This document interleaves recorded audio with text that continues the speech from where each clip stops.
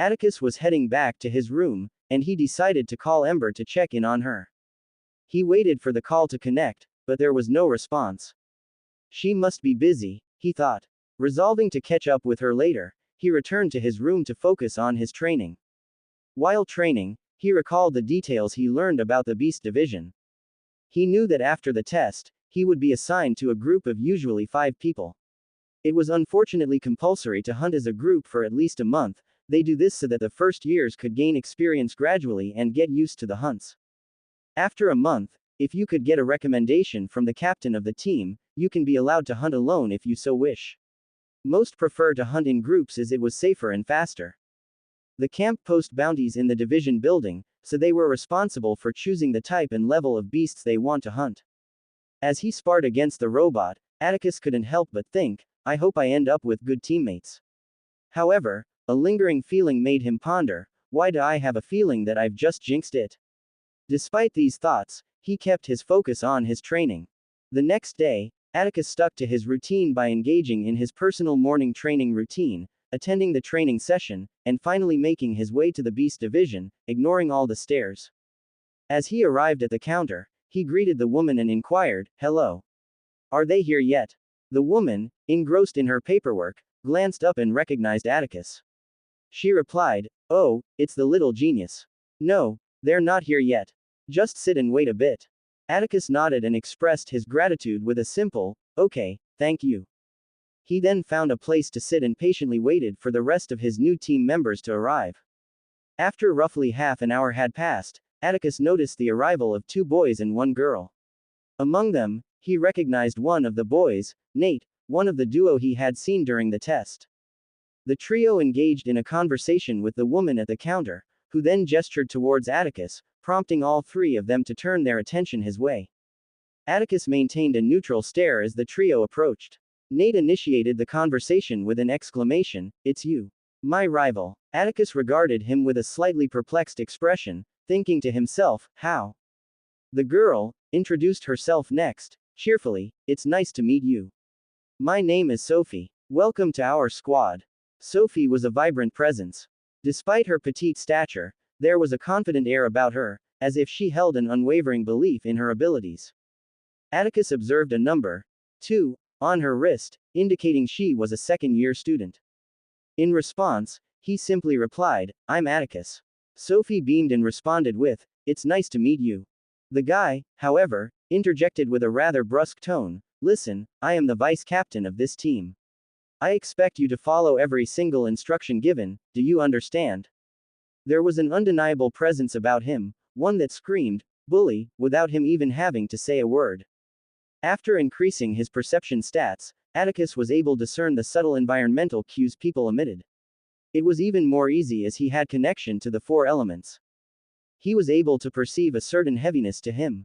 Intermediate and earth element, he concluded. He also noticed the number 3 on his device, indicating he was a 3rd year.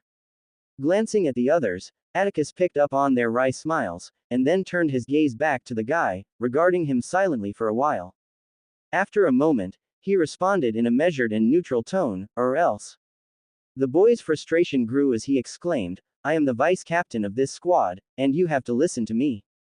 Atticus furrowed his eyebrows, "No, I don't." Just as the boy seemed ready to physically confront Atticus, a girl intervened, "Calm down, Helidor." Her intervention caused the boy, Helidor, to back down while looking away, clearly angry. The girl then turned her attention to Atticus, "Hello, I am Hela. The captain of this squad." Atticus noticed that she had the number 3 on her device, indicating she was also 3rd-year student. She had an assertive demeanor. There was no mistaking her for anything but someone who took charge. Intermediate and air element. Not bad, she explained. Now, what Helidor was trying to say is that as 3rd years were more experienced. It'll be in your best interest to listen to our instructions. Atticus acknowledged her point with a nod, and replied, "I understand you guys have experience doing this, and I'll be sure to listen to whatever advice you give. However, the thing is that no matter how much experience you think you have, you're still 13-year-olds. Even veterans make mistakes. If I feel like your instructions are going to compromise my safety, I'd probably ignore them." Helidor couldn't contain his anger and wanted to shout at Atticus, but Hela's stern gaze silenced him. She then turned her attention back to Atticus, attempting to intimidate him with a stern look. However, Atticus's expression remained unchanged. Hela smiled slightly and said, "Okay then. As long as your actions don't threaten the group, then it's okay." Agreed. Atticus nodded and replied, "Yeah. Okay. Go get your equipment from Belle at the counter and meet us by the south gate." With that, she turned and walked away. Atticus proceeded to approach the woman at the counter, Belle, requesting his assigned equipment. Belle handed him a body suit. The body suit was crafted from sturdy beast skin, hugging the wearer like a second skin. Its sleek black design not only provided functionality but also made for a visually appealing attire. The suit was equipped with essential hunting tools securely fastened to its waist area, including a coiled rope and various other necessities. Along with the suit, he received a space storage ring, intended for storing any kills or items obtained during the hunt and one healing potion. She offered him a weapon, but Atticus declined, his katana being more than enough. Those were the basic equipment each first years would be given upon joining the division. After that, any change in equipment or potions needed has to be bought. Clad in his equipment, Atticus headed to the south gate, where they were already gathered and equipped for the hunt. Without wasting any time, Hela scanned her device, prompting the others to do the same. As they did, a small door opened, leading to the outside. They stepped through the door, which closed behind them. The forest located to the south of the camp was designated for the youths to go hunting, with the highest-ranking magical beast in the forest being an intermediate plus. The forest to the north was reserved for the camp's tests and contained only novice plus rank beasts and those of lower ranks. The western and southern sides of the camp were strictly off-limits and heavily guarded, preventing any access to those areas. As they began jogging into the forest, Sophie took the opportunity to explain the mission to Atticus. "Yesterday, we picked a Drakon mission. Their nests are commonly located near rocky regions. Our target is a young Drakon, so you only need to keep an eye on its tail and it's expected to be an intermediate grade beast." Atticus paid attention to Sophie's explanation, even though he was already familiar with the information. The Drakon's bloodline abilities include breathing fire and turning its body to stone, but typically only adult Drakons possess these capabilities. "We shouldn't have any problems if everything goes well," he thought. Sophie continued in a whisper, "Also, don't mind Helidor. I think he wanted to be the captain, but since Hela was ranked 4th in their year he wasn't able to."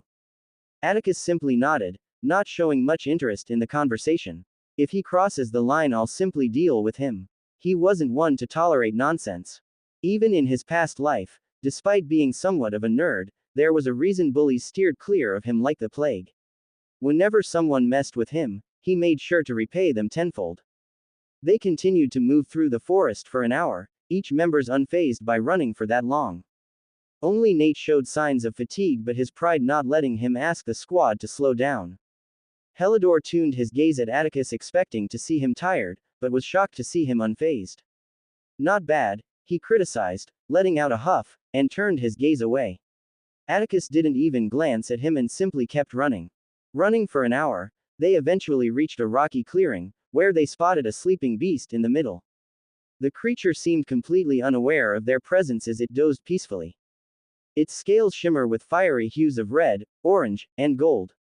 Its body, 15 feet long, is sleek and muscular. The most distinctive feature of the beast was its tail, which ended in a wickedly spiked appendage. Hela put her finger to her lips, signaling everyone to remain quiet. She then instructed them to form a specific formation, Helidor at the front with his sword and shield, Nate and Hela behind him with a broadsword and sword respectively, and Atticus positioned behind them, ready to protect Sophie, the archer. Atticus observed the formation with a neutral gaze. "I can't wait to hunt alone," he thought. He had been searching for stronger beasts to battle, aiming to boost his combat prowess. However, hunting with the squad meant he couldn't unleash his full power or engage in solo fights to see how strong he was compared to beasts. As the formation advanced, Helidor unknowingly stepped on a fragile rock, shattering it. This sudden noise caused the Drakon's eyes to snap open. Hela, who noticed this, immediately shouted, "Don't let it get ready." Helidor reacted immediately and charged at the Drakon, who responded by slamming its tail against his shield, sending him flying back several meters. Hela swiftly enhanced her body with mana and harnessed the wind to boost her speed, closing the gap as she attempted to slice the dracon's tail. However, its entire body unexpectedly hardened, and the strike sent shockwaves through her body, briefly incapacitating her. Damn, it's an adult, Hela shouted, her voice vibrating with alarm. As the dracon prepared to strike Hela with its tail, an arrow from Sophie's bow pierced its eye, eliciting a piercing scream from the creature. Nate, taking advantage of the opportunity, leapt in with his broadsword, aiming for the dracon's head, but the creature managed to swiftly dodge the attack, despite its pain. The unexpected dodge left Nate vulnerable, and the dracon attempted to strike him with its tail. However, Helidor suddenly appeared and blocked the attack with his shield, reinforcing his stance by channeling the earth element to remain firm. Hela launched another attack, this time aiming to pierce the dracon's remaining eye, but the dracon's response was swift. It opened its mouth, revealing an ominous orange glow within. Hela's eyes widened, it was preparing to unleash a fiery attack. Perfect. Atticus had been waiting for this chance, he reacted swiftly, enhancing his legs with mana and using the power of the air element to boost his speed. In an instant, he appeared beside Hela, grabbed her, and moved her out of the way, causing the dracon's fiery breath to miss its intended target. See what I said about not completely following orders? Atticus said, releasing Hela. Then he unsheathed his katana, and launched himself toward the dracon. As the creature swung its tail, Atticus skillfully employed the air and dodged the attack. With incredible speed, he closed the distance and stabbed the dracon's other eye. Hela was shocked, he had awakened his bloodline. Wasn't he a first year? While people had seen Atticus beaten that second year, not all were aware that he was already an intermediate rank. Most of the second years were still novice plus.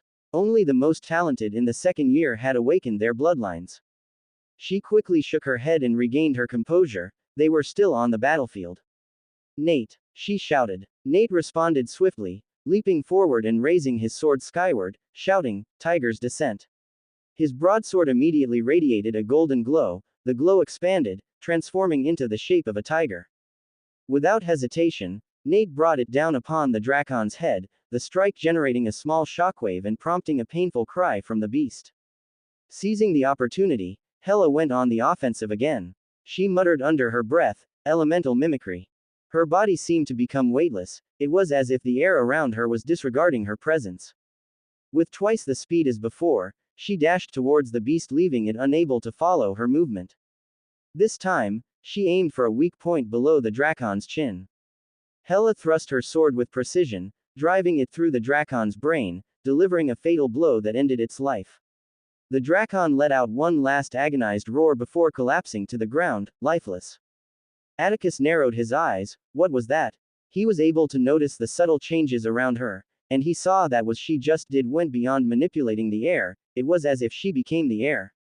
He sheathed his katana, observing Hela walking towards him with a serious expression. As she got to him, she simply said, "Thank you." However, before Atticus could respond, Hela turned and walked away without waiting for his reply. Why do I keep meeting weird people? Atticus wasn't heroic, he only helped her because he needed her permission later to be able to hunt alone. Although it wasn't planned, having her owe him a favor was the perfect opportunity, an opportunity he took without hesitation. But at least wait for a response. Hela proceeded to store the dracon's corpse in her storage ring and check to see if anyone was injured. After checking and seeing no injuries, they began making their way back to camp. During their return journey, Sophie couldn't help but comment, "Atticus, how did you get so strong?"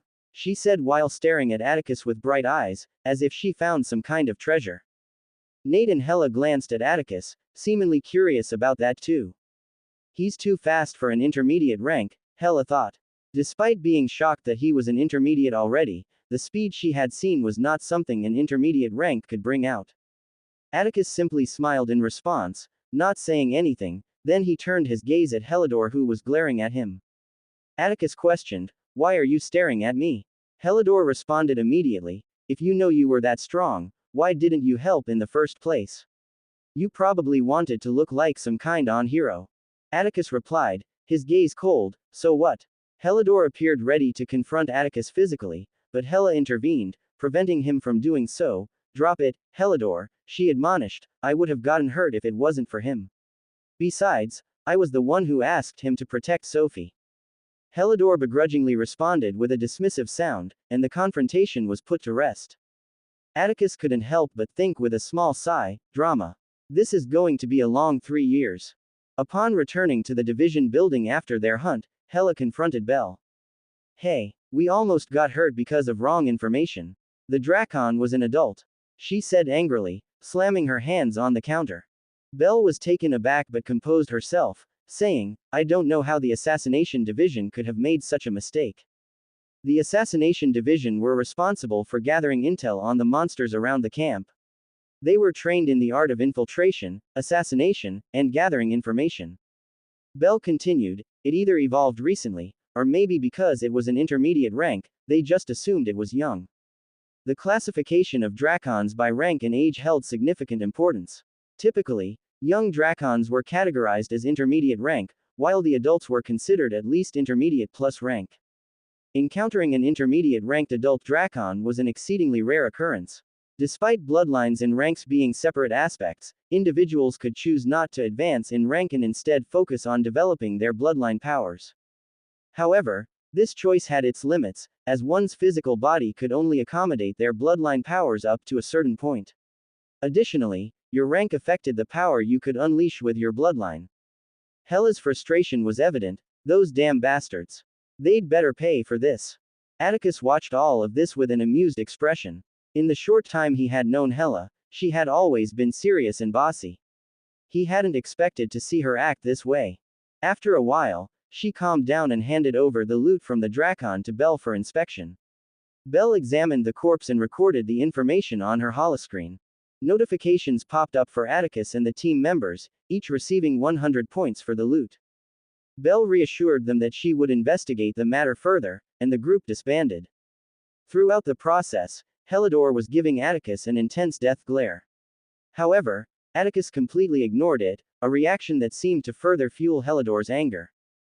As Atticus headed back, he reflected on the day's experience, I should be better prepared next time. Today was an important lesson. Although my life wasn't in danger, it could have been worse. He too had been caught off guard by the Drakon. He wanted to be better prepared next time in case of anything. I really need to visit the Emporium when I have enough point. I should be able to get something useful there. From the information Atticus had gathered, he found out that there was a market where recruits can buy arts, potions and other things with their points. In the midst of his thoughts, his device rang, and Ember's call appeared on the screen. Upon answering, Ember informed him that she was in the cafeteria. Considering his hunger and the chance to spend time with her, Atticus decided to join her. He entered the cafeteria after a few minutes and found her sitting alone and approached. Hey Ember. Hey, she replied, a small smile forming on her lips. Atticus sat down and they started talking. Well, Atticus did most of the talking. As they were comfortably seated in the cafeteria, Nate and Lucas approached. Nate grinned and playfully exclaimed, hey. After Atticus had demonstrated his strength by securing first rank and excelling during their hunt, Nate fully grasped that Atticus was not someone to be trifled with. Although he still felt a hint of caution, he became more at ease as he observed Atticus's relaxed demeanor. Lucas's demeanor appeared more composed. Hello, I'm Lucas. Can we join you? He asked. Atticus glanced at Ember, silently seeking her approval, and upon finding her assent, gestured for them to take a seat. Atticus wasn't antisocial. He had numerous friends back on Earth. Although he was fully focused on getting stronger, that didn't mean he would become some kind of recluse who only kept to himself. Despite that, he recognized the need for caution, especially in this war-ridden world. He would make friends with those he deemed trustworthy enough. As they sat down, Nate couldn't hold back his curiosity, blurting out, how on earth are you so strong? I mean, you were lightning fast during the test and that showdown with the Drakon. Lucas studied Atticus too.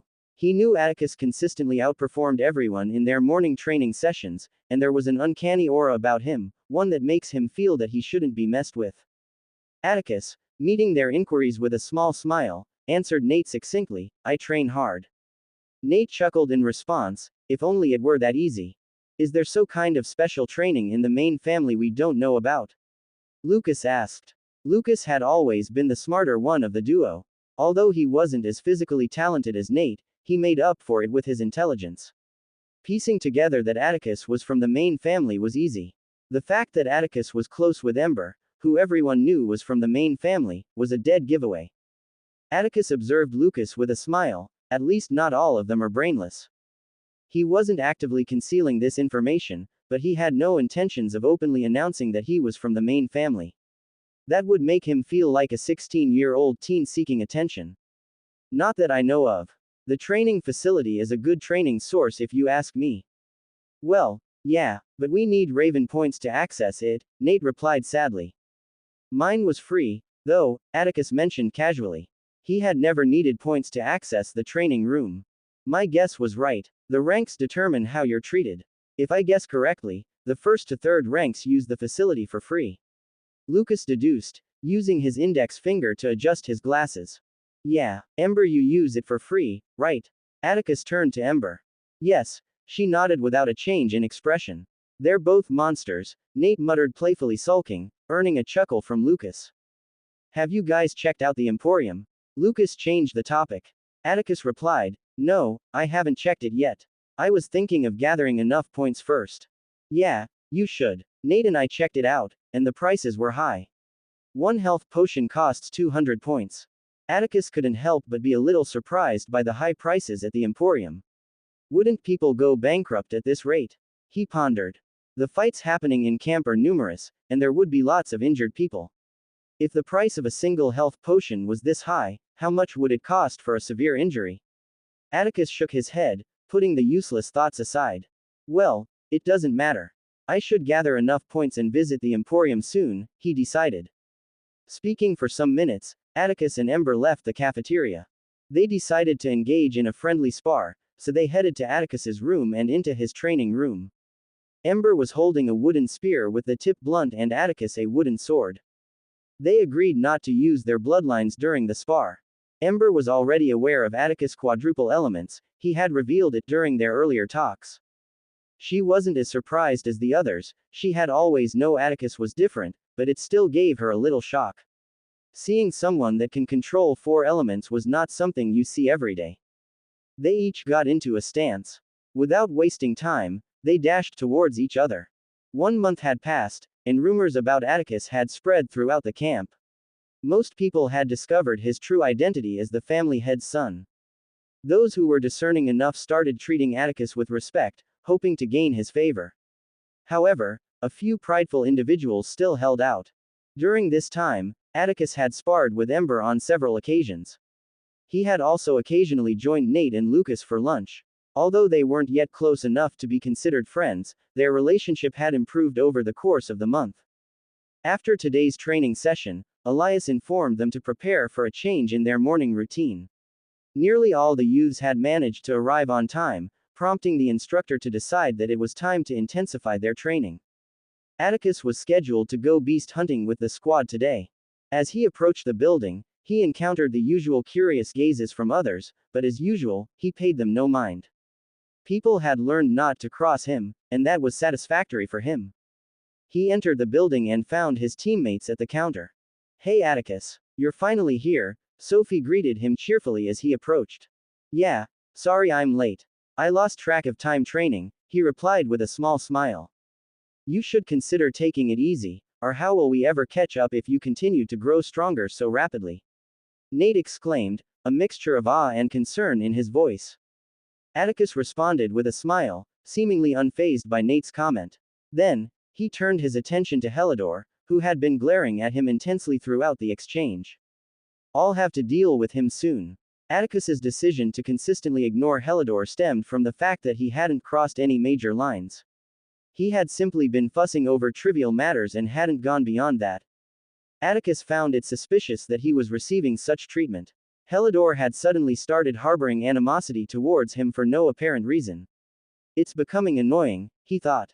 While Atticus wasn't one to resort to violence for mere stares, he did have a breaking point. And it was becoming increasingly concerning. You'd think he has a crush on me or something, he mused.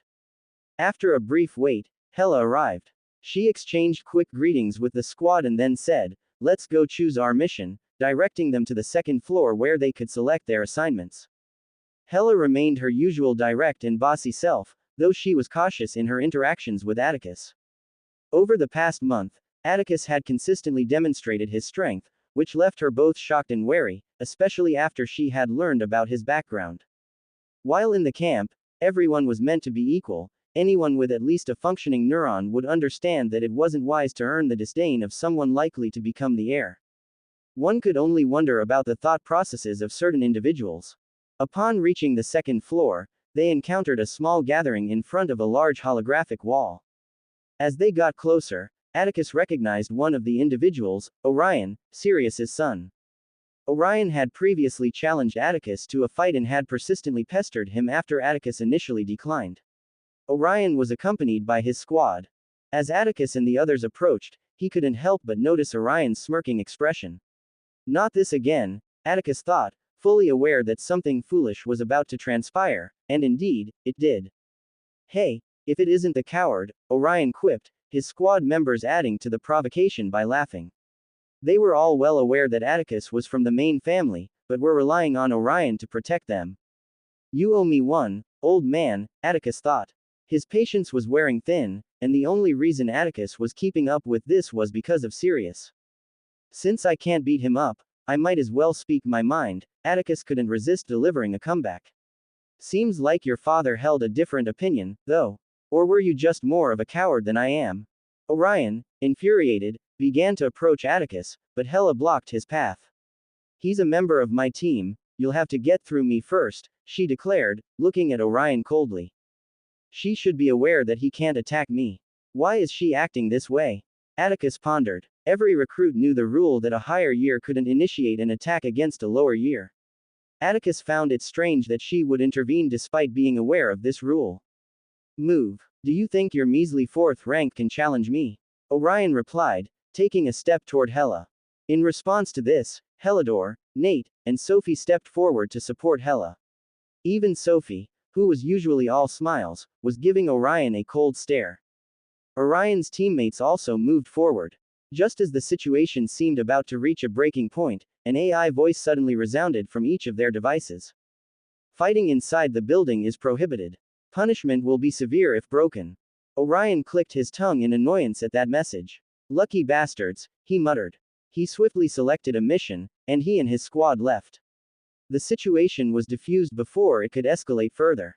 After they left, Hellador immediately turned to Atticus and placed blame on him. This is all your fault. Atticus narrowed his eyes threateningly, about to take a step towards Hellador, but Nate stepped in. How is it his fault? He was growing tired of Hellador constantly seeking trouble. Hellador appeared ready to respond, but Hella intervened. Stop, Hellador. It's not important. What matters is that we as a team support each other. Hellador huffed in response and turned away. After that, Hella quickly selected a mission. Choosing a mission was straightforward. They were all displayed on a large holographic wall, and all you had to do was enter the mission's serial number on your device. The wall would then blur out the mission with the label, in progress, and the mission details would be transferred to each teammate's devices. After picking the mission, they received a notification about the mission details. Atticus decided to check it as they started moving toward the gate. Their hunt this time was an arachnyx, beast bearing a resemblance to spiders with multiple legs and intricate patterns adorning their robust bodies. Arachnyx had evolved to be masters of the rocky terrain they inhabited. Their legs were adapted for scaling cliffs and navigating narrow crevices, granting them exceptional mobility and agility.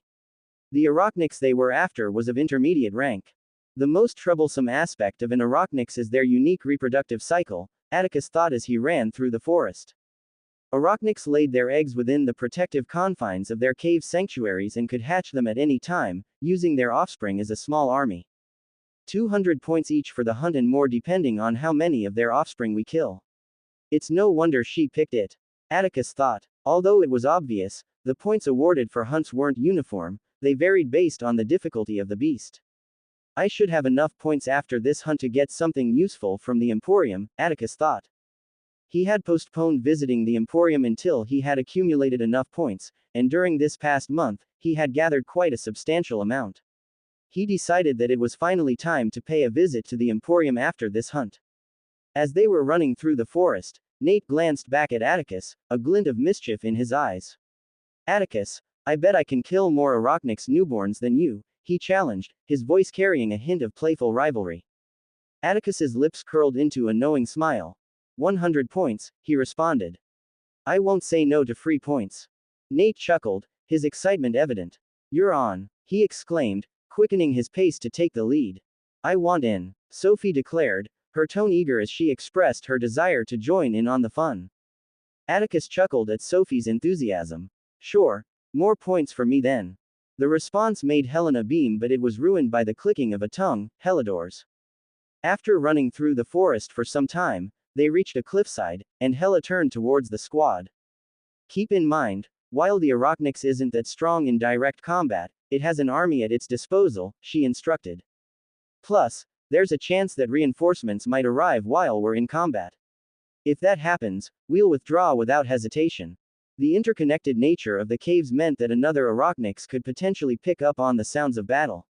These creatures were territorial, and encountering humans would likely trigger them to launch a coordinated attack together. After receiving nods of approval from all of them, they took the rope strapped to their suits and began lowering themselves into the cave. Using flying artifacts to descend into a cave where a beast could emerge at any moment was risky, having a stable handhold being a safer choice. Upon entering the dark cave, where their visibility was non-existent, Hela retrieved a spherical object from her storage ring. Infusing it with mana, the ball emitted a radiant glow, illuminating their surroundings. It hovered behind the group as they ventured deeper into the cave. Atticus looked at the artifact in intrigue, and Sophie seemed to notice his curiosity.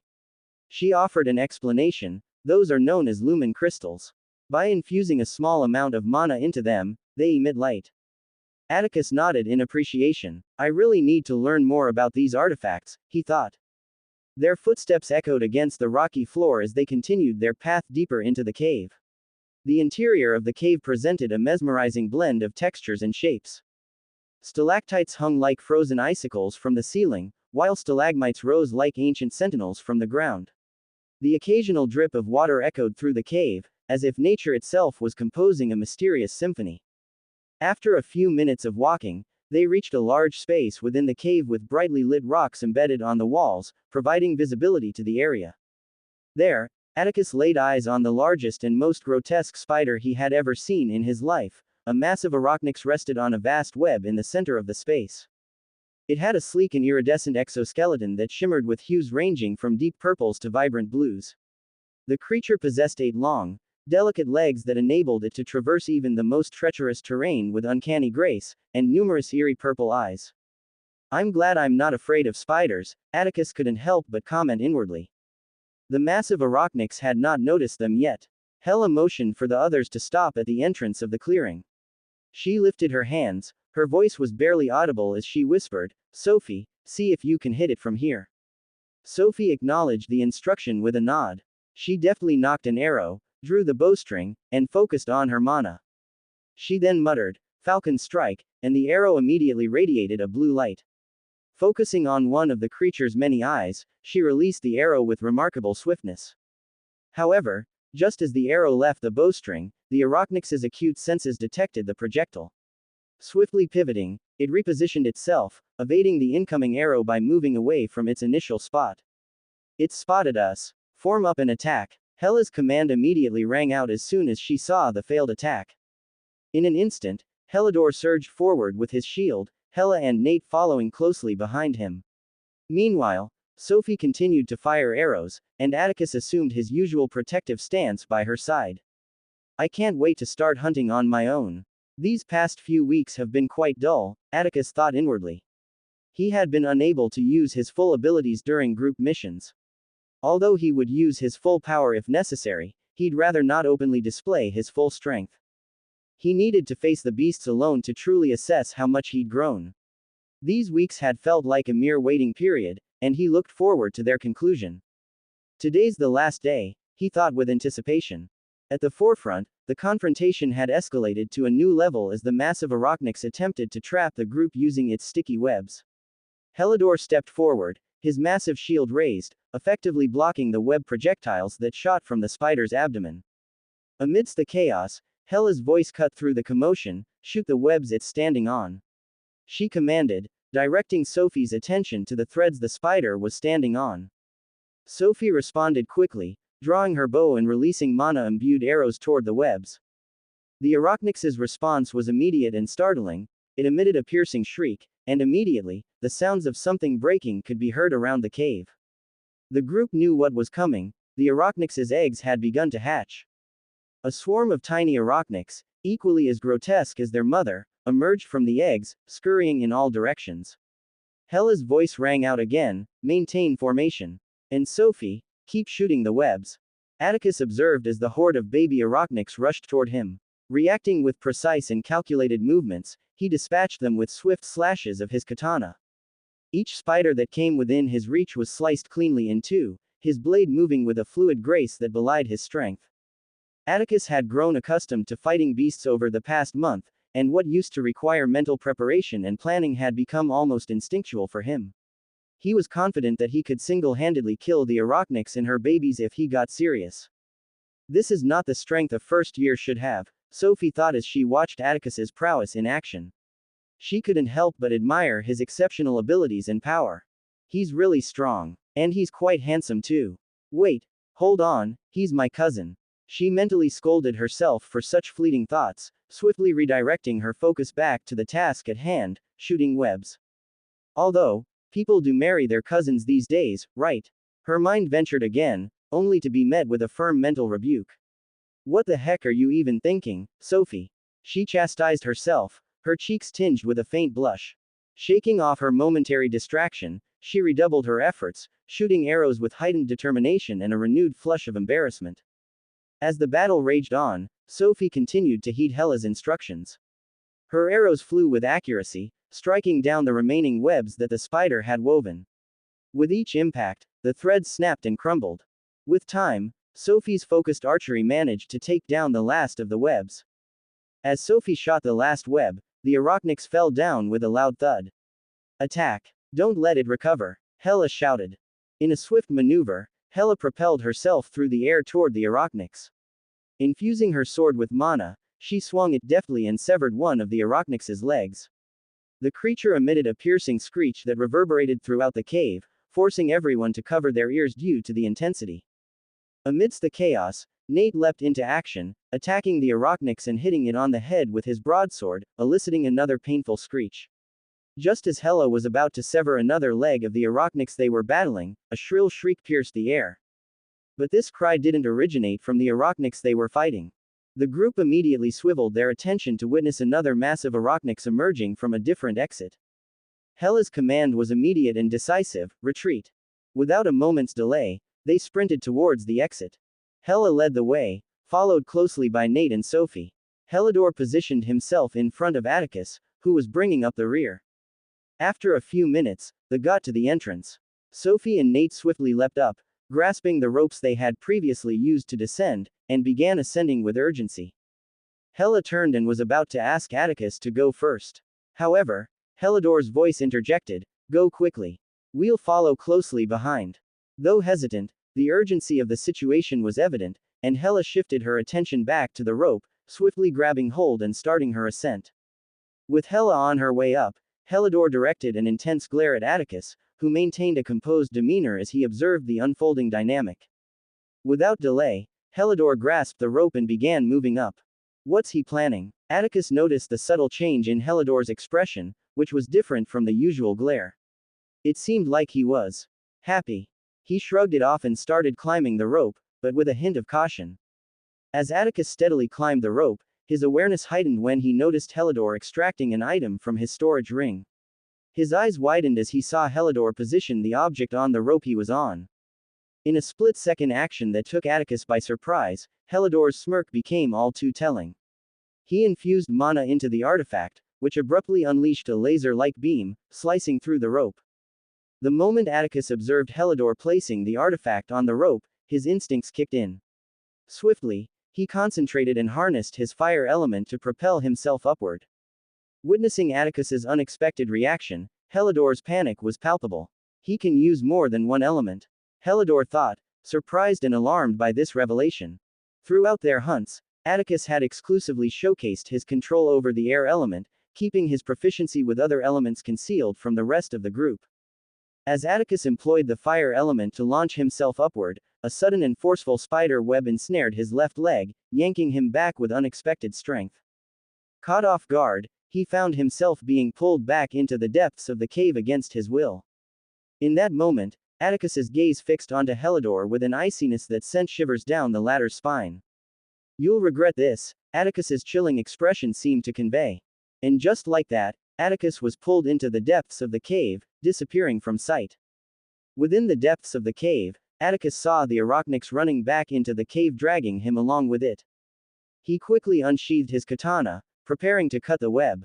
However, as if the Arachnyx knew his intentions, the web suddenly hurled him towards the wall. Atticus's eyes widened, and he immediately used fire to propel himself in the other direction, avoiding hitting the wall. With that brief distraction, Atticus was dragged back into the large space where they were fighting before. Seeing his chance, he quickly used his katana to slice through the ensnaring web, freeing himself. He turned and saw the massive, grotesque forms of the spiders. The one who had pulled him was the new Arachnyx who had interrupted their fight, with the other Arachnyx directly behind it. "Well, I guess this is a good opportunity," he muttered calmly, still suspended on the air. After years of intense training, Atticus had improved his proficiency in the first style of the katana to staggering levels. He was at a level where he didn't even need to be on the floor to perform it. Sheathing his katana and clutching it with both hands, he took a stance midair, maintaining equilibrium by manipulating controlled gusts of air under his legs. With the whispered incantation, "Transcendent Slash, Godspeed Grace," Atticus erupted into motion. His strike was a blend of velocity and precision, cleanly severing both the Arachnyx's heads in a single, well-calculated motion. Methodically and gracefully, he proceeded to eliminate the remaining baby Arachnyx, stowing their lifeless forms within his storage ring. As he made his way toward the cave entrance, his demeanor remained composed and chilling. Upon reaching the entrance, Atticus harnessed his fire element to propel himself upward, latching onto a rock and using it as leverage to continue his ascent. Reaching the top, he was met with the sound of people engaged in a heated argument. "We need to go back for him." Hela's voice rang out, her concern evident. Helidor, on the other hand, feigned an appearance of worry, saying, "It's just too risky." The bizarre situation of the rope being cut drew immediate suspicion. How is it even possible for the rope to be cut? It's fucking made of titanium. "What did you do, Helidor?" Hela accused him, with Nate and Sophie joining in, their expressions laden with skepticism. Although hearing the typically serious Hela use such strong language was shocking, the situation was too dire to focus on that. Nate sided with Hela, "We should go back and help him." Already bringing his broadsword out of his storage ring. In the midst of their argument, a sound reached their ears, causing them to all turn and witness Atticus climbing up. Nate, Sophie, and Hela's faces lit up with relief at the sight of Atticus's return. Yet, their joy was short-lived, replaced by an icy shock when they observed the cold, chilling expression on Atticus's face. Atticus's gaze was fixed on a single individual, Helidor. His countenance exuded an aura of sheer coldness, his features unyielding and unforgiving. Two unchanging aspects of Atticus's nature were his unwavering love for his family and his vengeful disposition. Regardless of the circumstances or reasons, Atticus remained unswayed by justifications. What mattered was that someone had attempted to harm him, and that alone was enough to invoke his merciless retaliation. With each step Atticus took, it was as if the very ground trembled around him. His gaze was unwavering, fixed directly on Helidor. At the sight of Atticus's determined approach, Helidor's initial panic was followed by a calculated calmness. He reminded himself that Atticus was merely a first year. While Atticus had managed to defeat a second year, taking on a third year was a different proposition altogether. Once he strikes, I'll defend myself and show him his place, Helidor strategized internally. As Atticus closed in, Helidor readied himself for any potential action. His hand tightly gripped his sword, shield held defensively before him. And then, in a split second, Atticus vanished from Helidor's vision at a velocity Helidor couldn't even begin to fathom. Before he could react, a bone-crushing force connected with his left cheek. The impact of the kick was immense. Helidor found himself suspended midair for a brief moment, before all the pent-up momentum coalesced into a singular force, propelling his body headfirst away into multiple trees. Atticus wasn't holding back. Author's note. Exciting news. I'm thrilled to announce that I've secured a contract for this novel. Your support means the world to me. I hope you're enjoying the journey we're embarking on together. The characters, the plot twists, and the mysteries that lie ahead are just the beginning of what I have in store. Smile. If you've found this story interesting, I'd be incredibly grateful for your support. Consider sharing the story, leaving reviews, and most importantly, send gifts and golden tickets my way. Your support not only fuels my creativity but also helps ensure that more readers can discover and enjoy this tale. Let's make this adventure even more remarkable together. And I have great news. I'll start releasing 2 chapters daily soon. Stay tuned. Happy reading. And if you have any questions or any complaints, please let me know. As Atticus took a step forward. Atticus. Hella called out, intending to stop the situation, but Atticus simply gave her a chilling look, one that froze her in her track. I'm an intermediate rank, why am I scared? She was shocked at the aura Atticus was emanating. Meeting his gaze was like being bathed in ice-cold water. Atticus kept walking toward Helidor, whose momentum was stopped by a huge tree. Helidor seemed to be in a daze, not having gotten himself together. His chin was shattered, his form battered and broken, every attempt at getting up seemed futile. His eyes opened to behold the one he considered the source of his pain. Helidor's attempts to speak were incoherent, his words unintelligible. Atticus's cold, unfeeling expression remained unchanged as he methodically closed the distance. Step by deliberate step, Helidor's heart pounded with terror at each advancing footfall. Regret flooded his thoughts. Why did I mess with him? Tears streaming out of his eyes. Desperation shone in Helidor's eyes, his tears mixing with his pain. I'm sorry, he managed to utter as Atticus finally reached him. Helidor's pleas were met with a chilling silence, Atticus's face offering no solace. Slowly, Atticus raised his leg, each passing second stretching into what felt like eternity for Helidor.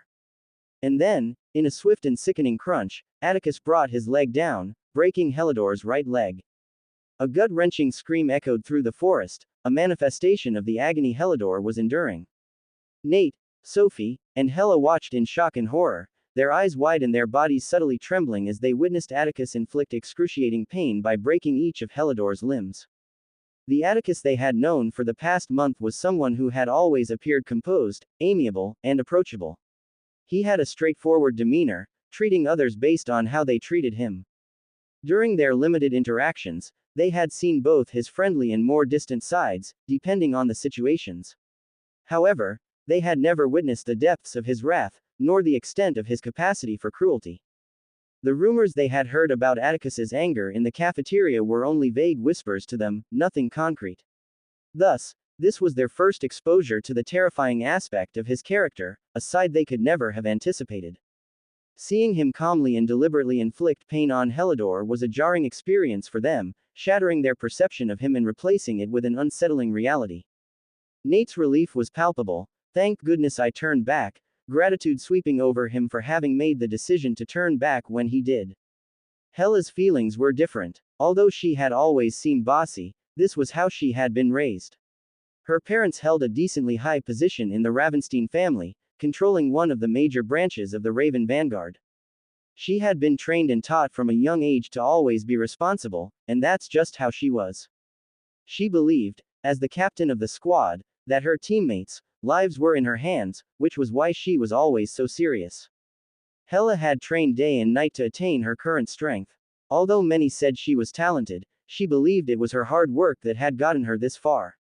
She was already prepared to stop Atticus when she saw him approaching Helidor, but she was astonished when she couldn't even follow his movements. How can he be so strong? She thought, clenching her hands. I guess talent really does matter, huh? The forest echoed only with the anguished cries of Helidor as Atticus methodically carried out his actions. Atticus was meticulous, well aware of the artifact's ability to generate a shield when it sensed a life-threatening situation. This knowledge guided his approach. He selectively broke bones that wouldn't pose such a danger. With his heightened perception, it was child's play. With each punch, Atticus delivered a fierce blow, some landing on Helidor's already shattered limbs, and others striking his face. Minutes felt like an eternity for Helidor, the pain and torment seemingly unending. Eventually, Atticus ceased his assault. He rose to his feet, his gaze shifting to the squad, a look that caused them to involuntarily flinch. Raising his hands, he extracted the spider carcasses from his storage ring. "I'll be expecting my points," he declared. Then, without further ado, he turned and walked away. As Atticus left, a collective exhalation seemed to release the tension that had enveloped the squad. "Nate, carry him and let's go back." Hella took charge immediately, already having composed herself. She stepped forward and began to store the carcasses in her storage ring. It wasn't surprising to her that Atticus had managed to defeat the beasts alone. With the power he showed, it was expected. Nate listened and quickly picked up the completely battered body of Helidor. Sophie remained utterly stunned by what she had just witnessed. He was even stronger than I imagined. While she had initially believed he was strong, she hadn't anticipated him still concealing his true strength. He was kind of hot, she thought, a faint smile playing on her lips as her cheeks flushed a light shade of red. She followed Hella and Nate back to the camp, thoughts racing through her mind. Getting to the camp, Nate carried Helidor to the infirmary while Hella and Sophie headed straight to the beast division. They turned in the carcass and got a notification about their points. Then they left silently, each with different thoughts in their head. Upon arriving at the camp, Atticus went directly to his room. When he reached his door, he noticed a girl holding a tray of food waiting patiently outside his door. She had white hair and stood at 5 feet tall, exuding an aloof demeanor. It was none other than Ember, who stood against the wall, her eyes fixed on the door, anticipating his arrival. Seeing her brought a smile to Atticus's lips. "Hey, Ember, what's up?" he greeted, walking up to her. Ember, noticing his arrival, turned her gaze to him and smiled a little. Her response was simple. She raised the food she had brought. Atticus chuckled in appreciation. "Thanks. I'm a bit hungry. Did you wait long?" he inquired as he walked toward the door and opened it. Ember shook her head in response and followed him inside the room. As they entered, Atticus continued the conversation. "So, how's training?" "It's fine," Ember answered, seating herself at the table and placing the food on it. That's great," Atticus acknowledged, taking a seat as well, his senses picking up the inviting aroma of the food. Then they started eating, the memory of the torment he had inflicted on Helidor completely pushed aside. In the Raven Camp infirmary, a few hours later, Helidor had been patched up after the beating inflicted by Atticus. Bandages covered his body, addressing the injuries sustained during the encounter. While his jaw wasn't fully healed, it showed significant improvement compared to earlier. The camp invested a lot in their infirmary, remaining ready to respond to any injuries. Given that fights were permitted, injuries were a common occurrence and the infirmary staff stayed on high alert, ready to deal with any cases that might pop up. Lying on the bed, thinking about his life, a man suddenly walked into the room. Helidor stiffened as he saw the man. The sight of this man compelled him to push past the pain, rising from the bed and bowing deeply, despite the protest of his still healing body. The man observed this display with an unmoved expression. After a few seconds, during which Helidor remained bowed, he spoke. "You couldn't even manage this simple thing, Helidor. How do you expect to earn his favor?" His gaze bore down on Helidor, cold and unwavering. Helidor swiftly attempted to provide an explanation, his words spilling out in his desperation. "I'm sorry, I didn't know he was that strong. He had a second element. If I could get in." "He had a second element?" The man's tone shifted, becoming considerably more serious. "Yes, Master Finn. He used fire when I cut the rope." Helidor responded with haste, clinging to this revelation as a potential reprieve. "I see. Master would want to hear this." "Good job," Finn acknowledged, yet his eyes retained their cold regard. Helidor felt a glimmer of relief. Maybe I still have a chance. Attempting to continue, then, he was abruptly halted. "Unfortunately, Master doesn't offer second chances.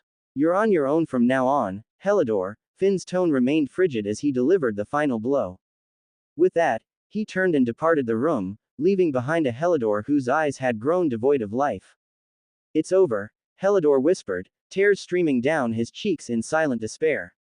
Coming from a lower status within the Ravenstein hierarchy, his recruitment by Rowan upon joining the camp in his first year had left him ecstatic. Ever since then, He had been actively assisting their cause. His efforts included recruiting new members, contributing to their shared objectives through various means. A recent task had been assigned to him, dealing with Atticus. Initially, the plan involved provoking Atticus to the point where he would attack, giving Helidor the opportunity to retaliate and subdue him. This strategy aimed to tarnish Atticus's reputation, undermining the respect people held for the heir and lowering his self-esteem. Despite Atticus's status in the main family, Helidor placed his trust in Rowan's protection. However, the plan went awry as Atticus didn't fall for the bait. Frustrated, Helidor opted for a more direct approach, seizing an opportunity when Hela selected the mission. He was aware that the AI would record any direct harm toward Atticus, potentially alerting the instructors. However, the act of simply cutting a rope carried a different implication. But he never would have guessed that Atticus was a monster in human skin. The torture Atticus had inflicted on him was something he would remember for the rest of his life. But it's all over now. Within the room, only the sound of a young boy sobbing echoed. The next day, Atticus woke up early, went through his training routine, and arrived at the morning training session, ready for whatever Elias could dish out. He got to the training ground early and was surprised that Aurora hadn't arrived yet. After a few minutes, other youths began to arrive at the training grounds. Lucas and Nate approached him and greeted. "Good morning," Lucas greeted with a smile. "Hey," Nate said awkwardly. Atticus noticed that Nate was acting slightly cautious around him. Did I take it too far? Atticus thought inwardly. Then he shrugged. Nothing's going to change. This is how I will always treat my enemies. Atticus had no intention of changing his ideals because of him. In fact, he thought it was necessary for them to know how he treats those he considers enemies. He felt it would be a huge deterrent for betrayers in the future. They stood together and waited for the instructor to arrive. A few minutes later, Aurora eventually showed up, just 2 minutes before the scheduled time. She appeared tired and worn out, a sight that was becoming familiar to Atticus. His heightened perception allowed him to notice bruises on her body that couldn't have been caused by hard training alone. She's like that again, he thought. However, he quickly reminded himself, but it changes nothing. It's still not my business. As he was contemplating Aurora's condition, Elias walked into the training ground, and the youths couldn't help but gulp when they saw the extra firm look on his face. As soon as Elias walked into the training grounds, everyone stiffened. It was as if their bodies were already anticipating the impending hardship. Elias began to speak. "Congratulations. Most of you have been able to make it back in time during these past month." His words were praiseworthy, yet none of them felt elation. They knew from experience that when this stern instructor adopted a seemingly friendly tone, it signified impending challenges, and not the pleasant kind. This new training session must be hell, Atticus mused. Even he knew about the sadistic nature of Elias. Elias's smile grew as he noticed the resolute expressions on each of their faces. Good. They're learning, he thought. The camp's main aim was always to bring the youths out of their shells, change their mindset, and make them strive for strength. He was glad to see they were already showing signs of changing. From now on, the morning training session will undergo a slight change. Follow me. Without delay, he pivoted and began running. Running behind Elias, Atticus and the others observed that the direction he was leading them in was not the usual path they took for the morning routine. After running for a minute, they reached the base of the mountain at a different location than the one they were accustomed to. Elias stopped and turned to address them, saying, "Listen up. Now, this will be your new starting line from now on." He continued, "There will be many traps and obstacles on the way that I believe you all would love. I'll let you discover them on your own." His words caused them to tense up, a reaction that Elias clearly noticed. He smirked and produced weights out of his storage ring. "Now, put these on and activate the mana block feature. You have 3 hours, move." Atticus and the others promptly followed the instructions. Upon activating the mana block feature, Atticus felt the familiar sensation of powerlessness that came from being unable to use mana. He then donned the weights and began jogging up the mountain. This new path differed from their usual route, which was a straightforward ascent without any obstacles. Atticus found himself navigating through a forested area this time. Tall trees surrounded them, their branches stretching upwards like ancient guardians of the woods. The canopy above cast dappled shadows on the forest floor as the first light of the morning sun filtered through the leaves. Each step they took on the damp earth was accompanied by the soft crunch of fallen leaves and twigs underfoot. Atticus positioned himself in the middle of the group, opting to observe how the situation would unfold for now. Since Elias had mentioned the possibility of traps, Atticus decided to let the others test the waters first. Most of the youths, still overflowing with confidence, were at the forefront. After 1 month of rigorous training, both with weights and without mana, they had grown accustomed to the demanding training. As a result, no one was fatigued even after a few minutes of running without mana. However, Atticus couldn't help but notice Aurora at the back, struggling to keep up. He turned his gaze to the front and kept running, choosing not to interfere. As they were running through the forest, suddenly, a piercing scream shattered the silence. Atticus quickly turned to see a boy being hurled backward by a massive boulder suspended on a rope. The sight left the trainees visibly shaken, prompting them to become more vigilant about their surroundings. They each decided to slow down their pace and watch for traps. Meanwhile, Atticus continued running through the forest, his emotionless gaze fixed upon his surroundings. The traps won't pose a problem, he thought. Given his heightened perception, he was able to see minute details that one would normally miss. Detecting traps from several meters away was easy for him. Minutes later, another scream tore through the air as another boy fell into a pit in front of him. Atticus didn't spare the fallen boy a glance and instead effortlessly leapt over the pit. He kept running for a few minutes, and then, further ahead, Atticus noticed a girl about to trigger a trap. He quickly adjusted his course to distance himself far away from her. She was a petite girl with determination etched on her face. Throughout her upbringing, she had been showered with affection by her parents, who held high expectations for her performance at the camp, even though she had struggled during her initial training. Through relentless effort and constant training, she had managed to improve. "I won't let them down," she whispered to herself, her determination unwavering. As she sprinted forward, her expression resolute, she inadvertently tripped a wire. A burst of colored smoke erupted from a nearby tree and engulfed her face. Instantly, she became disoriented, shaking her head in an attempt to clear her mind. "What was that?" she muttered. After realizing that she was unharmed, she dismissed the peculiar sensation. Then, as if it was the normal thing to do, she turned and started running back toward the starting point, her determination still evident. "Paradoxium fumes," Atticus murmured to himself. He had read about such substances during his lessons. It was an alchemical gas capable of inducing behavior contrary to one's current intentions. For example, a guard who was diligently protecting a location and maintaining his vigilance could suddenly abandon his post upon inhaling the smoke, influenced by its effects. However, it wasn't foolproof. By promptly channeling one's mana after exposure, the effect could be neutralized. "It's the perfect trap for our current situation," Atticus realized. Given the youth's inability to harness their mana, they would be helpless against the substance once exposed to it. After running for a few minutes and avoiding numerous traps, Atticus and the others emerged from the forest and were met with the sight of a vast pool shimmering in the morning light. The pool stretched for 1 kilometer, and they had to swim across it to reach the other side. As Atticus emerged from the forest, he observed some of his fellow trainees already in the water. He remained cautious, knowing that there could be traps hidden beneath the surface. His instincts told him to wait and see, and he didn't have to wait long. A boy at the front of the group suddenly experienced a shocking encounter. A powerful burst of water erupted from below, propelling the boy high into the air before sending him crashing back into the forest area with terrified screams echoing in his wake. Atticus couldn't help but think, "Damn, aren't they taking this too far?"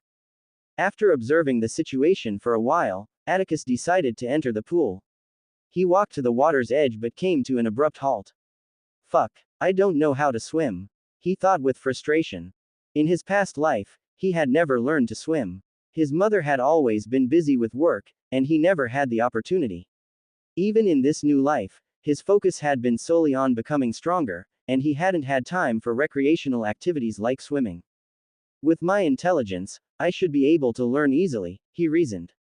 Atticus turned his gaze to a boy who was about to jump into the pool. He focused intently on the boy's movements, observing how he smoothly moved his hands through the water with purposeful strokes. He paid attention to how the boy's fingers extended and caught the water's resistance and how his legs kicked in a controlled and powerful manner, propelling him forward with each stroke. Atticus noticed how the boy turned his head to the side to breathe, perfectly timed with his arm movements, maintaining a seamless flow in his swimming technique. Atticus jumped into the water and seamlessly mirrored the movements he had observed earlier. He swam effortlessly, even surpassing the speed of the trainee he had been watching. I love this intelligence stats.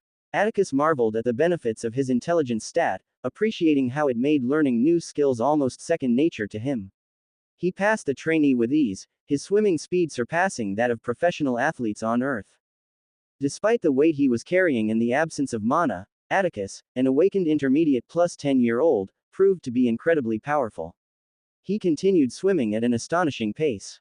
However, after a few minutes, Atticus began to feel the strain. The weights he was wearing were making the task more challenging. He decided to reduce his speed momentarily to catch his breath. But then, his heightened perception detected something subtle around him. It was an almost imperceptible change, but it couldn't escape Atticus's notice. He reacted instantly, utilizing his newly acquired skill to swim rapidly to his left just as a powerful burst of water jet erupted from below, its intensity alarming. Close call. That was even crazier in person, Atticus thought, a slight chill running down his spine. After a few seconds, he continued moving forward. At the forefront of the group, Nate and Lucas were swimming. Nate's competitive spirit refused to let him lose, despite his body's silent protest. Without the passive recovery provided by mana, the trainees enduring this intense training session were all succumbing to body aches and soreness, but Nate pushed through. Lucas, on the other hand, was not as physically inclined as his friend. He excelled more in intellectual pursuits, and the physical exertion was taking a toll on him. Nate, slow down, let's catch our breath. He pleaded. We have to keep going, Lucas. We'll rest after we get across. Nate responded, swimming even faster, much to Lucas's dismay. Just as Lucas was about to protest further, the water around him started to move. A miniature whirlwind formed around him, creating a swirling motion that disoriented him and disrupted his swimming rhythm. Nate, Lucas shouted, but it was too late. He was propelled toward a spot where a burst of water jet shot from below, carrying him with it. Nate, this is all your fault. Nate turned and saw Lucas being shot back toward the forest. I'll make sure I win, Lucas. He shouted determinedly and continued swimming. As more and more trainees fell victim to the traps and were sent back, Aurora struggled at the back of the group. Her exhaustion was evident as she paddled through the water with trembling hands. The intense training session she had endured the previous night, coupled with her lack of sleep, had left her physically drained. For some reason, her father had personally trained her yesterday, pushing her to her limits. I have to keep moving, she muttered, her determination shining through her weary state. Despite her body's protests and aching muscles, she refused to give up. Suddenly, Aurora's heightened senses detected the water around her beginning to move. She tried to swim away, but her tired body wouldn't cooperate. No, tears forming in her eyes, as she was carried away by a burst of water. After approximately 10 minutes, Atticus reached the other side of the pool. His entire body screamed with exhaustion, and he panted heavily. Despite the physical strain, he couldn't help but feel a sense of exhilaration. He knew that enduring these hardships now would pave the way for greater strength in the future. After catching his breath for a few moments, Atticus turned his gaze forward and was met with the sight of a massive cliff, towering around 500 meters tall. Some trainees had already started climbing it. The more challenging, the better, he muttered, determination coursing through him as he clenched his fists.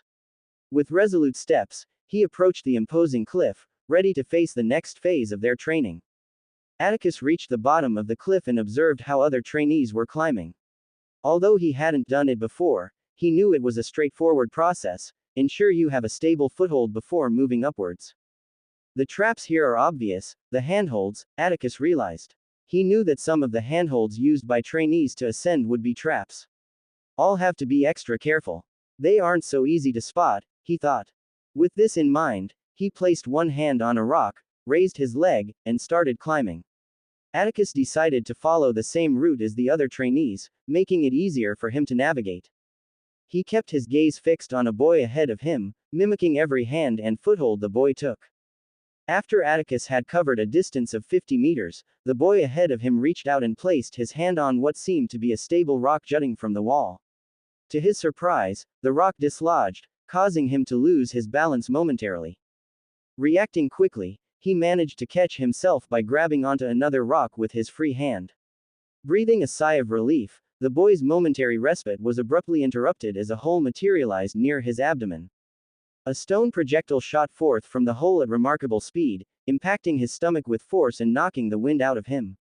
Thankfully, the impact's momentum propelled him away from the cliff's edge, sparing him from falling onto Atticus, who was positioned below.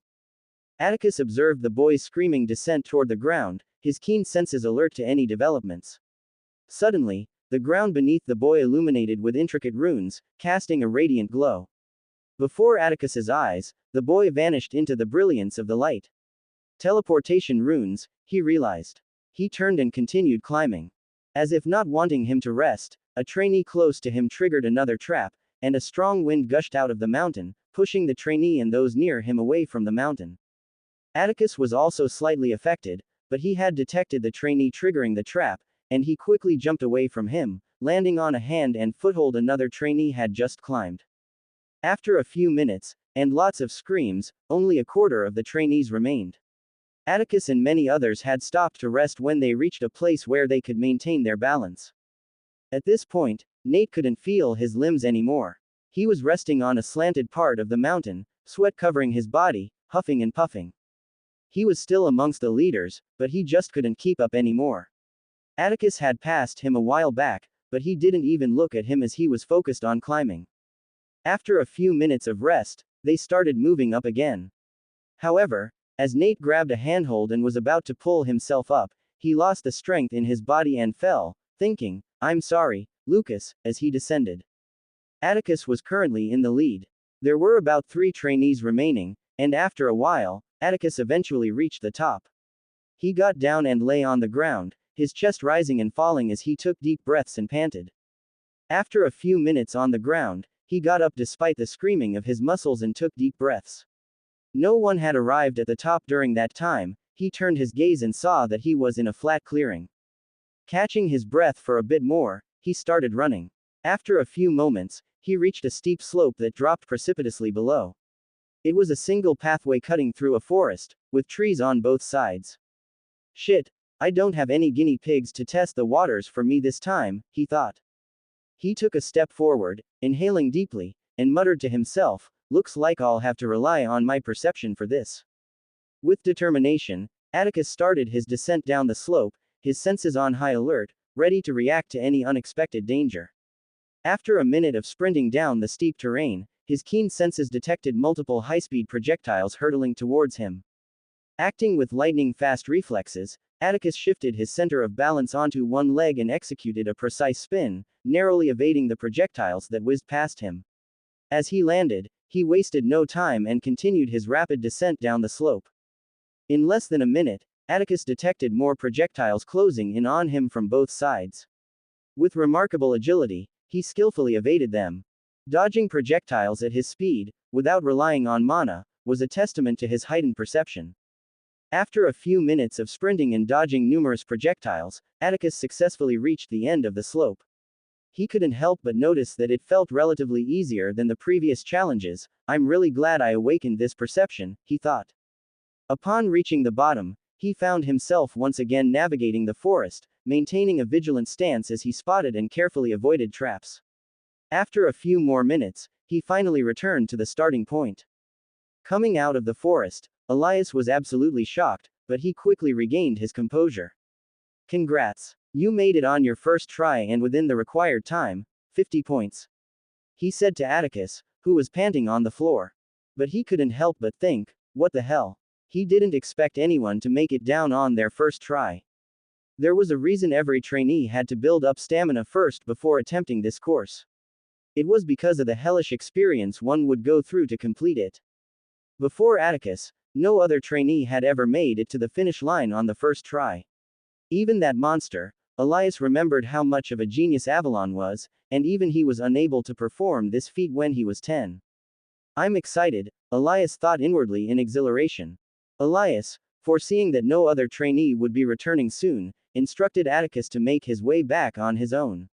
As he retraced his steps, his thoughts couldn't help but circle back to a particular red-eyed girl. I didn't see her at all. With his limited knowledge of Aurora, Atticus understood her to be highly competitive, and it was unlikely she would have been trailing at the rear if she had a choice. She must have been too exhausted to keep up, he surmised. After a few minutes of navigating the camp's familiar paths, Atticus finally reached his room. He promptly shed his sweat-drenched clothes and sought solace in a refreshing shower. The sensation of warm water cascading over his weary body was a brief respite before he succumbed to exhaustion, collapsing face first onto his bed. Although he loved training, even he acknowledged the necessity of rest after enduring such a brutal training session. Hours later, the intrusive sound of his doorbell startled him from a deep slumber. He groaned, rubbing the sleep from his eyes before reluctantly rising to answer the door. There, on the other side, stood Ember, bearing a tray of food in her hands. A genuine smile spread across his face as he greeted her. "You're a lifesaver, Ember." "Thank you," and he gestured for her to enter. Ember, ever the epitome of aloofness, simply nodded and walked into the room. They settled down at the table, sharing a meal while exchanging words and catching up on recent events. As the hours passed, Atticus decided it was time to visit the Emporium, and Ember decided to tag along. Together they exited the room, making their way toward the Emporium. The Emporium was situated on the western side of the camp, and their journey led them through the lively campgrounds. Soon, they arrived at the bustling front of the Emporium, its entrance teeming with white-haired youths coming and going. The Emporium was one of the largest buildings in the camp, as many trainees visited it daily to buy various items. It was no surprise that it had become a bustling hub. As Atticus and Ember approached, they couldn't help but notice the curious glances directed their way. Everyone in the camp already knew that Ember was from the main family, and recently, they had also discovered that Atticus was the son of the family head. Many had tried to approach Atticus, but of course, one cold look from him sent them away. He had no time for trivial nonsense. Undeterred, Atticus and Ember entered the bustling entrance of the Emporium. Inside, the place was a hive of activity, with multiple counters, each attended by a camp employee. They approached a vacant counter, where a friendly attendant greeted them with a warm smile. "Good day, how may I help you today?" "Hello," Atticus responded, "I would like to see the list of items for sale." The attendant directed him to a scanner on the counter and instructed, "All right, scan your device here, and you'll get the list." Atticus promptly followed her instructions and received a notification on his device. He quickly perused the list, exploring the various categories of items available. Among the categories, he found the two that he was interested in. One was related to combat arts, and the other focused on potions. Turning his attention to the arts category, he discovered a range of martial techniques and styles, each with its own price tag. With the points the first rank was entitled to plus all the hunts he had been on, he had gathered quite a bit. Checking his current points, he found he had accumulated a decent amount. Contribution points: 2,900. Satisfied with his points, Atticus contemplated his choices. He had long desired to expand his combat repertoire beyond the katana. "There are times when I won't use my katana. I should learn how to use my hands," he thought.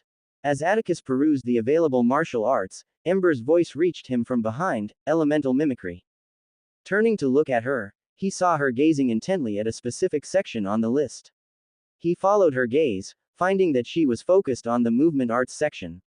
"Is it that good?" he inquired. Ember nodded, her usual aloof expression undisturbed. This was surprising because Ember was not one to be insistent about anything, making her recommendation all the more noteworthy. Suddenly, Atticus recalled something. Wait, wasn't that what Hella muttered before she used that technique? His curiosity piqued, he quickly clicked on the movement arts section to investigate further. Elemental mimicry potential. Transcendent, 2000 RP. Description: Elemental mimicry is a dynamic art that melds the user's bloodline element, enabling the user's movement to mimic the characteristics of their bloodline element. The elemental properties you can mimic depend on your bloodline element. The description left Atticus awestruck. How on earth is this so cheap? It was a transcendent potential art, and its low price astounded him. His mind raced with possibilities, trying to figure out why it was so cheap. Eventually, he settled on two theories. Either the family decided that learning this was important for us earlier on, so they put it on sale at a low price despite their losses, or the art isn't really that costly to begin with. Atticus thought. He decided to stop speculating and promptly purchased the elemental mimicry art, a surge of excitement coursing through him. Moving on to the potions section, he noticed that only basic potions were available. However, this restriction made sense. Potions can be dangerous depending on how they are used. Given that fights are allowed in the camp, they will of course limit the types of potions available to ensure safety. Atticus simply purchased a few health potions and decided to leave the Emporium for now. After parting ways with Ember, he returned to his room to learn his new art. Entering the training room, he quickly sat cross-legged and brought out the art. Atticus settled in his training room and retrieved the art from his storage ring. With focused determination, he channeled his mana into it. The runes upon the pages ignited, bathing the room in a blinding light. It was a surreal and almost ticklish sensation as a surge of knowledge flowed into his mind. After a few seconds that felt both eternal and fleeting, the brilliance dimmed, and the book crumbled to dust. The art's knowledge now resided within Atticus's mind. Delving into its depths, he discovered why it was important to expose this art to trainees early on. Mastery of the art depended mainly on an individual's talent and their body's adaptability. At the initial level, one could superficially mimic the movement of their bloodline element's characteristics. The effects grew more remarkable as one's mana capacity increased and their body adapted. It takes time to master and it heavily depends on talent, Atticus realized. Talents were simply a measure of how adeptly an individual's body could adapt to mana, and this art thrived on such adaptability. The more adaptable the body, the swifter the progress in mastering the art. The art was a boon for Ravensteins, primarily elementalists.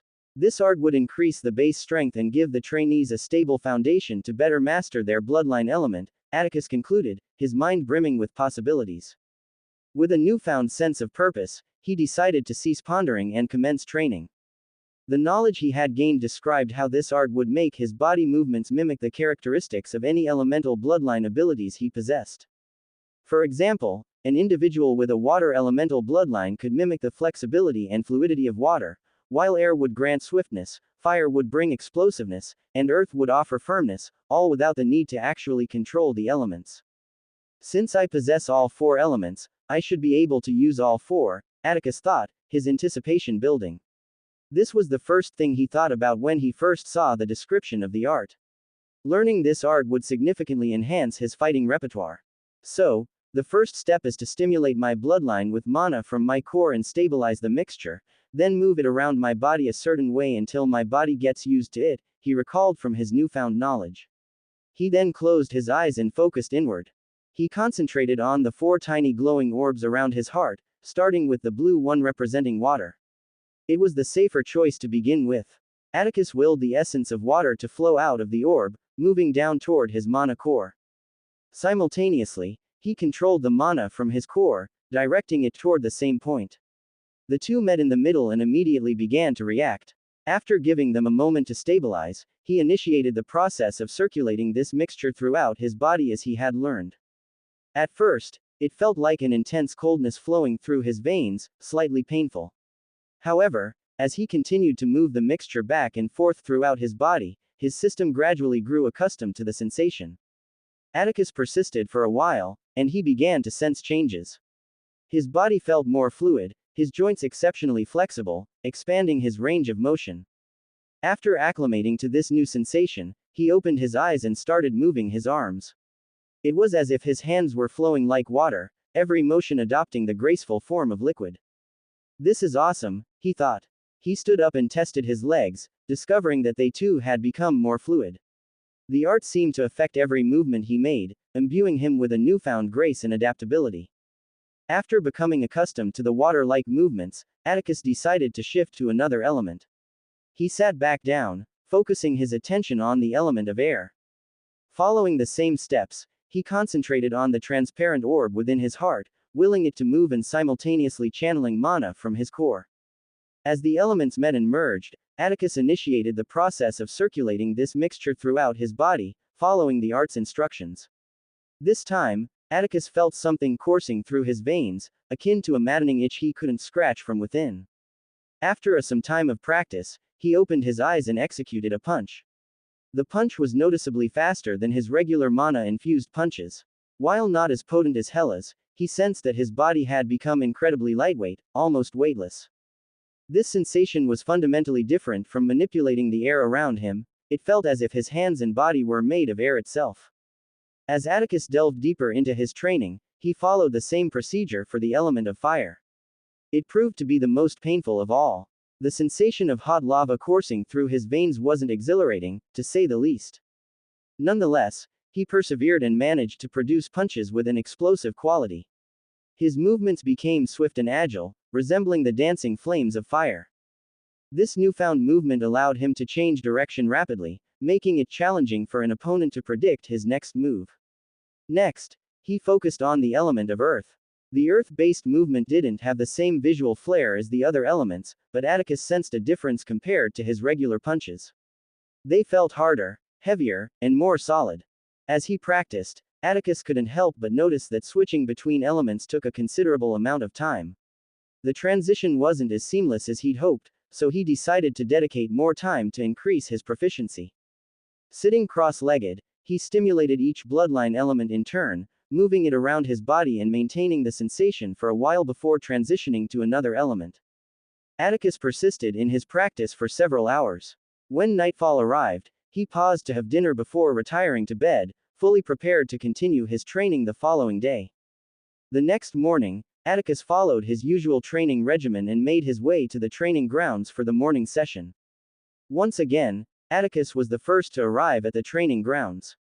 He noticed Aurora was absent, a recurring pattern he had observed recently. He shrugged it off and decided to wait for the other trainees to join. Gradually, the rest of the trainees began to arrive. Unlike the previous day, none of them showed signs of exhaustion. After regaining control of their mana, its passive recovery nature dissipated their fatigue. As he waited, Nate and Lucas approached. Lucas exchanged brief greetings, while Nate boldly declared, "I'll be the first this time." Amused by Nate's sudden confidence, Atticus couldn't help but challenge him. "Want to make a bet?" he asked with a smirk. Nate promptly cleared his throat, avoiding eye contact, and mumbled, "No, I don't want to lose any points." Lucas burst into laughter, earning an embarrassed glare from Nate. Atticus joined in the laughter. It seems he got a little more comfortable. He observed that Nate appeared more comfortable than before after he had witnessed the incident with Helidor. "I almost forgot about him." His thoughts suddenly drifted to Helidor. He had long suspected there was more to Helidor's animosity toward him. Helidor's blatant attempt to harm him had left Atticus perplexed. "I should pay him a visit soon." Determined to get to the bottom of it, Atticus decided to pay Helidor a visit. His thoughts were interrupted when he noticed Aurora entering the training ground. She appeared as usual, fatigued and weak. Lucas, noticing Atticus's gaze, remarked, "She must have been training with her father." Atticus shifted his attention away from her and inquired, "Her father?" Lucas, surprised at Atticus's apparent ignorance, explained, "Yes, you know, Sir Rowan. Everyone in camp knows about it. Don't tell me you didn't know." It was pretty obvious. Blood-red eyes. Atticus was taken aback by his own oversight. He felt a pang of embarrassment for not recognizing the resemblance between Aurora and Rowan earlier. With his sharp intelligence and perception, overlooking the resemblance between Aurora and Rowan felt like a glaring oversight. "How the hell did I miss this?" he asked himself, shaking his head in disbelief. "It makes sense why she's so talented and competitive now," he deduced. Elias arrived precisely at 6 a.m. and immediately led them to the base of the mountain area. They donned their weights and activated the mana blocking feature before beginning their run. Today's training session was just as grueling as the previous one, with no immediate noticeable changes in the trainees' performance. A single day wasn't enough to bring about significant improvements. As the trainees dashed through the forest, they triggered traps once again, sending them tumbling backward. This time, Atticus decided not to linger in the middle of the pack. With an understanding of what the course entailed, he chose to lead from the front. His heightened perception was in full swing, allowing him to move swiftly and evade traps with ease. Emerging from the forest after a few minutes, Atticus plunged into the water. After watching and learning how to swim from that trainee, swimming became second nature to him. He swam fast and avoided the water blasts and swirls and got to shore in just 25 minutes. After catching his breath, Atticus made his way to the imposing cliff. Climbing this part of the course was a daunting challenge, even for him. Each handhold on the cliff required Atticus's full attention, and he climbed methodically. The rigorous training was proving to be a boon for his perception and intelligence as every single handhold demanded his scrutiny, making sure not to trigger any traps. Atticus understood that the key to their growth lay in consistent use and pushing them to their limits. As he scaled the cliff, his intelligence and perception gradually flourished, becoming sharper and more refined with every deliberate move. Minutes passed, and Atticus found himself halfway up the mountain. Below, other trainees just started emerging from the water. Not everyone was blessed with high perception like Atticus. As they looked up and saw Atticus nearing the top, a single thought echoed in their minds: monster. Nate, determined not to be left behind, clenched his fists and raced toward the cliff, leaving an exhausted Lucas behind. Lucas pleaded, "Nate, wait. Let's take a short break," as he sprawled on the ground, gasping for air. This is so difficult, he thought, struggling to regain his breath. After another 20 minutes, Atticus reached the summit. He collapsed onto the ground, resting for a brief moment. His entire body ached, but he knew it would all be worthwhile in the end. Afterward, he picked himself up and sprinted toward the slope. In a matter of minutes, he descended, skillfully dodging projectiles he knew were coming. Reaching the base of the mountain, he sprinted through the forest, returning to the starting point much to Elias's surprise. But Elias was prepared this time around. He knew geniuses hardly follow the conventional norms and already decided to take every spectacular achievement Atticus made as the new standard. With a smile, he remarked, "You're 20 minutes earlier than yesterday. 60 points." Atticus nodded, hands on his knees as he tried to regain his breath. Elias continued, "You can leave when you're ready. I don't think anyone else will be coming." "Okay," Atticus replied, still catching his breath, and after a few minutes of rest, he stood up straight and departed. As Atticus departed, Elias watched his retreating figure with a smile, recognizing the budding genius in the making. Yet, his thoughts couldn't help but drift to the situation of a certain red-eyed girl. He let out a short sigh. Atticus returned to his room after training, taking a refreshing shower before deciding to rest for a while. A few hours later, he woke up, feeling recharged, and made his way to the Beast Division. The day before, Atticus had sent a message to Hela through his device, expressing his desire to hunt alone from now on. Knowing Atticus's strength, Hela readily agreed. While any trainee could apply to hunt alone, permission to hunt without a squad was typically for more experienced second and third-year trainees. No one expected a first year to go solo. He entered the Beast Division and exchanged a brief greeting with Bella at the counter. Then, he proceeded to the mission wall in the second floor. Today, he couldn't help but feel an overwhelming sense of gratitude that there were no useless situation to contend with. Without delay, Atticus selected a mission. He was restricted to hunting only intermediate-level beasts, a precaution taken due to his status as a first year. This restriction wouldn't apply if he were hunting with a squad. With his gear on, he left the Beast Division and headed toward the south gate. He scanned his device, and the gate slid open. Stepping outside, he used the device for navigation and swiftly set off toward his designated hunting area. Atticus moved with an uncanny swiftness through the forest, surpassing his typical pace when he was with his teammates. It was as if his katana could sense his excitement, vibrating with anticipation. The forest yielded effortlessly before him, the breeze caressed his face, and the gentle rustling of leaves provided a soothing backdrop. In this moment, he drew in a deep breath, savoring the sensation. For the first time since his reincarnation, he felt truly free, unshackled from Arya's constant companionship or Anastasia's watchful eye. Alone in the forest, he experienced a profound sense of renewal. As Atticus continued to navigate the terrain, guided by his device's directions, his heightened senses detected movement up ahead. He swiftly stopped, taking cover behind a tree and cautiously surveyed the scene below. Before him, a pack of imposing wolf-like creatures came into view, horned lupiners.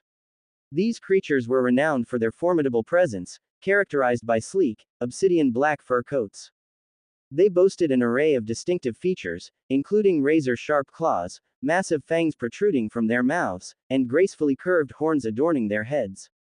These horns were not just for show, their length and complexity served as visual indicators of a lupiner's age and rank. Observing the lupiners below, Atticus noted that each one sported relatively short horns, all intermediate he identified. This will end easily with my katana. It's a great opportunity to try out the art, he decided, choosing to rely solely on the elemental mimicry technique for this battle. He closed his eyes and focused inwardly, stimulating the fire element with his mana. Then, he moved it around his body. The process was slightly faster and less painful than yesterday. Getting used to the feeling, he came out of hiding and dashed towards the Lupanor. Atticus's movements were flickering and agile. He burst forward in a blaze of motion, closing the distance with astonishing swiftness. His approach wasn't subtle, to say the least. The Lupanors spotted him immediately, reacting swiftly. They each stood up and started growling, revealing their fangs. Undeterred, Atticus zeroed in on one of them. With a burst of movement, he jumped with a spinning kick that hit the Lupanor's neck with an explosive impact. The neck broke immediately under the force of the kick, leaving a burning mark. The force sent the Lupanor hurtling through the air, crashing into a tree. As Atticus was in the air, another Lupanor used the opportunity and lunged at him with its razor-sharp claws. The day before, while Atticus was experimenting and training, he made an astonishing discovery that excited him about the possibilities. While using the elemental mimicry art, he could still utilize his bloodline elements, but this was, for now, limited to the element he was mimicking. Atticus raised his hands up, focusing on the fire element, and released a burst of fire from his palms, propelling him downwards, effectively evading the Lupanor's attack. Without missing a beat, Atticus pointed his arms downwards and released another burst, propelling him upwards towards the airborne Lupanor. He used his knees to strike the Lupanor in the belly with an explosive force, knocking the air out of its body. The impact sent it hurtling upward through the air. The remaining Lupanors, seeing that Atticus wasn't an easy prey, began to circle him, their eyes filled with wariness as they sought an opportunity to attack. Atticus, realizing their cautious approach, decided to quickly try out another element. Let's try air, he decided.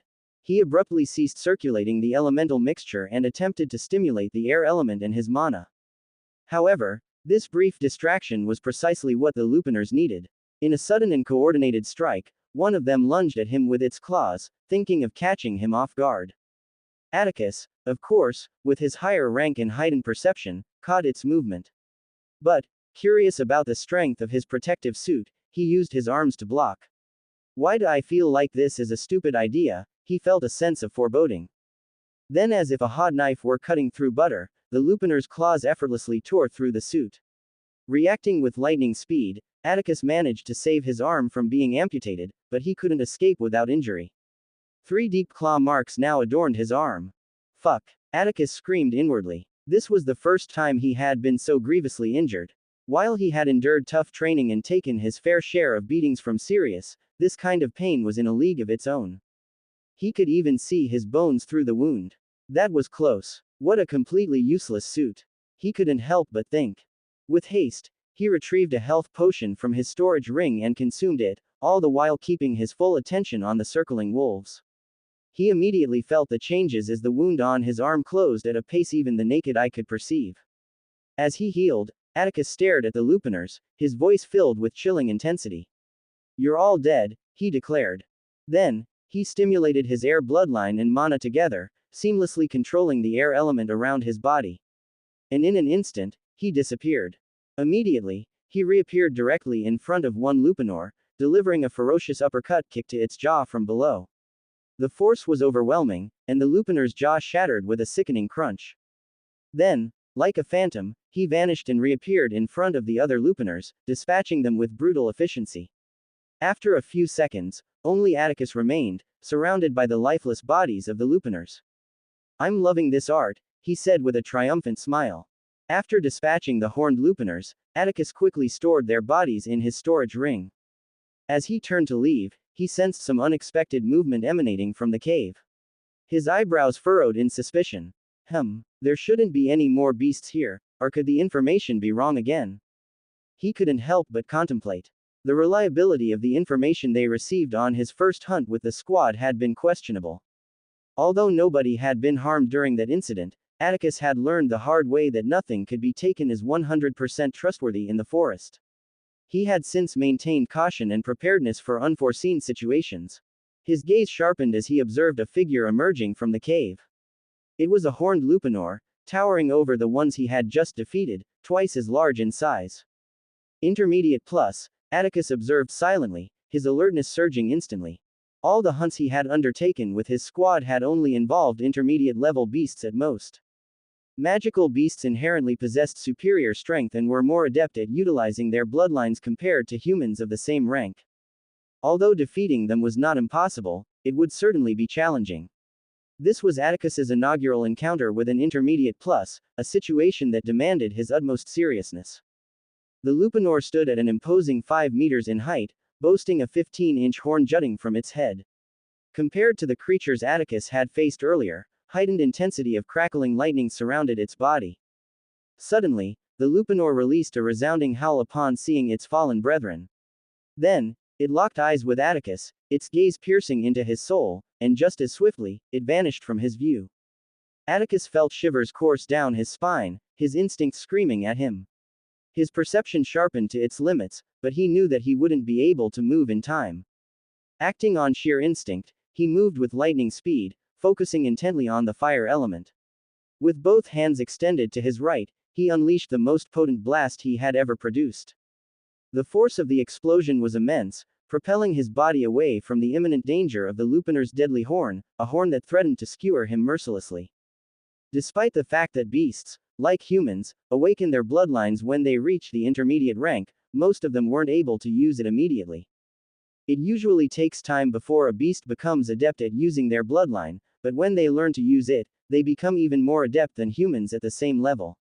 The Lupinor, having missed its initial target, growled in frustration and increased its speed to unimaginable levels, employing the lightning element to charge at Atticus once more.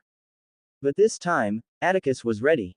With his perception operating at full power, he accurately tracked the Lupinor's movements, predicting its trajectory. He raised his hands, pointing them forward, and released a fiery blast while keeping his legs firmly in place, simultaneously allowing his body to fall backward. Then, with supernatural swiftness, he raised his right leg, unleashing a burst of fire from his heels to intensify the force of the strike. As if it were a natural course of action, the Lupinor's jaw suddenly intersected with Atticus's kick. The blow landed from below with tremendous force, sending the massive beast hurtling upward through the air. However, Atticus didn't emerge from this interaction unscathed. The lightning enveloping the Lupinor's body destroyed the protective suit around his feet. Shit. That hurts, he muttered, shaking his legs to alleviate the numbing sensation. Did that do the trick? He pondered as he shifted his gaze toward the Lupinor that had landed a few meters away. Its jaw was broken, and saliva mixed with blood oozed from its maw, but it remained tenacious, eyes fixated on Atticus with chilling intensity. Looks like I've only made it angrier, he muttered. Atticus suddenly entertained a rather audacious idea. I'll try using Earth, he decided. Employing Earth mimicry against a beast renowned for its lightning speed might seem foolhardy, and Atticus was well aware of the risk, but he was determined to use this encounter for practice. Even though he brimmed with confidence in his ability to handle whatever the beast could unleash, he maintained unflagging vigilance, ready to react to anything. Atticus swiftly stimulated his mana with the earth element, keeping his vigilant eyes locked on the menacing Lupinor. His body began to feel firm and heavy as the earth element took hold. Then he dashed towards the beast. Despite being slower than before, he retained an adequate speed. As he advanced toward the Lupinor, Atticus observed the lightning enveloping the beast intensify, and its horn started emitting a brilliant blue glow. Suddenly, the Lupinor bent its horn forward, unleashing a lightning beam at astonishing speed directly towards Atticus. Atticus's eyes widened, and with rapid reflexes, he placed both hands on the ground, focusing on the earth element. An earth wall, 1 meter thick, materialized instantly, successfully blocking the lethal strike. Capitalizing on this narrow window of opportunity, Atticus swiftly manipulated the earth to shroud his legs, using it to glide seamlessly around the protective wall and closing in on the Lupinor at an even greater speed than before. He reached the beast almost instantly, catching it off guard as it had yet to recover from its prior attack. Without hesitation, Atticus directed the earth enveloping his foot to become firmer and sturdier. With a powerful jump, he used his earth-covered foot to deliver a crushing blow to the Lupinor's head. The strike landed with brutal intensity, immediately shattering the creature's skull. The Lupanor was sent hurtling through the air, landing lifeless with a resounding thud. Atticus landed on the floor with grace, gazing at the aftermath of his new art. That was awesome. He couldn't contain his excitement over the potential of this new art. If these were just the initial levels, he couldn't even fathom the possibilities at higher tiers. After marveling at the newfound power of the art, Atticus stored the defeated beast in his storage ring and started heading back to the camp. Getting to the camp, Atticus went straight to the beast division to turn in his hunt. "Hey, little genius. You came back quick," Belle greeted Atticus with a smile as he approached the counter. Atticus noticed she seemed a bit more cheerful today, and it didn't take him long to figure out why. "No paperwork today?" Atticus inquired as he handed over his kills. "No. It's like the heavens listened to my prayers," Belle replied cheerfully as she inspected the carcasses, and Atticus couldn't help but chuckle. While examining the carcass, Belle's eyes widened. "You killed an adult horned Lupanor," she exclaimed, but then realizing her mistake, she quickly closed her mouth. However, it was too late. The trainees in the vicinity had heard her, and hushed whispers began to ripple through the hall. Atticus noticed most of them staring at him with shocked expressions, but he simply glanced at them before returning his attention to Belle, who was already giving him an apologetic look. "I'm sorry, but you're a first year." "How?" she whispered, leaning in and using one hand to cover her mouth, as if that would prevent others from overhearing. Atticus just shrugged casually. "It just happened." Betty stared at Atticus incredulously for a moment, then shook her head. "Don't bother yourself, Belle. Understanding geniuses is impossible," she thought to herself. She quickly entered a few things on her holographic screen, and Atticus immediately received 1,000 Raven points. Atticus's eyes widened at the number of points he received. "To think I wasted a whole month," he thought. In the past, each squad member had to divide the points among themselves, but now that he was hunting alone, all the points were his to keep. Atticus couldn't help but imagine how many points he could have amassed if he had been hunting solo from the beginning. He thanked Belle for her assistance and left the beast division. A few hours later, the camp was shrouded in darkness, with most trainees either training in their rooms or resting. The silence of the night hung heavy in the air as a young boy made his way through the camp. This boy had white hair and an unmistakable look of a bully, who else but Helidor.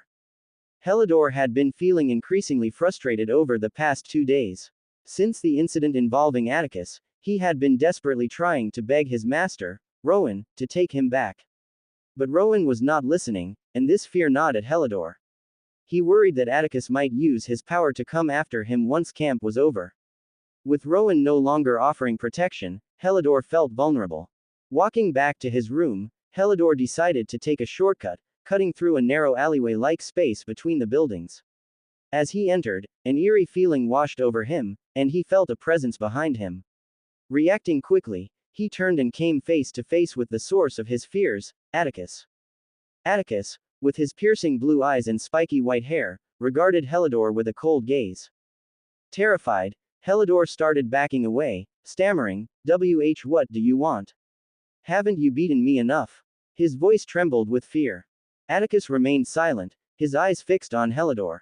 He took a step closer, causing Helidor to retreat even faster. "Please," Helidor pleaded, his voice shaking, "I'm begging you.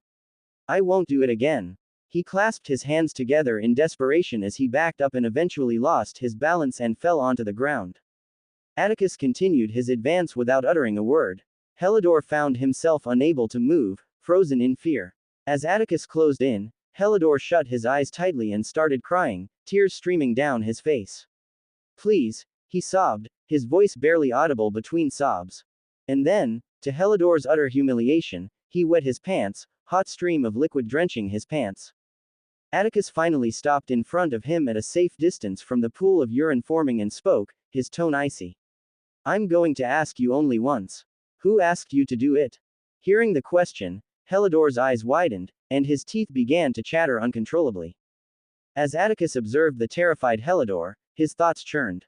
He knew that someone had been plotting against him. The intensity of a 13-year-old's hatred was not enough to warrant an attempt on his life, especially when Atticus hadn't done anything significant to provoke such extreme actions. On that day, Atticus had been enraged, and he had gone too far with Helidor, rendering the boy's mouth practically unusable. That was why he had decided to have a more private, conversation with him later, after he had calmed down. As Atticus maintained his cold gaze, Helidor trembled on the ground, the involuntary stream of urine showing no signs of stopping. Atticus crouched down, positioning himself at eye level with Helidor. The mere act caused Helidor to flinch and shut his eyes tightly, as if bracing for something terrible. In a tone that demanded compliance, Atticus spoke, "Open them." Helidor obeyed instantly, not daring to find out what might happen if he refused. His eyes met Atticus's piercing blue gaze, and his lips quivered as tears flowed freely, mucus clogging his nose and mouth. Atticus spoke again, his voice unwavering, "I won't repeat myself." Helidor stuttered in response, his voice high-pitched and choked, "Please, I can't." It sounded as if he was struggling to speak, with mucus obstructing his words. Frustrated by Helidor's hesitation, Atticus sighed and raised his arm. Helidor, terrified, began to speak, "Monaco," but before he could finish, blood started seeping from his eyes and ears. Atticus, seeing this, quickly struck the back of Helidor's head, causing the boy to lose consciousness. Although Helidor hadn't been able to finish his sentence, anyone with at least 2 brain cells would have discerned his intent. "Mana contract," Atticus muttered. As Atticus's mind raced, he tried to piece together the puzzle of who might be plotting against him. "It has to be someone high," he surmised. While he couldn't be certain, Atticus was aware that obtaining a mana contract was not something anyone could do. He knew that the camp must have stringent checks and regulations in place to monitor everything coming in and out of the facility, especially given that it was a place dedicated to the development of the family's youth. Only someone high enough could acquire something like that. What Atticus didn't know was that the mana contract every staff member took was extremely thorough. No staff member could, at any time, try to harm or hire or command someone to harm the trainees. In fact, Rowan hadn't directly asked Helidor to harm Atticus, it was Helidor who had taken it upon himself to do so. As he was thinking, Atticus's thoughts suddenly shifted to a certain red-eyed girl. Rowan, he thought. He's high enough to let that happen, and that would explain why he's training Aurora so hard. Does he have some kind of feud with the main family? He pondered. It was all about timing. The first time he had met Aurora, she looked vibrant and full of life. The second time, after he got the first rank, she still looked okay the next day. But then he got first in the morning training, and Aurora started showing up weak and beaten. It was odd. But this assumption isn't foolproof. It might just be his nature, maybe he simply wants his daughter to be the strongest. There are too many unknowns, I need more information. Atticus had recently discovered that Aurora's father was Rowan. With limited information about Rowan, he couldn't jump to conclusions, and he understood that everyone in the camp was a potential suspect. He decided to gather more information the next day. Leaving Helidor behind in the alley, Atticus made his way back to his room. Along the way, he couldn't help but think about how annoying the situation was becoming. Atticus was no stranger to the idea that, due to his position as the heir to the family, he would face many people attempting to harm or exploit him. This was an expected part of his life. Back on Earth, he had been a normal person. Although 10 years had passed since his reincarnation, his knowledge and experience were primarily derived from books he had read since childhood. His intelligence played a significant role in helping him acquire knowledge rapidly. However, he wasn't well versed in dealing with situations like this. He entered his room with a cold look on his face and muttered, "Well, nothing changes. They mess with me, I mess them up." Regardless, Atticus had always been vengeful and always repays his enemies tenfold, no matter the circumstances. The next day, Atticus woke up and followed his usual routine. Nothing had really changed, he was still the first and only person to complete the course. After the morning session, he returned to his room. A quick, refreshing shower later, he sat down cross-legged inside the training room and began the process of absorbing mana. Despite having numerous skills to train, Atticus knew that neglecting his mana absorption would be a mistake. It served as the foundation for all his skills, and without a strong body, the potential of his skills would remain limited. So, increasing his mana rank was a top priority. After several hours later, Atticus heard the doorbell ring. His eyes flickered open, and he halted his training. He stood up and went to answer the door. Upon opening it, he found a slender boy with square-shaped glasses standing there with a smile, Lucas. Atticus wasn't surprised by his visit, he was expecting it. He promptly invited Lucas inside. Come in. Lucas nodded and entered. Atticus gestured for him to take a seat at the table, and they both sat down. Without wasting any time, Atticus got straight to the point. Tell me about Rowan. Out of everyone in the camp, Atticus couldn't say he trusted anyone apart from Ember. However, knowing Ember's reclusive personality, he believed that he even knew more about the family than her. Atticus wasn't entirely sure if he could trust Lucas, but he didn't have much of a choice. Lucas was the only person he was acquainted with and knowledgeable enough about the inner workings of the family. He didn't have a way to ensure Lucas's loyalty, nor did he have any leverage. Torturing someone who wasn't involved didn't sit well with him, and it could easily backfire. Besides, despite not being an expert in reading people at a glance, Atticus had a sense that Lucas was smart enough to choose his alliances wisely. And indeed, Lucas didn't disappoint. He smiled, having always been a good judge of people. While he found it hard to read what Atticus was always thinking, he was certain that Atticus wasn't someone you'd want to be against. What do you want to know? Lucas quickly responded with a smile. Everything you know, Atticus replied, his gaze locked onto Lucas's eyes. He was trying to see if there were any discrepancies in his behavior, anything that could indicate nervousness or deceit. Atticus trusted no one and was scrutinizing Lucas for any signs of deception. All right, I don't know much, but I know he lost his wife some years back. It was due to some power struggle between our family and the Tier 1 family in Sector 5, Lucas spoke, adjusting his glasses with his finger. The Ravensteins and the other Tier 1 family got into some kind of dispute, and his wife was killed during the fallout. He was enraged and wanted to go to war to wipe them out, but the Sentinel Guardians and other families intervened and convinced both families to stop. The rest of the Paragons had to put their foot down before Master Magnus agreed to stop the war. Sir Rowan became enraged after hearing that and wanted to continue the war, but the main family forbade him from doing that. Throughout Lucas's explanation, Atticus's expression remained mostly neutral. He wasn't particularly interested in Rowan's reasons, he just wanted to confirm his assumptions. After a few seconds, he simply said, I see. Lucas continued, I don't know if this is useful, but Sir Rowan's hatred for the main family is common knowledge. Atticus's eyes narrowed at Lucas's comment. Lucas smiled, as if reading Atticus's thoughts, and said, so why did the main family not do anything? Seeing Atticus's silence, Lucas went on, well, no one knows the actual reason. But I think it's because the main family has him bound by a mana contract due to his sensitive position. So, I believe they're not too worried about him betraying the family. Atticus nodded. He had also speculated that this was the case. However, he found this situation odd. Helidor had tried to kill him, and there was no denying that fact. Maybe he did that on his own. Atticus deduced, his mind working through the information he had gathered so far. But Rowan is not faultless either, he probably commanded Helidor to provoke me. Even though the higher years weren't allowed to attack, they were allowed to defend themselves, Atticus reasoned. It was natural for others to assume Atticus was weaker than a third year. Since Rowan hated the main family, Atticus knew that, being bounded by mana contract, the best he could ask Helidor to do was embarrass and lower his reputation by beating him up in public. Then, he had a sudden realization, his thoughts clicking into place like pieces of a puzzle falling into position.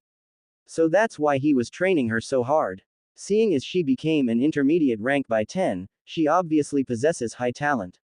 Maybe even transcendent. He must be planning something with her, and that needs her to be better than me, the heir of the main family, Atticus deduced. He had finally understood why Aurora was being treated in that manner. With all the information he had gathered from Lucas, it wasn't hard to come to this conclusion with his intelligence. All of this only took him a few seconds in reality. If Lucas found out that Atticus had reached this conclusion in just a few seconds, he would never be as proud of his intelligence again. Thank you, Lucas. I guess I owe you one, Atticus said after a moment of contemplation. Lucas smiled and replied, no need. It's my pleasure to help. After experiencing what he had gone through in his childhood, he recognized the importance of connections, the bigger, the better. In this camp, Atticus was the biggest fish one could catch. There was no way he was going to miss this opportunity. Atticus smiled back and thought, he's this shrewd at 10, he'll definitely be useful in the future. Atticus knew that Rowan wouldn't be his only enemy. Despite not actively seeking out enemies, they would come to him like flies because of his position in the family. It wouldn't hurt to have someone smart on his side. Atticus nodded, and after talking for a while, Lucas left, leaving Atticus sitting down deep in thought. Now, how should I deal with this? Rowan was a Grandmaster rank individual. No matter how powerful Atticus had become or how godly his intelligence was, he couldn't win in a fight against Rowan, not even in 1,000 years. There's nothing I can do for now, he concluded. Rowan obviously couldn't do anything harmful to Atticus, but if Atticus attacked him, Rowan was clearly allowed to defend himself. Atticus was vengeful but not stupid. This was clearly beyond his current capabilities, so he had to be cautious. But I won't forget this, he muttered, his gaze icy. And just like that, 2 months had passed, and it was the day of the combat challenges. Atticus, Nate, and Lucas walked together to the location where it would take place. They had just come out of their room after freshening up following the morning training session. During the 2 months, the trainees had adapted spectacularly. While none had managed to make it to the finish line apart from Atticus, they had become more adept at spotting and avoiding the traps. Most of them were now capable of making it past the mountain. Finally, I've gotten so tired of my 5th rank. It's time for a change.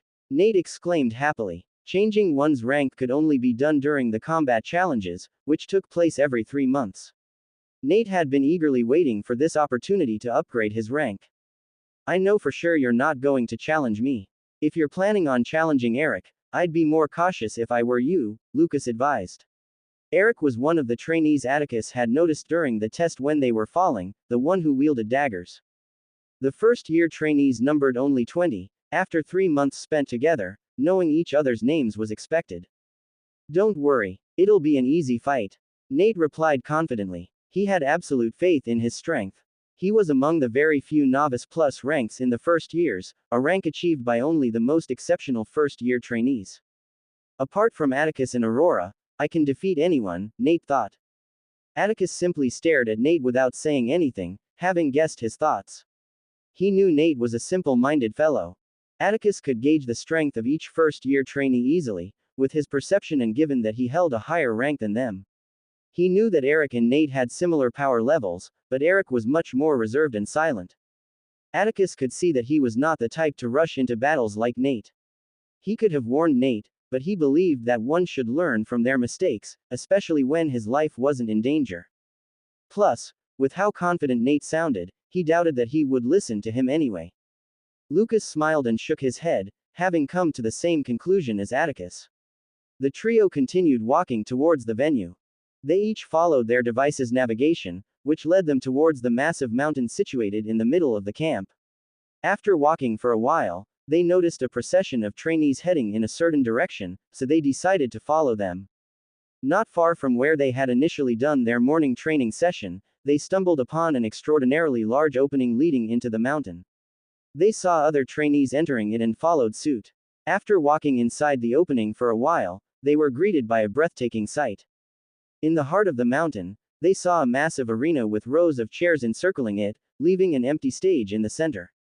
The arena was divided into 3 distinct areas, each marked with a huge sign bearing the numbers 1, 2, and 3, representing the first, second, and third years, forming a triangle around the central stage.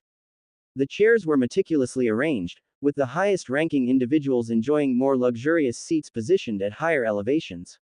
For the first rank in each year, their chairs resembled thrones, adorned with opulent gold and silver accents. This hierarchy continued for each rank, with second-rank chairs elevated above third-rank ones, and so forth. At the top of the arena, there stood a massive booth enclosed by tinted glass. Atticus surmised that it was likely where Rowan was situated. He couldn't help but cast a cold glance toward the booth. After taking in the spectacle for a few moments, they made their way to their seats. The arena was nearly full, with most trainees already occupying their designated spots. Atticus spotted Ember sitting on the throne for the first rank of the third year. She wore her typically aloof expression, with a cold and regal demeanor that seemed to suit her well in that position. Seeing her, Atticus couldn't help but smile.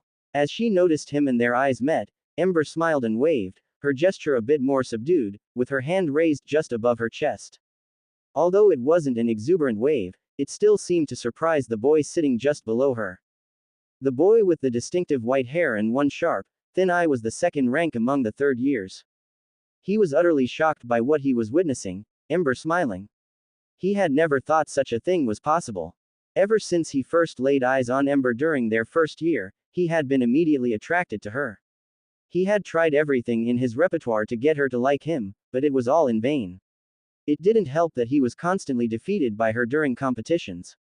He didn't care that they were cousins, he was irresistibly drawn to her beauty and desired her above all else. After losing countless times to her, he had resorted to hiring a second-year student to harass her. Seeing Ember smile at someone other than him filled him with rage. He had been hearing rumors about Ember and Atticus always hanging out together, but he didn't think it was true. He gritted his teeth and shot Atticus a murderous glare. Atticus waved back at Ember and continued to his seat, oblivious to the intense hostility directed toward him. As he passed through the crowd, many people watched him with mixed reactions. Some viewed him with discontentment, feeling he was too arrogant. The fact that Atticus always drove away those who tried to approach him left many dissatisfied. Some, who hadn't given up hope of getting close to him, still harbored aspirations. And the majority were curious about his strength and eagerly anticipated the upcoming match between Atticus and Aurora. Who was stronger? The arena was filled with hushed whispers as Atticus made his way to his seat. Aurora was already seated in her designated spot, and she didn't even spare a glance in Atticus's direction as he passed her. Atticus noticed that today she appeared energetic, unlike her usual frail and worn-out look. Looks like Rowan wanted her to be at full strength before our fight. He brushed it off and took his seat casually, unfazed by the dramatic atmosphere. After a few minutes of anticipation and whispers in the crowd, a man with an aura of master rank walked onto the stage. The man had the signature white hair of the Ravensteins, and, to Atticus's surprise, he possessed a slender figure. It was the first time he was seeing an individual of such strength being anything other than heavily muscled. The camp had separate instructors for each year, and with their various activities, it was entirely possible not to encounter some of them. Welcome, trainees. For those of you who don't know me, I'm Reed, and I'll be the host for today's combat challenges, he announced, his words reaching the ears of each of the trainees. Turning his gaze toward the booth at the top of the arena. The tinted glass couldn't obscure the view of someone with his level of strength.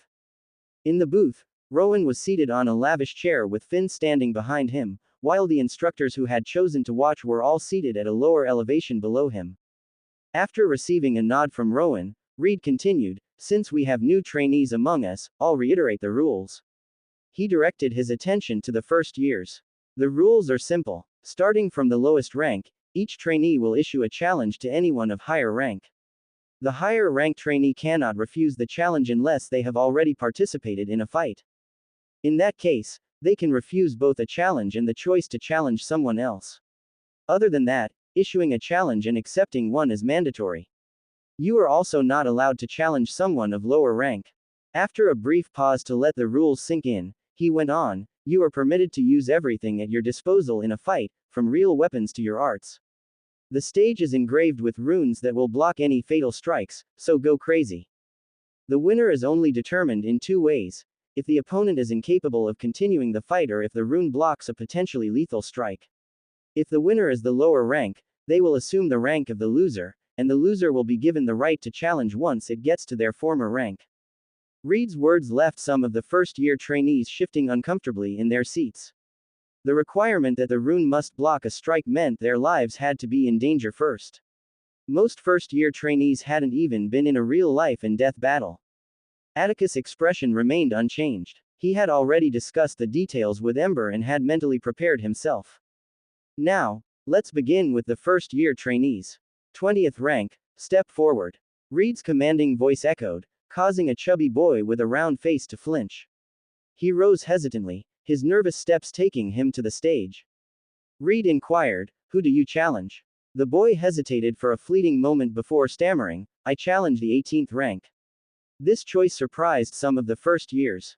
He had gained a reputation as the weakest among them, nicknamed Chubby. Many thought he would challenge the 19th rank at the very least. The 18th ranked boy wore a smug expression as he confidently stood up and joined Chubby on the stage. "Prepare your weapons." Reed's instruction prompted them to comply. The 18th rank readied a gleaming sword, while Chubby, still trembling, equipped a gauntlet. Begin. With Reed's command, the 18th rank surged toward Chubby, his face oozing with confidence. However, Chubby's expression suddenly changed. His fear and trembling replaced by a menacing smile. The boy immediately sensed that something was amiss and decided to end the match quickly. He called upon his art, Radiant Blade. His sword bathed in golden light and swelled, nearly doubling in size as it descended menacingly upon Chubby. But then, something unexpected happened. Chubby's eyes sharpened, and he moved at a speed far beyond what his size suggested. He deftly sidestepped the attack and countered with an attack of his own, declaring, Taurus Fist. His punch bathed in blue light grew and transformed into the likeness of a bull's head, charging toward the boy's head. The boy's eyes widened in realization that it was too late to dodge, and he instinctively closed his eyes in terror. However, just as the punch was about to land, the platform suddenly lit up, covering the boy's body immediately, and the attack was dispersed easily. Reed's voice rang out, declaring, Winner, 20th rank. The first-year trainees fell into a stunned silence. Who would have thought that Chubby had been hiding his true strength all this time? Atticus watched all of this unfold with a bored expression. What's the point of all that? He thought. It seemed rather foolish to go through the trouble of concealing one's strength, only to reveal it now when there was little to gain. Whether it was the 20th rank or the 18th rank, they received next to no benefits. He's just a 10-year-old, what were you expecting, Atticus? Undeterred Reed continued, 19th rank, step forward. The fights proceeded quickly, simple and straightforward, with several rank changes occurring. None of the first years apart from Atticus and Aurora had awakened their bloodline, they were only using simple arts. After a few minutes, Reed called, 6th rank, step forward. A girl stood up and moved to the stage. Her expression remained stoic, as if she were thoroughly bored with the entire process. Atticus recognized her as the aloof girl who had wielded the bow during the test. She reached the stage and, in an uninterested tone, declared, 4th rank. Lucas, who had anticipated this, smiled and stood up. He knew that he wasn't particularly strong, and he was also aware that people would prefer to challenge him over Nate, who appeared physically stronger and more imposing. Don't worry, Lucas. She doesn't seem all that strong, Nate reassured him. Lucas simply smiled in response while standing up. He knew better than to underestimate his opponent. Let's see how you handle this, Atticus thought, observing Lucas closely. He knew Lucas was way intelligent for his age, but intelligence was only valuable if one could apply it effectively in real-life situations like this. Lucas walked confidently to the stage and faced the stoic girl, Arya, on the other side. Get ready, Reed's voice commanded. The both brought out their weapons. The girl wielded a bow, and Lucas, slates. The sight of Lucas bringing out slates left some trainees baffled, while others were outright shocked. So he joined the runes division, Atticus noted. Runesmiths were exceedingly rare, and the sight of a first year holding combat-ready rune-engraved slates was enough to astonish even those in the viewing booth at the top. Everyone knew that the runes sold in the market were not for combat, so there was only one way he got them, he must have engraved them himself. Rowan turned to Finn with a look that clearly conveyed his desire to recruit Lucas, and Finn nodded in agreement. In Atticus's eyes, Lucas's standing had just gained another level. He couldn't help but smile. I definitely need to have him. Arya, upon seeing Lucas's slates, adopted a more serious expression. She knew better than to underestimate a runesmith. Being a runesmith required intelligence and a strong will, something you would rarely see in a 10-year-old. Underestimating a runesmith will be the biggest mistake one could make.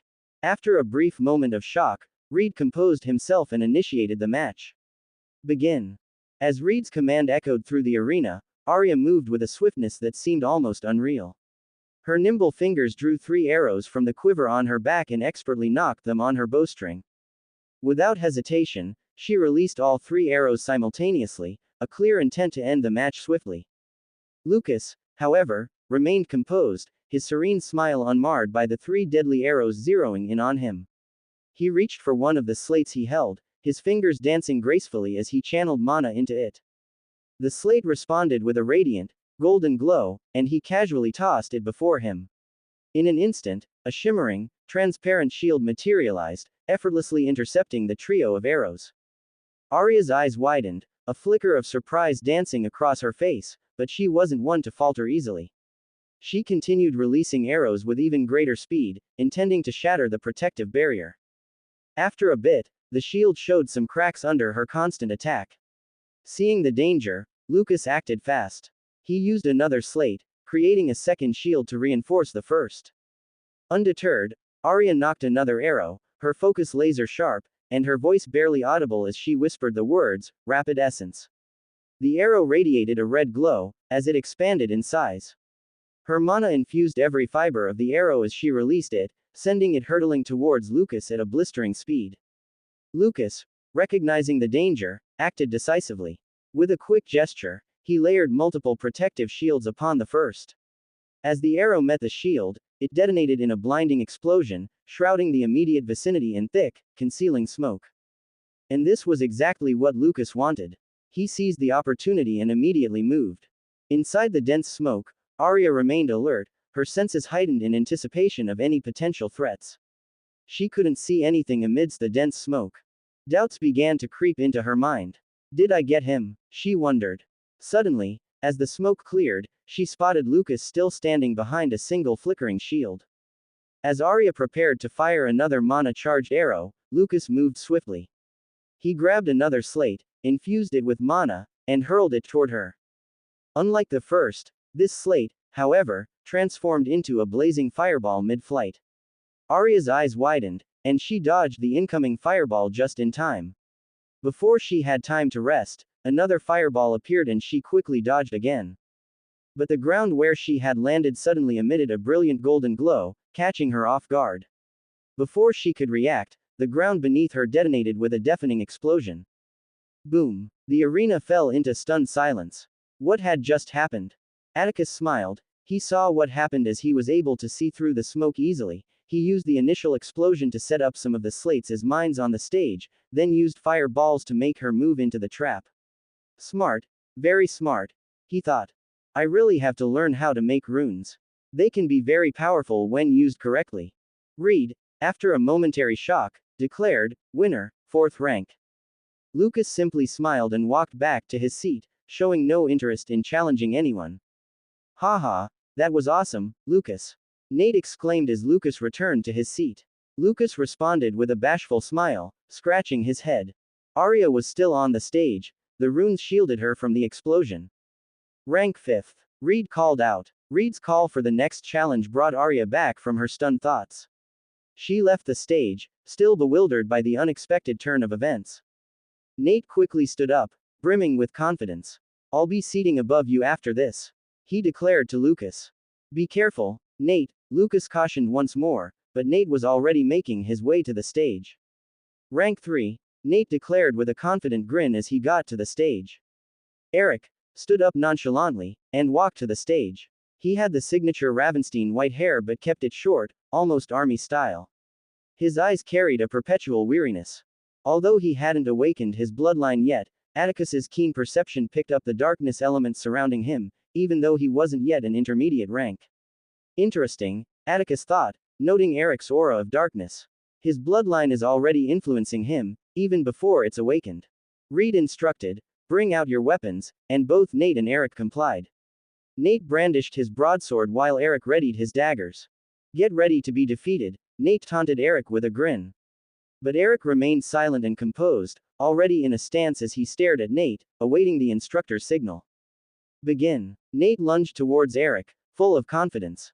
As he was ready to unleash his art, in the blink of an eye, he suddenly saw a dagger tipped dangerously close to his eye. His entire body froze, and he braced for the worst, but suddenly, the runes on the stage lit up, blocking the potentially lethal strike. Winner, 3rd rank, Reed declared. The first-year trainees were taken aback by how fast the fight had ended. It didn't even last 5 seconds.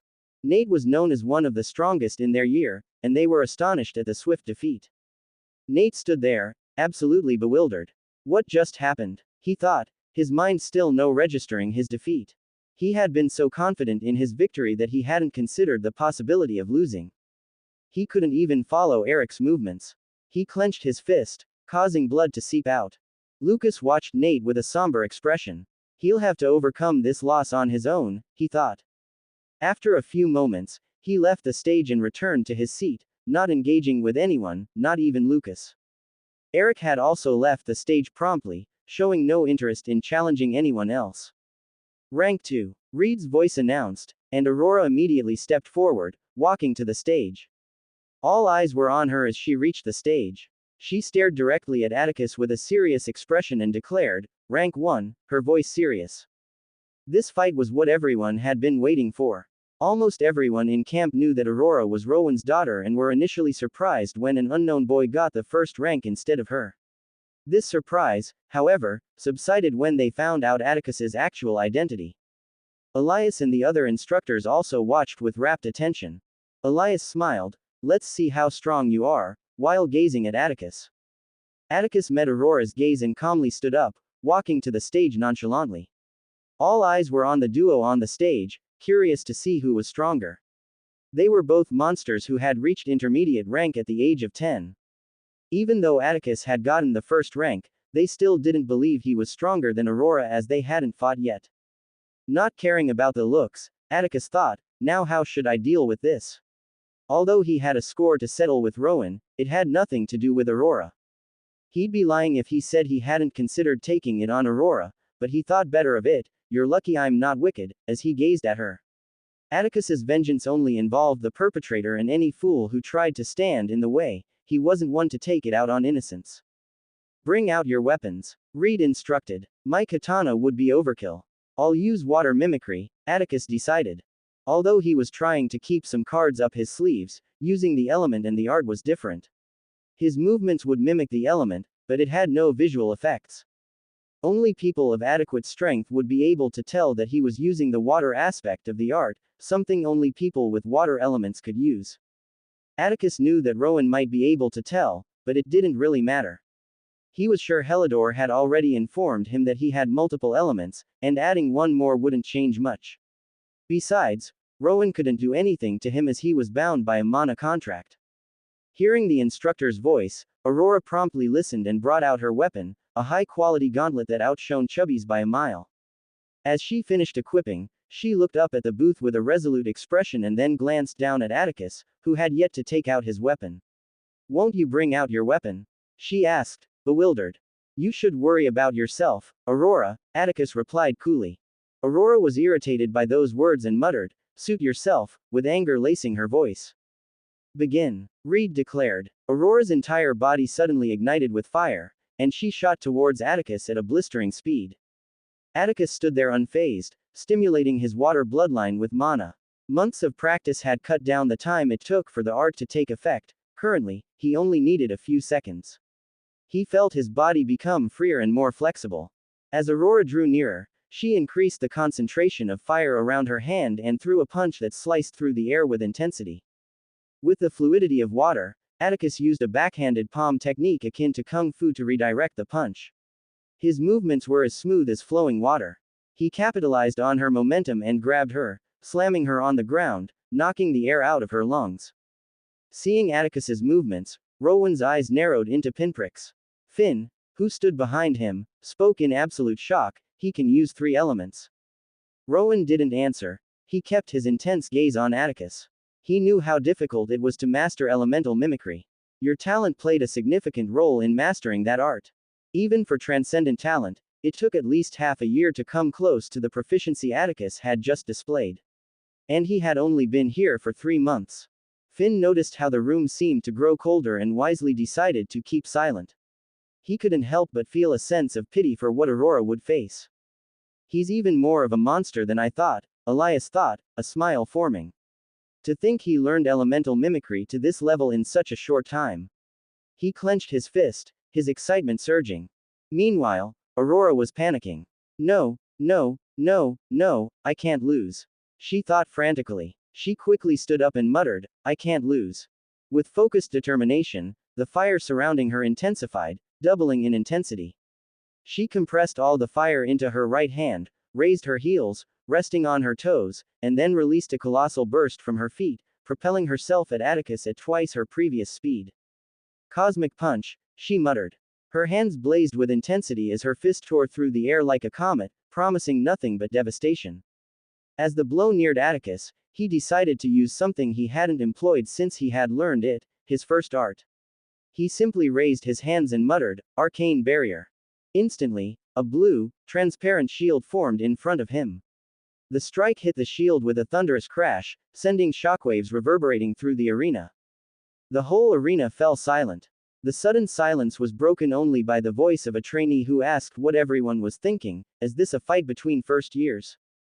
After the smoke cleared, a shocked Aurora could be seen. No way, she said, her voice trembling. There wasn't even the slightest ripple on the shield.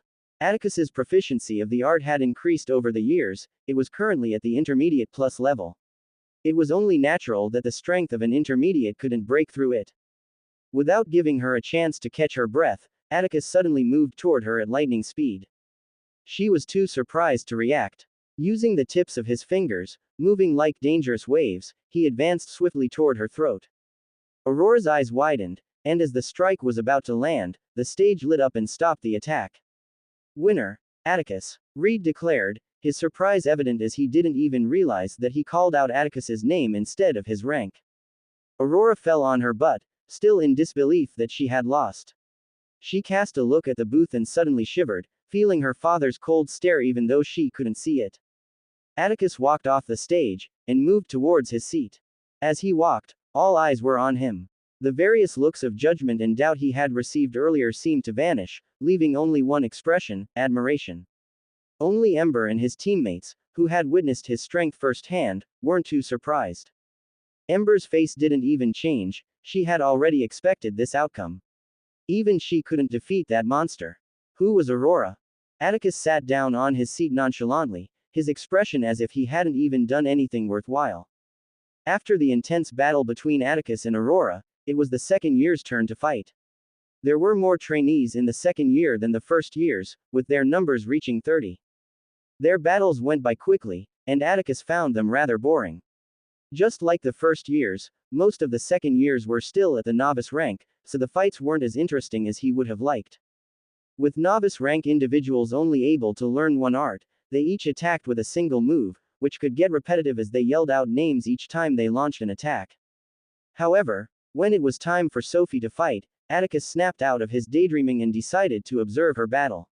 She was the 5th rank among the second years and was challenged by the 6th rank. As she stepped onto the stage, Sophie's usual cheerful demeanor faded, replaced by a serious expression.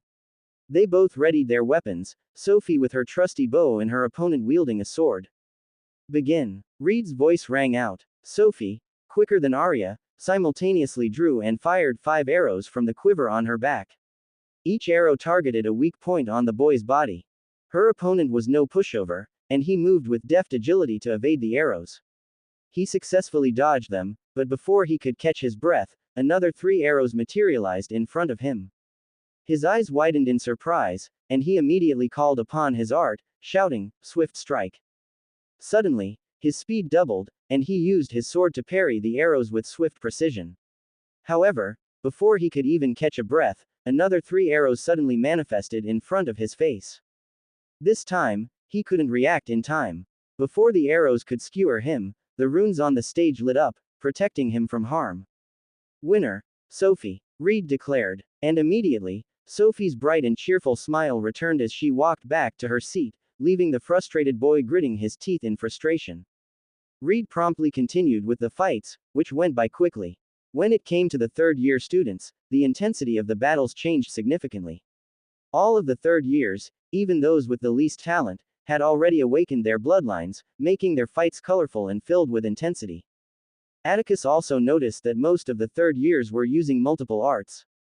Intermediate ranked individuals were able to learn a total of 3 arts, unlike novice ranks who could only learn 1. When it reached the 4th rank, Hella stepped forward with a confident stride, her expression as bossy as ever. "Rank 3, she called out as she reached the stage. Orion stood up and confidently walked forward to join her. The trainees were equally interested in this particular battle. Every 3 months, Hella challenged Orion, but she had consistently lost each time. Their fights were known to be hardcore, and everyone was curious to see if anything would be different this time around. Atticus, too, watched with interest. He had already witnessed how Hella fought, but he was curious to see Orion in action. The boy had been taunting Atticus for a fight, and he wanted to even see how strong he was. Do you think you can win? Orion asked her, smirking as he stepped onto the stage. Hela didn't reply, which seemed to irk him. They both brought out their weapons, Hela her sword and Orion a pair of sabers. He smirked at Hela and only unsheathed one, seemingly not taking the fight seriously. Begin. Reed's voice rang out, and they both immediately manipulated the air to increase their speed, dashing towards each other at surprising speeds. Orion slashed diagonally towards Hela, and she easily parried the attack. Unfazed, Orion unleashed a flurry of strikes, but Hela continued to parry effortlessly, frustrating him. Let's see if you can keep up with this, Orion taunted with a smirk. He invoked his elemental mimicry, harnessing the power of his bloodline to mimic the swiftness of the air. The third-year students had been training in the elemental mimicry art for approximately 2 years. It was no surprise that the effects of art started showing within a matter of seconds. His strikes gained a noticeable surge in speed, yet Hela remained entirely unperturbed. Responding in kind, she infused her bloodline with mana, matching Orion's newfound velocity without breaking a sweat. Orion clicked his tongue, growing tired of this exchange. Deciding to end it, he quickly unsheathed his second saber. Hela had been expecting this move, intending on taking advantage of this opportunity. She immediately deployed her art, muttering, "Cyclone Blade." Her sword transformed and was immediately enveloped in a fierce whirlwind, which descended rapidly toward Orion. Reacting with swiftness, Orion deftly employed his specialized movement technique, smoothly evading Hela's strike. With both sabers now in play, he assumed a distinctive stance, one sword held above his head and the other poised below his back. He muttered, "Swift vortex." In an instant, he became a blur, spinning at an astonishing speed. Hela struggled to react in time, and before she could make a move, Orion's saber reached her neck. A brilliant flash of runes lit up, creating a protective barrier just in the nick of time, deflecting the lethal strike. "Winner, Orion," Reed declared. The trainees began to murmur, impressed by Orion's skill. Meanwhile, Hela clenched her fists in frustration and exited the stage. Orion, on the other hand, glanced in Atticus's direction and offered a smirk. Atticus, unperturbed, maintained his neutral gaze, a reaction that seemed to irritate Orion. Without any intention to challenge anyone further, Orion left the stage. He and every third-year student recognized that the first and second ranks in their class operated at an entirely different level. While it was no surprise that Ember from the main family held the top spot, the general expectation was that the second rank would belong to Orion. This was what everyone had predicted. Yet, they were shocked when the boy, William, effortlessly defeated Orion. Rank 2. Reed's voice boomed. William stood up and stepped out calmly, ignoring the whispers in the air. He reached the stage with a slight smile and confidently said, "Rank 1. Ember stood up without any change in expression, calmly walking to the stage and positioning herself across from William. William maintained his smile and attempted some light banter, intending to elicit a laugh from her. "Lady Ember, please take it easy with me." However, Ember continued to stare at him without any change in expression, simply bringing out her spear. William's smile faltered when he received no response from her. He thought, "Stupid bitch." He proceeded to draw his weapon, a sword, and got into a stance. Begin. As soon as Reed's voice rang out, they dashed toward each other with incomparable speed to what the third years had shown so far, engaging in a flurry of strikes and parries. Ember's movements were calculated, swift, and cold, each strike aimed at a weak point on William's body. It was clear she wasn't treating this as a simple challenge, she was genuinely trying to kill him. William struggled to keep up, thinking, "Fuck. How is she so strong?" Ember showed no mercy, countering every block with 2 strikes, and immediately appearing wherever William tried to evade. He found himself being pushed back continuously and decided to utilize his art. "Earth Cleaver," he shouted, swiftly impaling his sword into the ground. The floor suddenly split open toward Ember, but her face remained unchanged. In a barely audible whisper, she muttered, "Zen Leap." In an instant, she vanished from William's view, closing the distance at an extraordinary speed, her spear's tip pointed upwards towards his throat. Panicking, William swiftly manipulated the earth below him to pull himself away from the spear just in time. However, his relief was short-lived. Suddenly, the tip of Ember's spear took on an icy appearance, and an ice spike formed on its tip, hurtling toward his throat with great speed. The spike tore through the air, intending on completely impaling William's throat, but the runes on the stage swiftly lit up and protected him in time. Winner. Rank 1. Reed declared. In the booth, the air seemed to grow even colder than before. Rowan wore a frown on his face, clearly displeased at this development. Finn, sitting beside him, couldn't help but think, two monsters in the main family, sigh. Sorry Aurora, looks like there's more trouble coming your way. After the battles had concluded, Atticus went to meet Ember, who was waiting for him at the entrance of the arena. Immediately after the end of the battles, Nate had promptly left, not talking to anyone, and Lucas followed him. Hey, Atticus greeted with a warm smile as he reached her, to which Ember replied with her characteristic, barely audible, hey. They immediately started heading toward the cafeteria to grab something to eat. They were both feeling hungry, especially given how eventful their morning had been. As they walked, Atticus couldn't help but ask, when did you level up your bloodline? They had trained together occasionally, and he had never known that she had advanced her bloodline. Unlike normal ranks, determining the rank of a person's bloodline was challenging, especially as they advanced their bloodline ranks. Their connection to the elements grew stronger, enabling them to become more adept at manipulating the elements, making it more difficult to detect the elemental cues they emitted. He was genuinely surprised to learn of Ember's progress. 4 days, she replied, her gaze slightly worried, fearing Atticus might be angry that she hadn't informed him earlier. Atticus noticed her concern and offered a reassuring smile. I'm not angry, Ember. I was just shocked by how strong our silent beauty has become, he said teasingly. Ember smiled, relieved that he wasn't upset with her. She couldn't help but shake her head. If she was strong, what should she call him? Upon reaching the cafeteria, they got some food and continued chatting for a while before parting ways. During the last 2 months, Atticus had amassed a significant number of Raven points. Since he often went hunting alone, he could hoard the points for himself, plus he went hunting at least 4 times a week. He decided to buy another art. While there were limits on the number of arts intermediate rank individuals could learn, Atticus never felt those restrictions applied to him. He wasn't sure why, but he sensed no impediment to his ability to learn more arts. Currently, with his katana's first move, Arcane Barrier, and Elemental Mimicry, he had already reached the limit of 3 arts that an intermediate rank trainee could learn, but he felt he could learn more if he wanted. Heading toward the south side of the camp, Atticus entered the Emporium. The intensity of the stares directed at him had increased significantly since this morning's display of strength. People were now even more determined to approach him and earn his favor. But as usual, a cold stare from him was enough to send them away, especially when they know how strong he was. Approaching the clerk, Atticus requested a list similar to the one he had received earlier. He made his way to the section containing the available arts and began perusing the list. The Raven points he had gathered in 2 months were substantial, and he couldn't help but smile upon checking his device. Raven points. 20,500. However, that smile quickly faded when he saw the prices of transcendent potential arts. Each art's potential was categorized, and Atticus had previously saw the elemental mimicry art in the unlocked potential category. This was his first time exploring the transcendent potential category. The prices he saw were staggering, with the lowest one being 100,000 Raven points. Atticus wisely decided to change categories and, after some searching, settled on an art that he believed would be useful. He made the purchase and then returned to his room to continue his training. Seated cross-legged in the center of his training room, Atticus held the newly acquired art in his hands.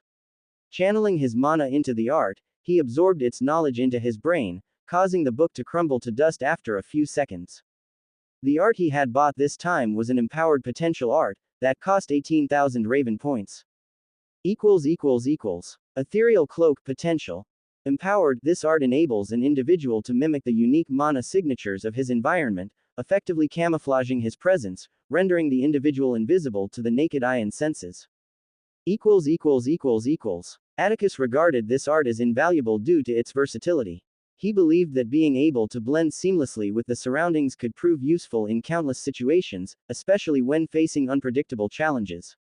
He had always been cautious, and he felt that he should have a skill that would help him escape if needed. With the information now ingrained in his mind, Atticus closed his eyes and began the process of learning Ethereal Cloak. The art consisted of several steps, and the first requirement was to have precise control over mana, which Atticus didn't lack. Taking a deep breath, he initiated the first step to envelop his entire body with mana.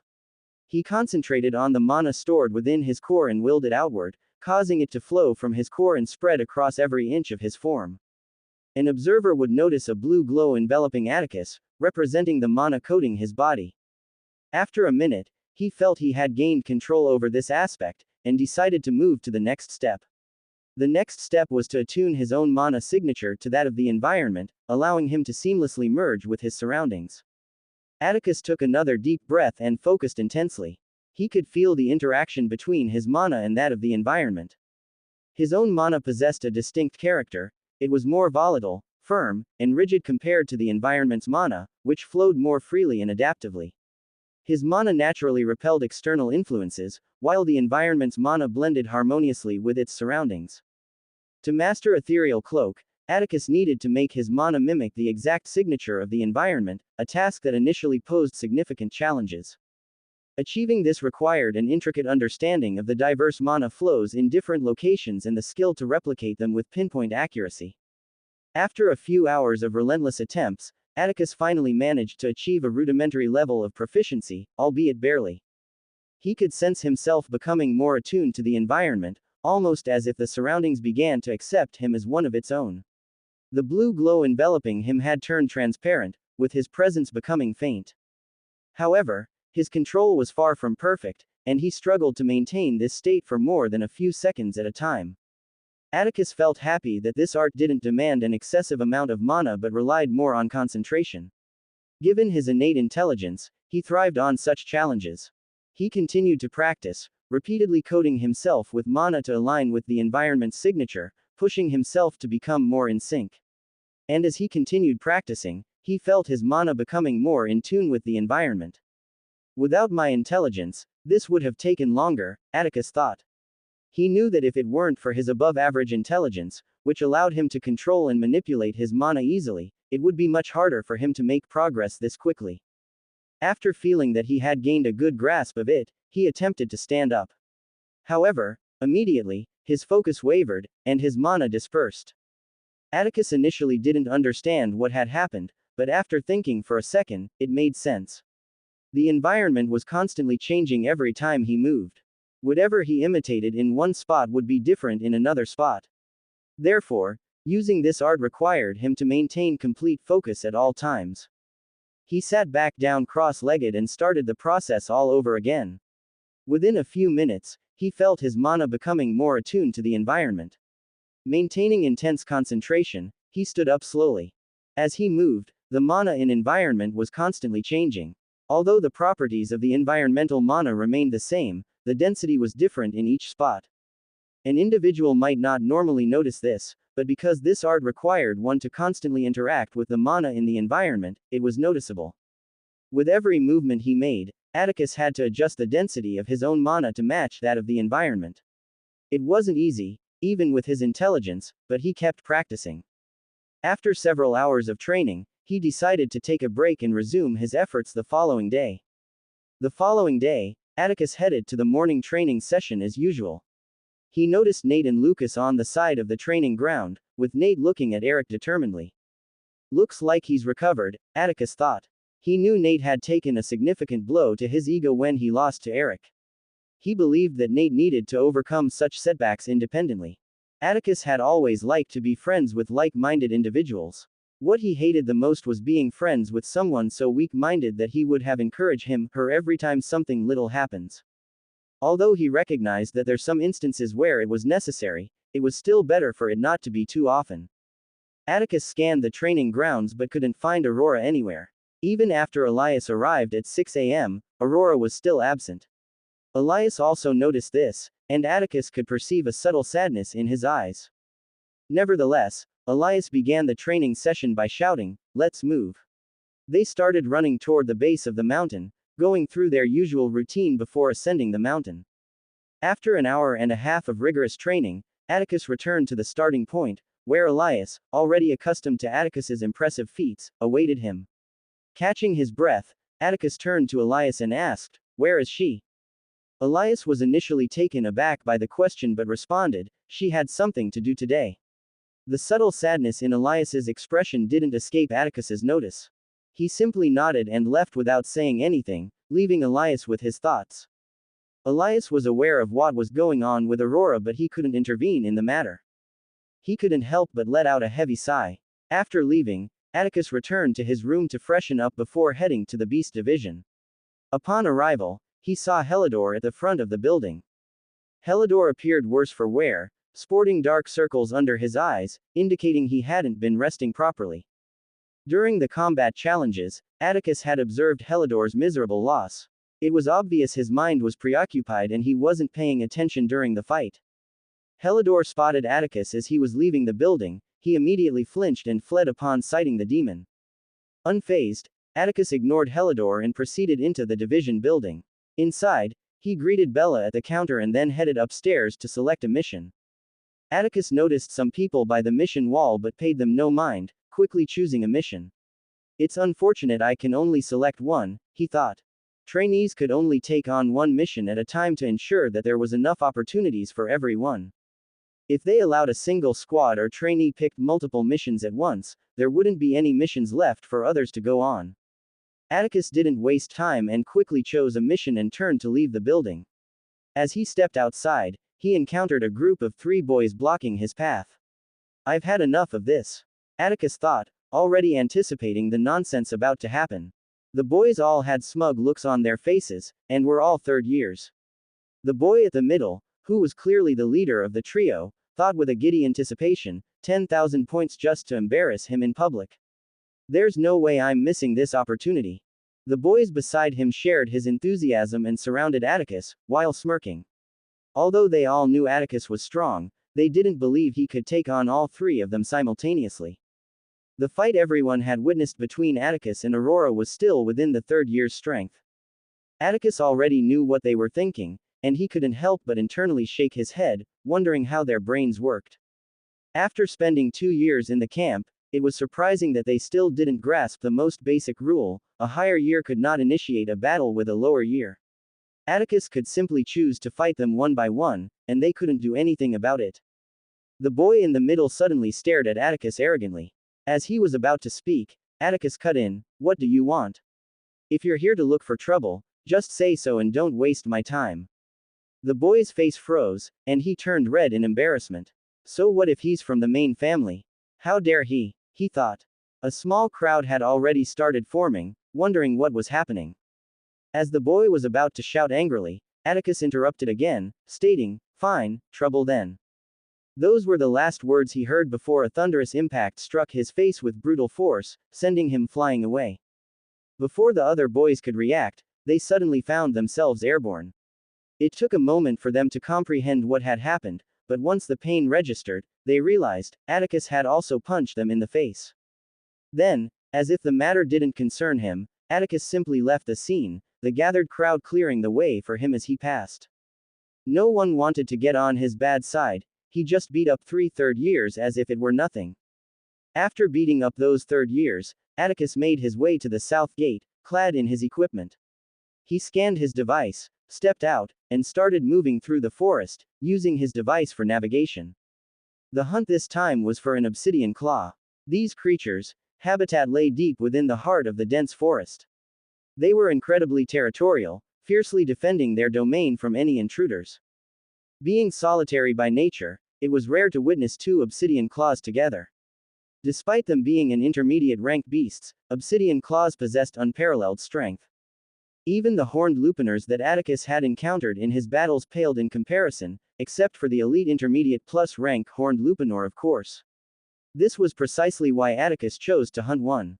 After running for a while and following his device for navigation, Atticus found himself in a dense canopy of trees.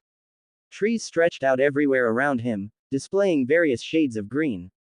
Atticus continued moving and, after a few minutes, arrived in a large grassy clearing surrounded by trees.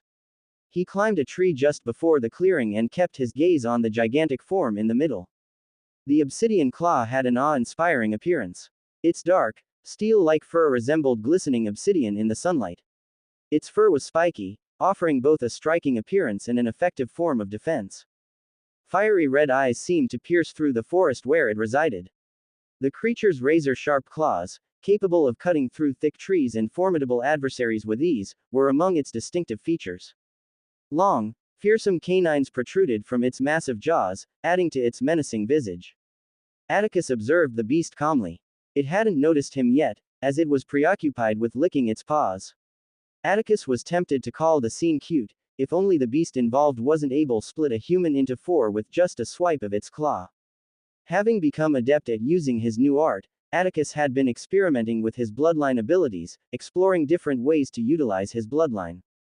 Jumping down from the tree, Atticus landed silently. With a thought, the earth began to move, covering his form, starting from his feet, then his legs, torso, and hands, stopping at his neck. He left adequate space at each joint for flexibility. His fist was covered in earth, resembling a boxing glove, with increased density to make it harder. Currently, Atticus could only control two elements simultaneously with ease, and he wasn't yet proficient at controlling three elements together. So, he decided to add fire to his earth-covered fist. With another thought, fire enveloped his earth-covered hands, blazing with intensity, and he turned his gaze back to the obsidian claw in the middle of the clearing. Taking a deep breath, Atticus zoomed towards it in a blur of motion. Atticus moved towards the obsidian claw at high speed. As he got closer, the obsidian claw quickly noticed him and swiftly stood up on its hind legs, letting out a deafening roar. Atticus, who saw this, increased his speed even more and kept dashing towards the obsidian claw. As he closed in, the beast stomped the ground while still standing on its hind legs and swiped down its claw. The claw cut through the air with intense speed, leaving deadly claw-like afterimages in the air. Atticus continued to close the distance between himself and the obsidian claw, as if he didn't see the claw threatening to split him into four. With the claw inches away from his face, he pointed his hand forward and released a blast from his hands, immediately stopping his momentum. With his momentum stopped, the claw slashed down where Atticus was supposed to be moments before. Before the claw had even finished its swing, Atticus had already acted. He raised his hands behind him, stood on his toes, and released another blast from his hands and legs, propelling himself upwards toward the obsidian claw at high speed. He raised his right arm, intensifying the flames, and threw a punch at the obsidian claw's left cheek with tremendous force, causing blood to splatter on the ground. Due to its huge size, the punch didn't send the obsidian claw flying, but it did shift its head to the left. Immediately after the punch, Atticus followed up with another move while still in the air. He released a burst from his left hand, making himself spin in an anti-clockwise direction. Utilizing the momentum, he threw a spinning kick with his leg, targeting the same spot he had punched. The kick landed with a crushing force, and the added impact sent the obsidian claw's head towards the ground, hitting it brutally. The beast let out an enraged roar and suddenly got up, causing Atticus to back up immediately. It stood on its hind legs, and its steel-like fur started gleaming and shaking, becoming firmer and sharper, then suddenly, the fur shot outwards like spikes in every direction. Atticus reacted immediately. He took a huge step forward and controlled the earth under his feet, turning it into mud, allowing himself to sink into it. Then, he immediately manipulated the earth and moved underground towards the obsidian claw. He emerged from underground just below the beast, its jaw just sitting there, seemingly begging to be broken.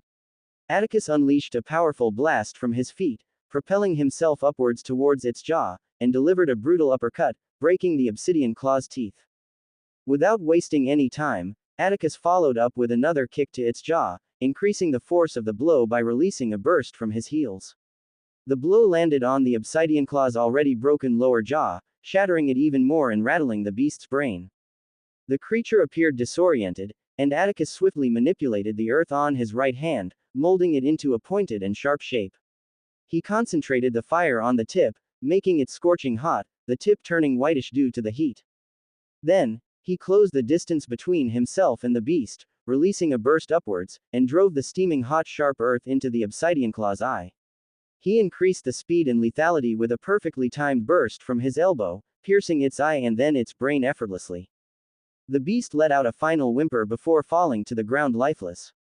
Atticus let out a long exhale and muttered, "I'm starting to love fighting." He enjoyed the thrill of battle, how everything fell into place, and the strategic thinking required. He relished his fighting style, especially with the elements like fire, which provided an unpredictable way of moving during fights.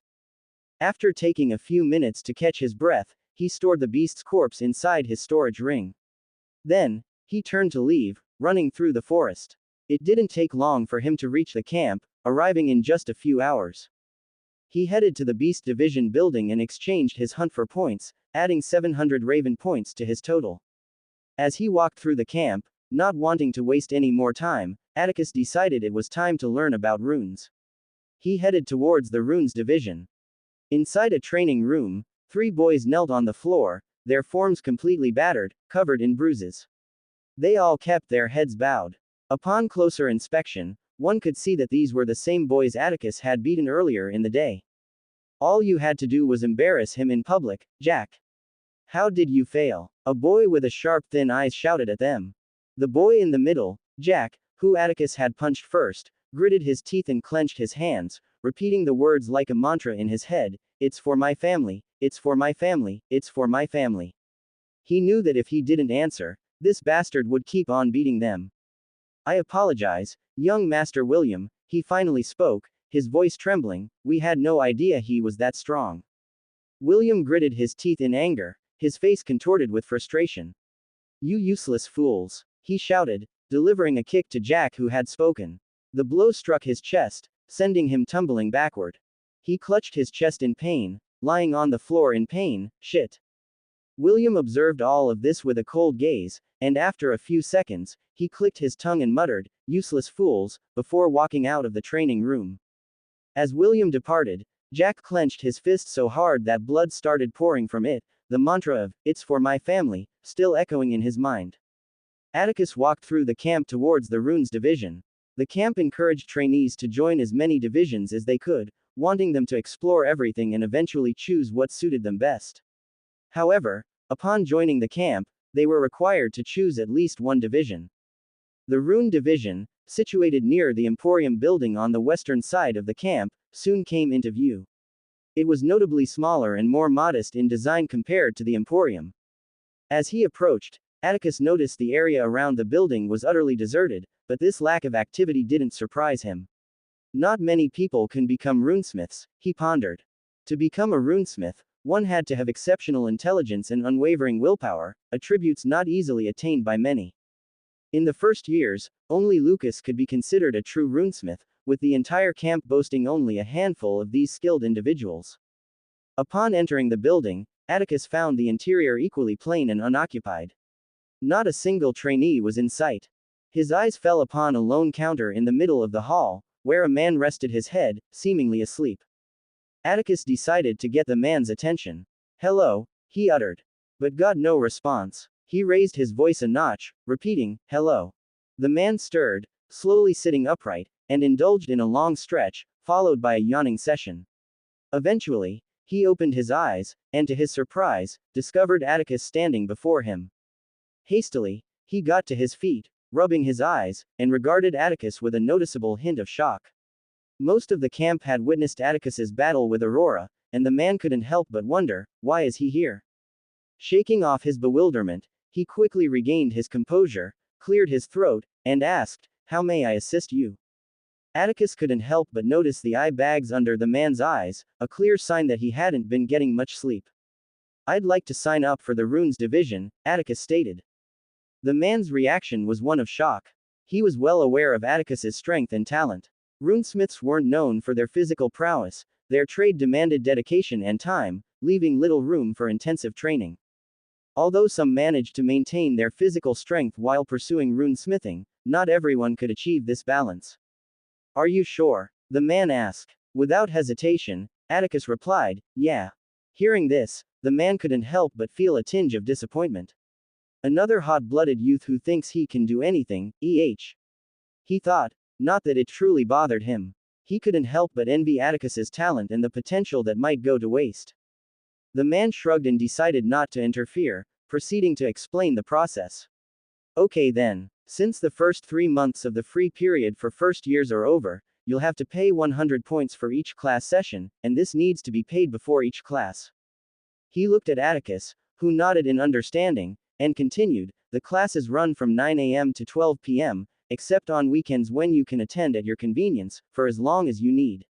If you feel you've learned enough, you can stop attending the classes or simply not request them. Nothing will be provided for you, you'll need to purchase all the books, equipment, and materials since the 3-month grace period is over. Atticus couldn't help but find it a bit annoying to miss out on the free resources, but there was no going back on his decision to delve into runes.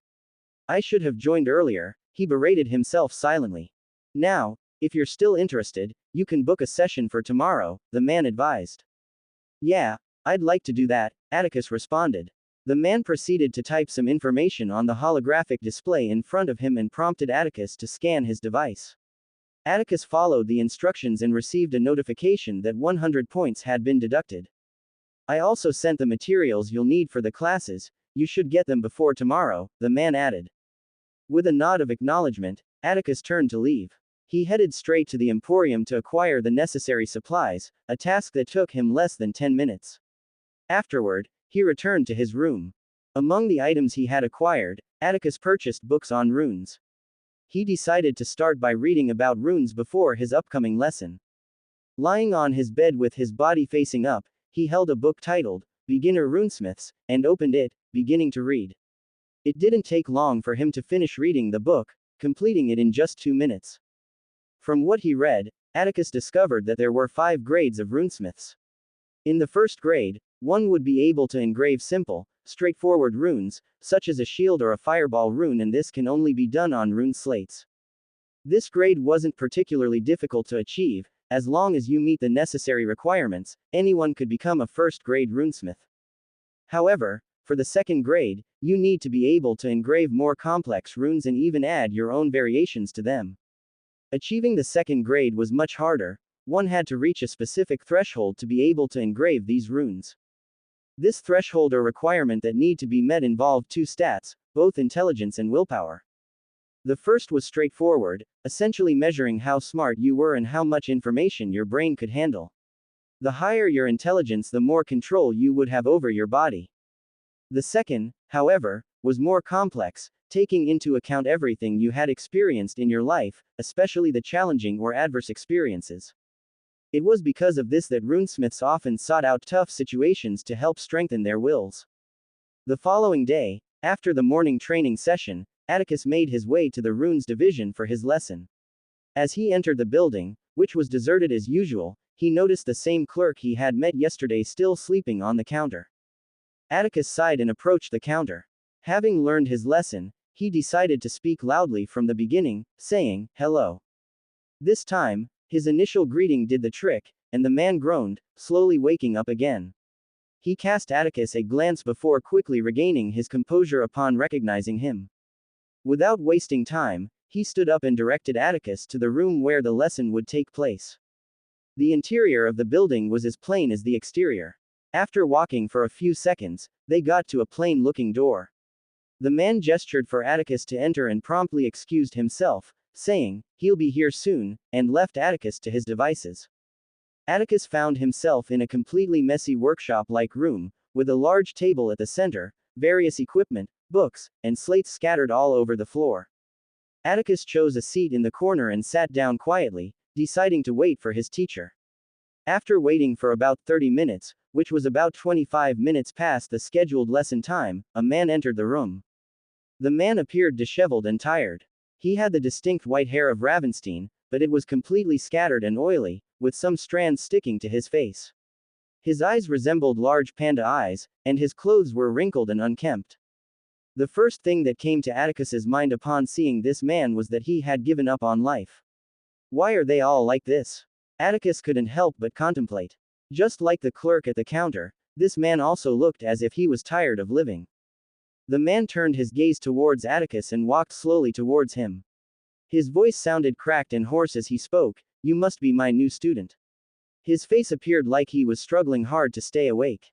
Seeing Atticus nod, the man retrieved a vial from his storage ring and downed its contents in one gulp. As he finished drinking it, he couldn't hide his disgust at the awful taste of the potion. Atticus immediately noticed some changes in the man's demeanor.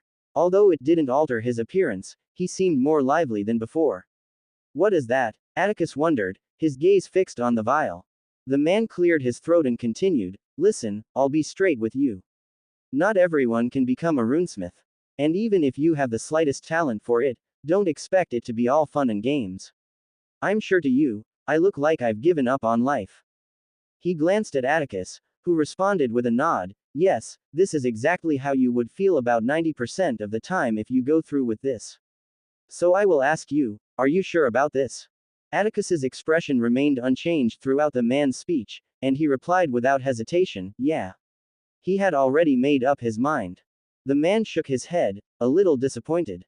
He was aware of Atticus's talent and felt it would be a huge waste if he chose this path. However, camp staff weren't allowed to force trainees into anything, so he had no choice but to accept it. Letting out a heavy sigh, he introduced himself. "All right then, my name is Grimstone, and I'll be your teacher for as long as it takes for you to become a runesmith." Atticus stood up and also introduced himself, saying, "I'm Atticus. I'll be in your care." Grimstone smiled at this, seemingly pleased with Atticus's introduction. He had initially expected Atticus to be a proud, hot-tempered brat, given his talent and his status as the son of the family head. He was glad to see that Atticus didn't fit that stereotype. "All right, let's begin," Grimstone said, motioning towards the table in the middle of the room. Atticus complied, taking a seat at the table. Grimstone moved to the opposite end and faced Atticus. He clapped his hands twice, causing the room's lights to go off and the table to illuminate with blue holographic images displayed above it. "Now, I assume you've acquired the materials. Did you read the beginner runesmith book?" Grimstone inquired. Seeing Atticus nod, he continued, "Good, so I don't have to explain the grades. Let's dive right into it," he said, using his device to control the images on the holographic display. "Now, there are two important things you need before you can even dream of becoming a runesmith." The images on the holographic display changed to a drawing of a human, with labels highlighting intelligence and will. You guessed it, it's intelligence and will. In order to engrave a rune, you have to be able to project your will into the words you're writing with your mana. To do that, you have to be able to channel and control it. What enables you to have this control is your intelligence. He paused, allowing Atticus to absorb the information, and then tapped his device to change the displayed image. This time, Atticus saw images illustrating the relationship between intelligence and will. Just like the image shows, the relationship between intelligence and will is straightforward. Having a high amount of intelligence allows you to control your will perfectly. The higher the amount of will you possess, the stronger and more complex runes you can create. Without high enough intelligence, you won't be able to control a high will. Atticus nodded, absorbing the knowledge eagerly. Although he had read about all the basics from the book, it mainly talked about the different grades of runesmiths. He was learning a lot of things from listening to Grimstone. In rune engraving, there are no languages. The effect of the rune you engrave depends on the individual's will and intent. The more the words you engrave means to you, the better the effects. You can engrave anything you like, as long as your will can carry it. Grimstone tapped his device once more, displaying an image of a slate with the glowing word, "Shield," engraved on it. For example, simply engraving, "Shield," doesn't require that much will, and the resulting shield's power will depend on the amount of mana you can infuse into it. He tapped his device again, and a slate with the glowing words, "Impenetrable Shield," engraved on it appeared. However, engraving, "Impenetrable Shield," would obviously demand more willpower to create. But keep in mind that merely engraving, "Impenetrable Shield," doesn't guarantee an invincible shield, its strength is directly proportional to the strength of your will. This example applies to shields, but rune engraving follows the same principle overall. The stronger your will, the more powerful the rune. Now, our first lesson today will be about harnessing your will. The strength of your will is determined by one thing: your mental strength, which is closely tied to your life experiences. In this case, the more adversity you've faced and overcome, the better. Grimstone clapped, and the lights in the room came back on, clearing the holographic display. Now, let's focus on you engraving your first rune. Bring out an engraver and a slate, Grimstone instructed. Atticus followed his guidance, producing a slate and an engraver. The slate was a rectangular piece, measuring approximately 12 inches in length, 8 inches in width, and half an inch in thickness. Its surface had been meticulously polished to a mirror-like finish. The engraver, as its name suggested, was used for engraving runes. Crafted from polished steel, it featured a finely carved wooden handle. The tool had a moderate length, providing optimal control and balance. It tapered elegantly toward the tip, where the actual engraving took place. Constructed from a specially tempered steel alloy, it was exceptionally sharp and hard, allowing for precise and clean incisions into rune slates. Grimstone also retrieved a slate and an engraver from his storage ring.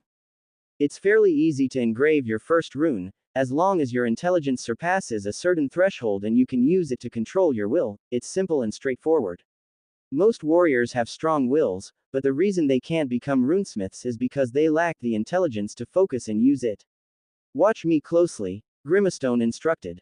Grimstone placed the slate on the table and then focused his mana anvil on the tip of the engraver.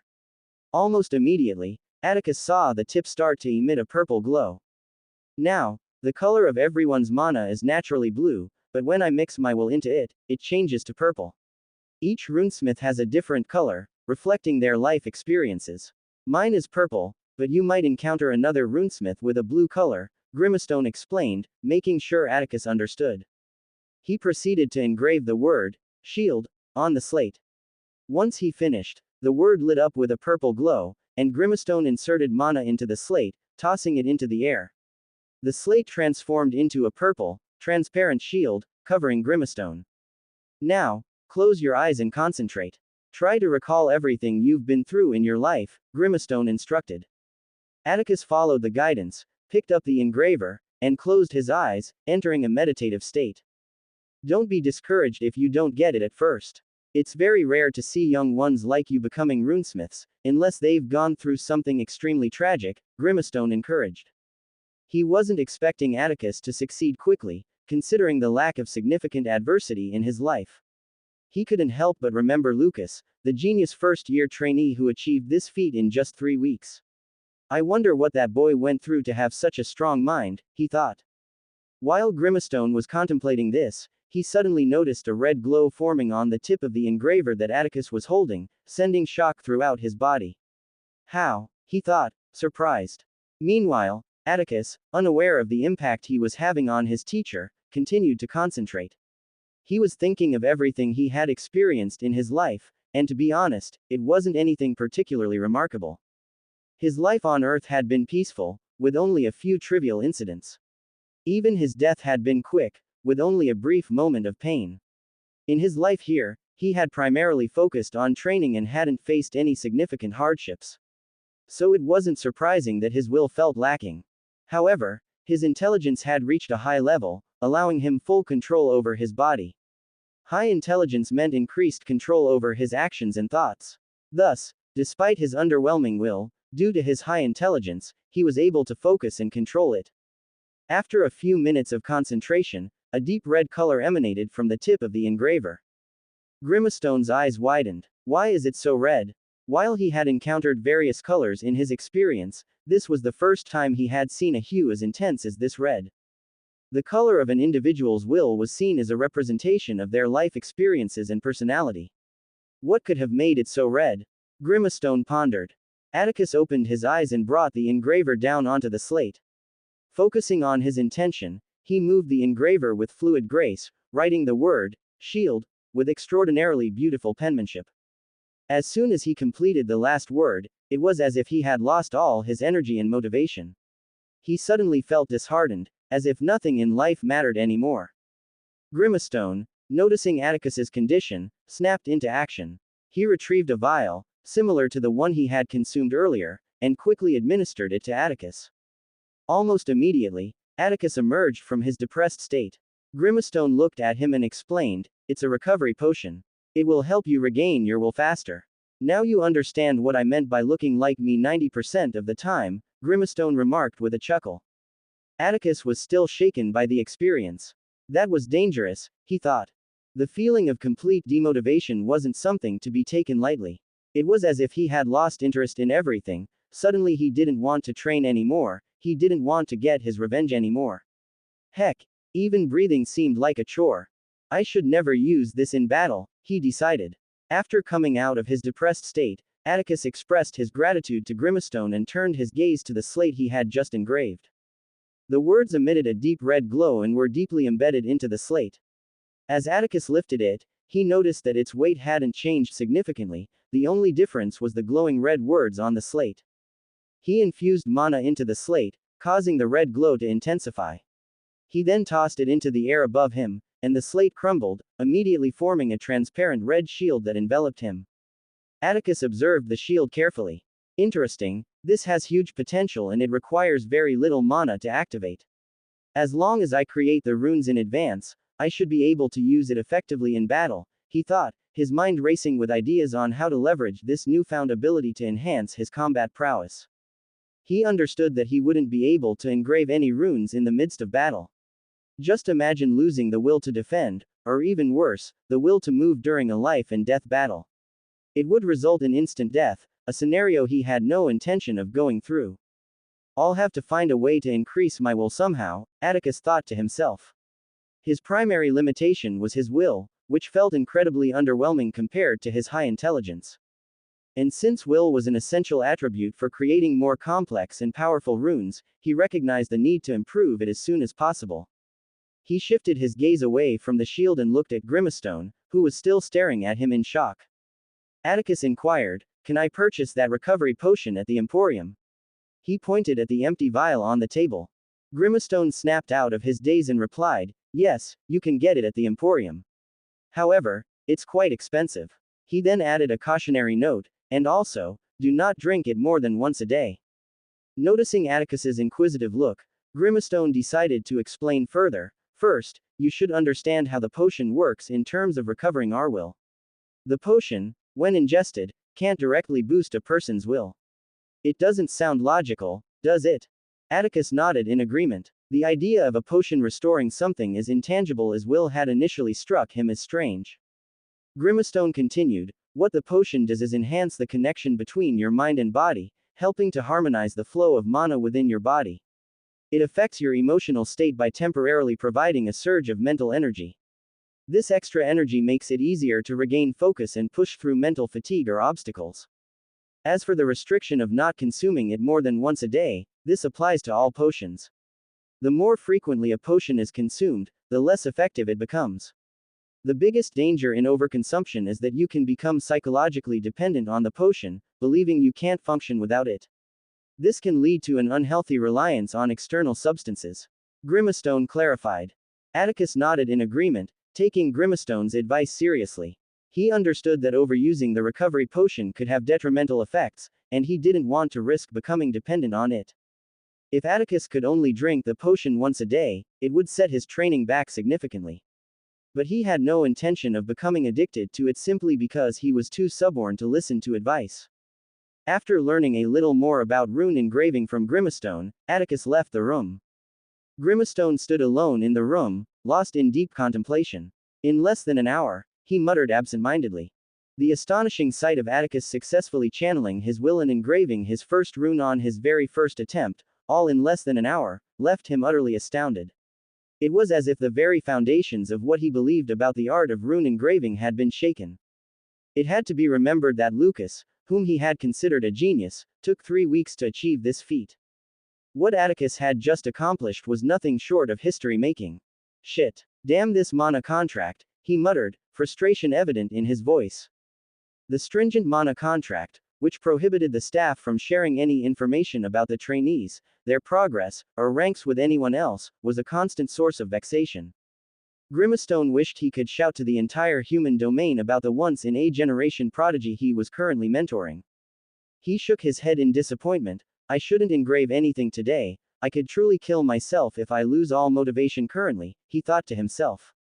As Atticus exited the Runes Division building, he made his way to the Emporium to purchase the potion. Unfortunately, Grimstone had forgotten to mention the name of the potion. However, after explaining its effects to the clerk, she promptly informed him of its name, Will Renewal. Atticus thanked her and began perusing the list in search of it. Upon finding it, his eyes couldn't help widen, expressing his surprise, 1,000 raven points each. In his thoughts. After a few seconds, overcoming his initial shock, he reluctantly purchased 2 potions, nearly depleting his raven points. With the potions in hand, he left the building and headed back to his room.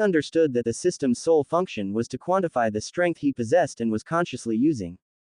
Just like his perception, since he hadn't actively used his will before, it wasn't reflected in his stats.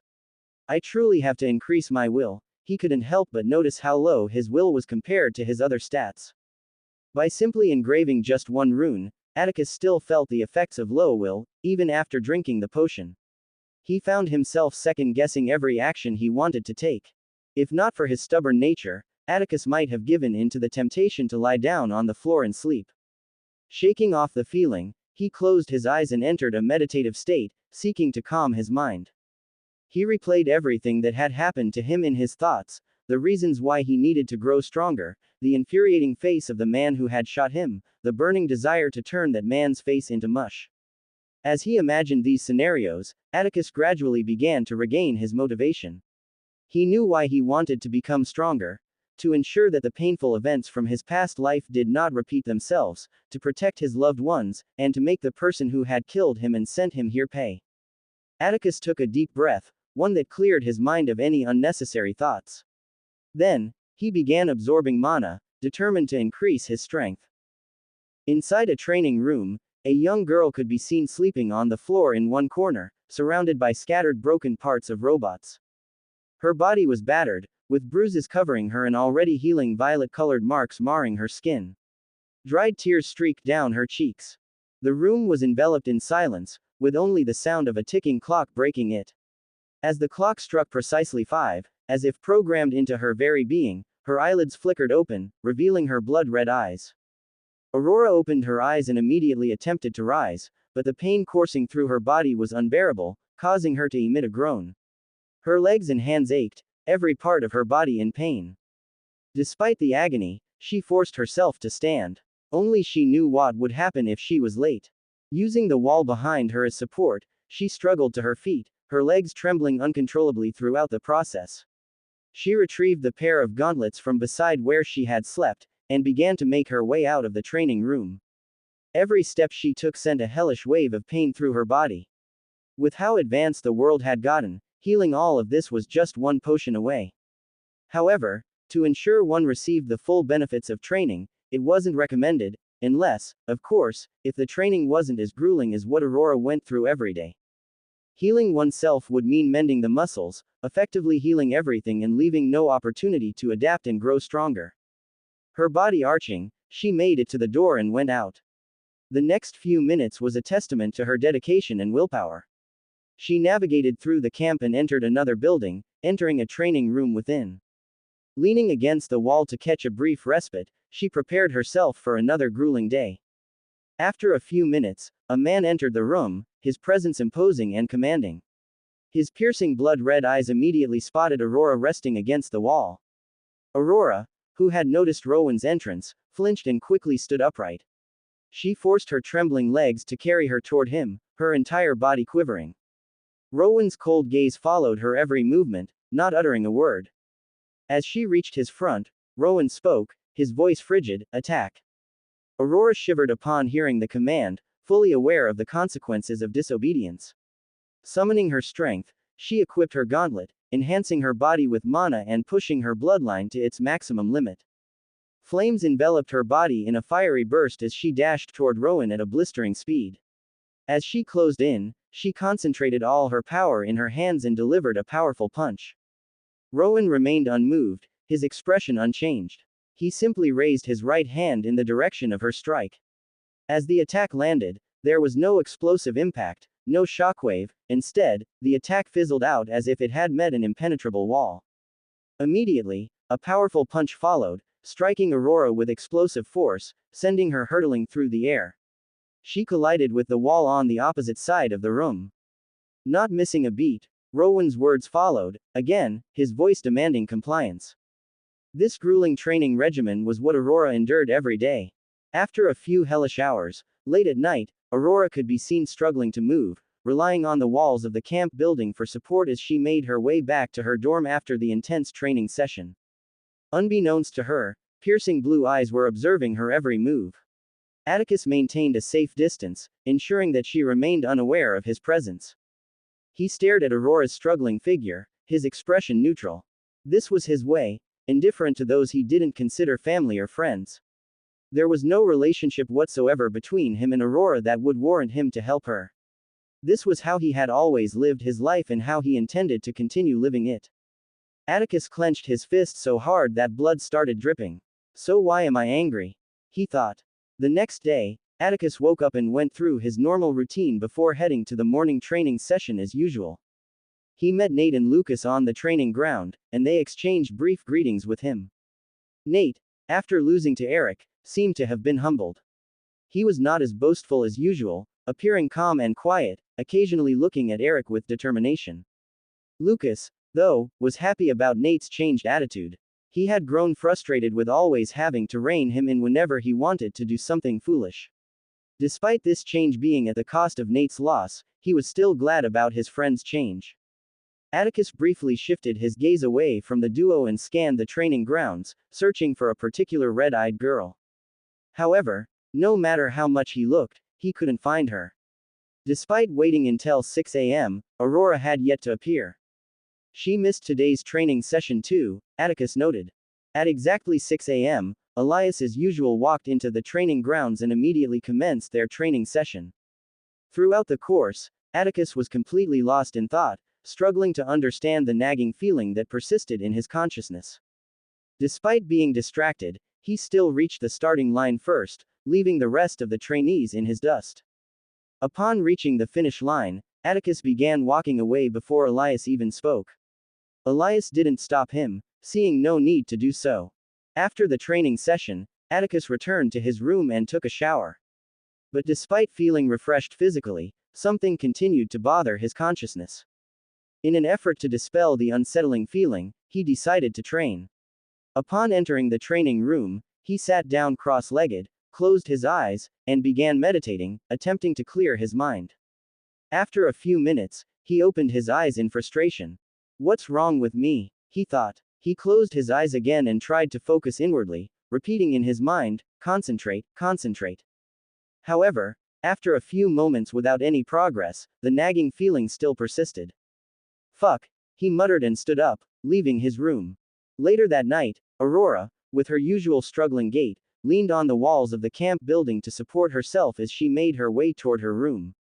As she reached the end of one building, she paused, looking at another building a few feet away. She took a deep breath and encouraged herself, "You can do it, Aurora." She left the support of the building and began walking toward the next, her legs wobbling, each step causing pain to course through her body. Before she got halfway there, a voice broke through the silence, "Do you want to keep doing this?" The voice asked, emanating from the space between the two buildings. Aurora's eyes widened. She always waited until nighttime to go to her room for two reasons: to rest after the grueling training and to avoid other trainees seeing her battered form. Aurora couldn't help but wonder, who? She quickly turned and saw the last person she wanted to see her in this state, a boy with spiky, mane-like hair and blue eyes, Atticus. Immediately upon seeing him, she stood upright, not wanting to show weakness. However, even that small movement sent a wave of pain through her body, causing her face to scrunch up momentarily. She quickly composed herself, concealing the pain deep inside. But had she been able to hide it from Atticus? No. With his heightened perception, he would be ashamed to miss something so obvious. Atticus repeated his question, "Do you want to keep doing this?" While looking directly into her eyes. Aurora's heart skipped a beat. He knows. Throughout her life, she had been regarded as a genius and pampered. The only significant hardship she could recall was her mother's death when she was young. But even then, her father had always been there for her, providing her with everything she needed. This was even more evident when she awakened her transcendent talent at the age of 7. She could never forget the happiness on Rowan's face that day. Every fight or spar she had engaged in with people her age or even slightly older had always resulted in her victory. Only the top talents in the family reached the intermediate rank at the age of 10, and she was one of them. So when she came to the camp, she was filled with pride. However, it all changed when she lost to Atticus. It was a first for her, a feeling she had never experienced before. She started regarding him as her rival after that, someone she had to defeat. The last person she wanted to witness her in such a state was her self-proclaimed rival. Then Atticus's question finally registered in her mind, "Do you want to keep doing this?" Immediately, a whirlwind of emotions washed over her: confusion, understanding, and eventually anger. In anger, she shouted, her voice trembling with fury, "Do you think I want this?" Her words pierced the stillness of the night, the intensity of the moment escalating. Despite the excruciating pain coursing through her body, she continued to walk toward Atticus, her voice laced with fury. "It's all your fault. Dad was always so nice to me before, so caring. It was when you came that all this started." Her voice grew strained as she attempted to wipe away the tears streaming down her face with her sleeves. With each painful step, she reached Atticus, poking his chest gently with her finger as she accused him, "This is your fault." Her voice quivered, coming out in sobs. Atticus remained unmoved, his stoic expression belying the turmoil within. Aurora's anger gradually gave way to profound sadness. Tears flowed freely down her cheeks, her head bowed, using her fist to hit his chest gently as she whispered, "It's your fault, or else Dad would never." Atticus, as if he hadn't heard her, simply repeated his question, "Do you want to keep doing this?" Aurora paused, her head still lowered. She wiped her tears with her sleeves and sniffled before finally looking up, meeting Atticus's gaze directly. She uttered, "I don't need your pity," and without waiting for a response, she turned and began to struggle away. Atticus watched her departure in silence, making no attempt to stop her. The next day, Aurora stuck to her hellish routine, and at the end of the day, she was, as usual, using the camp building as support and heading back to her room at night. Yesterday, when she got to her room after the conversation with Atticus, she regretted what she had said. It's not his fault, she thought. She knew yesterday she was just looking for someone to pour her frustrations on. She knew deep down that Atticus had nothing to do with the way she's being treated. He'll probably not talk to me again, she thought sadly as she kept struggling to walk. Just as she got to the same corner she had that interaction with Atticus yesterday, she heard a voice she was all too familiar with already, "Do you want to keep doing this?" Her eyes widened. He didn't leave, she thought. She quickly turned and saw Atticus standing there, his piercing blue eyes still maintaining that emotionless gaze. She clenched her fist and replied, "I don't need your pity. You should mind your business." And just like yesterday, she turned and started walking away. Atticus again did nothing to stop her and just watched her leave. After she left, He turned and started heading towards his room. The next day, Aurora made sure to leave very late in order to avoid a certain blue-eyed boy, in case he decided to come again. But despite her caution, as if on replay, she still heard the same emotionless voice as she was passing by the corner. Do you want to keep doing this? Shit, she thought. But this time she didn't even turn to face him. She didn't say anything. She just kept struggling to walk forward, trying to get to her room. And as usual, Atticus did nothing to stop her. And this was how Aurora's nights went every day. After the hellish training, heading to her room, she would unfailingly meet Atticus with his usual cold eyes and hear the same question over and over again. Do you want to keep doing this? This went on for about a week. And during this week, she had come to like the interaction. After Aurora's mother died, she had her father for support. Although devastated by her mother's death, her father provided warmth for her. But after arriving at camp, all that warmth vanished, leaving her devoid of any love in her life. She didn't have any friends in camp. With her spending practically all day training, it wasn't possible to socialize. And although she wouldn't want to admit it, during the weeks when Atticus had always come out unfailingly to meet her, despite his emotionless gaze, it made her feel cared for, something she desperately needed. Although her days were still filled with hellish training, it still made her feel a little happy to always see him there every night, like a little light bringing up an area in an unending dark tunnel. She smiled a little as she once again ignored Atticus's question, struggling to walk to her room. The next day, Aurora was, as usual, struggling to walk to her room, already anticipating the cold, emotionless voice as she got to the usual corner. But to her surprise, she got there and she didn't hear anything. She quickly turned and looked around, trying to find Atticus, but she didn't see anyone. Maybe he had something to do today, she muttered. Then, with slight hesitation, she continued walking to her room. The next day, heading back to her room after her hellish training, the same thing repeated itself. She looked around but couldn't find Atticus anywhere. Today too, she muttered, trying to convince herself that he had something to do today too. After a few seconds, she unwillingly turned her gaze from the corner and went to her room. This scene repeated itself for a few days, with Aurora anticipating that voice and getting disappointed when he didn't show. Not getting her usual respite every night was starting to get to her. Initially, it was fine because there was no expectation, and she wasn't excited about anything, but getting used to the little happiness every night after her hellish day, it was painful that it just stopped like that. He left, she thought, saddened, while walking towards her room after not seeing him at the corner again. After that, anytime she was going back to her room, despite realizing that he wasn't coming again, she couldn't help but look around, anticipating his voice anytime she got to the usual corner. But the same thing repeated itself, and she unwillingly left to her room. And then the days passed. She was walking back to her dorm room, having already accepted that he wasn't coming back, and no amount of anticipation could change this. As she got to the usual corner, she heard a voice that she had been anticipating for a while. Do you want to keep doing this? Aurora froze. His voice made her feel warm, very warm, despite it being cold. She quickly turned and saw the usual emotionless gaze he always had. Seeing him, she didn't know how or why, but tears started streaming out of her eyes like a flood. Aurora broke down, her legs losing all their strength as she fell, wailing and crying loudly, while wiping her tears with her sleeve, muttering within sobs, "No, I don't want to do this," sniffling her nose. It hurt so bad. Atticus approached Aurora, who was wailing on the floor. He bent down to her level and gently raised her chin, gazing directly into her red, puffy eyes. Her face was soaked with tears, mucus coming out of her nose, and her eyes were swollen. Atticus gave her his warmest smile, a smile filled with reassurance, but it only seemed to make Aurora cry even harder. Her sobs racked her fragile frame as she clung to him, her tiny hands gripping his clothes, soaking them with her tears. Atticus didn't utter a word, instead, he offered silent solace through his embrace. He held her close, patting her head in a tender and reassuring manner.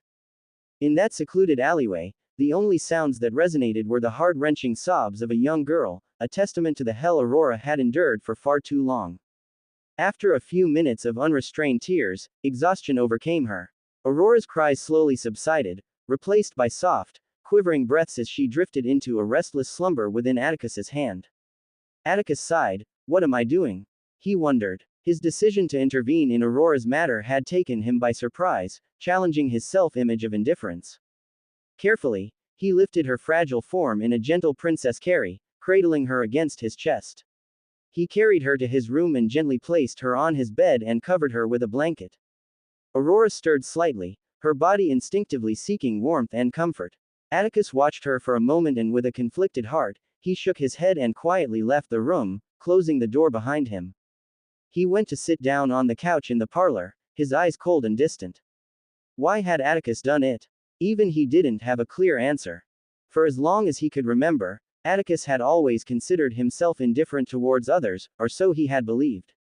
He had always held his family in high regard, cherishing those close to him above all else. He didn't view himself as a villain or an antisocial loner, rather, he saw himself as someone who wouldn't go out of his way to help those he didn't deem important. Throughout his life on Earth, this principle had guided him, an unwavering belief in an eye for an eye. He treated people in kind, offering goodness to those who extended it and retaliating against those who inflicted harm. Even when faced with the suffering of others, it had done little to stir his emotions. Atticus had always prided himself on his indifference towards anyone outside of his family circle. In his past life, his mother had showered him with love and attention, and even in this life, he continued to receive affection and care from his loved ones. However, witnessing the torment inflicted upon someone who should have been cherished by her own father ignited an unfamiliar feeling within him. It was a sensation that he couldn't quite define. What solidified this change in him was the realization that the girl in question, Aurora, was just a child. She was 10 years old. Atticus couldn't help but draw parallels between her circumstances and the lives of 10-year-olds back on Earth. Despite the accelerated maturation of children in Eldoralth, he found it difficult to accept the harsh reality that Aurora was facing. Witnessing a child endure such torment was deeply unsettling, something only the coldest of hearts could ignore. And it appeared that Atticus's heart wasn't as cold as he had thought. Initially, he had been determined to ignore the troubling situation that had unfolded before him. He had wanted to erase the haunting image of Aurora that night from his mind, hoping that by turning a blind eye, he could free himself from the nagging thoughts that plagued his consciousness. However, no matter how hard he tried to bury the matter, it continued to gnaw at his very being, refusing to be ignored. Eventually, he decided to take action. Atticus knew that he wasn't close enough to Aurora to convince her to defy her father's orders. The fear she held for Rowan ran deep within her, making her obedient despite the inner turmoil she surely felt. So, he devised a different strategy, one that required a delicate touch of manipulation.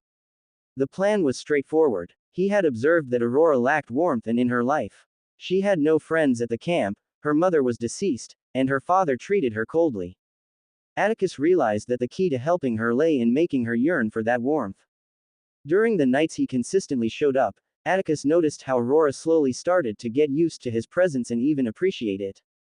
He had witnessed the subtle shift in her demeanor, the way she began to anticipate their brief interactions, finding solace and a glimmer of happiness in those fleeting moments. So, he abruptly stopped appearing for a while, observing from a distance as she searched for him at their usual meeting spot.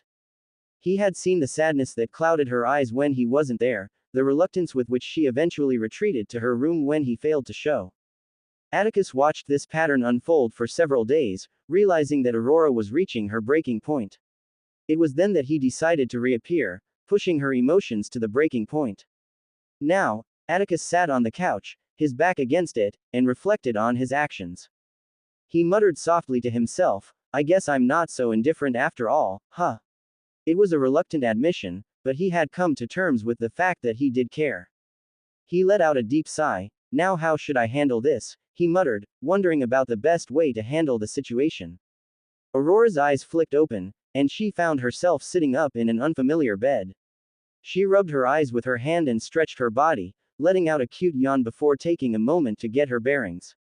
The first thing she noticed was that her body felt different, surprisingly good. It was a stark contrast to the constant pain she was accustomed to. No aches, no bruises, no pain at all. She gingerly examined her body, marveling at the absence of the usual marks. This newfound change felt both strange and wonderful. However, like a lightning bolt, the memory of the previous day came rushing back. She quickly realized that she wasn't in her own room, although she wouldn't admit it in public. Her room was filled with giant pink teddy bears. But this room looked different, it was very plain. A wave of realization washed over her, and her eyes widened as she recalled the events from the day before. She quickly jumped up from the bed, checking the time immediately. She saw it was already past 8. No, panic set in as she screamed inwardly, realizing that she was running late. She dashed to the door, flinging it open, and stepped into the living room where Atticus and Ember were sitting at the table. Their gazes turned toward her as she entered. Aurora immediately smelt the scent of food in the air, making stomach growl loudly. She quickly placed her hand over her mouth and cleared her throat awkwardly, her cheeks turning beet red. Atticus, looking somewhat amused by her predicament, broke the silence. "Come sit and eat," he said. Aurora hesitated for a moment, her internal struggle evident on her face. "I can't, I have to leave. Dad will be waiting for me," she replied hurriedly, while walking towards the door, her body slightly trembling as if foreseeing what she would go through because she was late. "Aurora," Atticus, who had remained seated, called her name. Aurora stopped and turned to look at him. His voice was serious as he said, "Aurora, if you don't want to, then don't do it. You're the owner of your own life. Walk out that door, and I'll never interfere in this matter again." His words struck a chord within Aurora. She had not known Atticus well, but the seriousness in his expression and the sincerity in his voice were undeniable. She instinctively knew, he's serious, he'll really leave. Tears welled up in her eyes as she continued to gaze at him. Atticus was completely serious about never interfering again if she leaves. He had already stepped out of his usual disposition to intervene in her life, and if she chose to turn away from his help, then why should he bother trying to help her? As Aurora locked eyes with Atticus, the situation grew increasingly serious. But then, the sound of silent chewing disrupted the tense atmosphere. Ember was entirely engrossed in her meal, not caring one bit about the situation unfolding. Honestly, Aurora's situation might sound pitiful, but frankly, she doesn't care. The subtle sound of Ember eating seemed to relieve the tension. Atticus's serious look seemed to crack as a subtle chuckle escaped his lips, and he couldn't help but shake his head at this silent beauty. Aurora also seemed to relax, but it didn't last long as Atticus spoke again. "So what will you decide?" he asked, regaining his serious look. Aurora turned her gaze downward, her face showing as if she was going through an internal dilemma. After a few seconds, she looked up and gazed at Atticus. Something about his look made her decision more reassuring. She nodded with determination, but her shaking hands betrayed how much turmoil she was currently going through. Atticus nodded back with a small smile and gestured to a seat at the table. Aurora walked towards it and sat down beside Ember, who was still eating without a care in the world. Atticus placed a plate of food in front of her and went to sit down himself, starting to eat. Aurora watched as they both ate, seemingly unbothered and carefree. She turned her gaze to the food in front of her and thought, it looks so good. With the hellish training she went through every day, she rarely had the luxury of savoring the taste of her meals. The pain in her body often overshadowed any enjoyment of food. She stretched her hand and grabbed a spoon, scooping a spoonful of the food. As it entered her mouth, it was immediately bombarded with delicious taste. She took another spoonful and kept eating, not realizing when tears started streaming from her eyes. Atticus watched her without saying anything, releasing a small sigh, and continued eating. Once they were done eating, Atticus turned his gaze to Aurora, who had already stopped crying. She also turned to face him, her eyes still puffy. "I'm not going to mince my words," Atticus began. "Your father is foolish for treating you that way." His words made Aurora clench her fist. Despite her father's terrible treatment, he was still her father. Atticus noticed her reaction but ignored it. He continued, "I'm sure you already know, but the reason why he's like that is because he's trying to take down the main family." Aurora's eyes widened. Atticus was being incredibly direct. Most people would avoid this delicate topic, but Atticus seemed determined to be blunt. "I'm sure you already know why he's trying to do that, so I don't have to go there. Here's the thing, Aurora, you're going to have to make a choice. The main family is standing in the way of your father's revenge, so he's trying to get rid of us, no matter the cost." Aurora's hand clenched harder as she understood the implication of those words, no matter the cost, even if it meant sacrificing his own daughter. You can either keep doing what he wants and keep suffering or simply don't.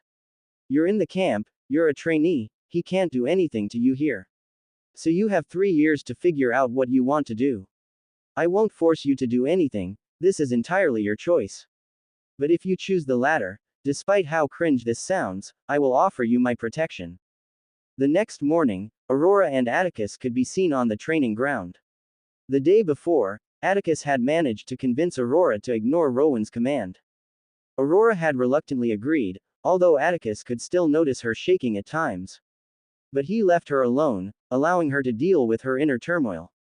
If she's not 100% in this, it would be a waste of time, Atticus thought. He knew that, in the end, everything depended on Aurora. If later down the line she decided to return to her father, he wouldn't be able to stop her.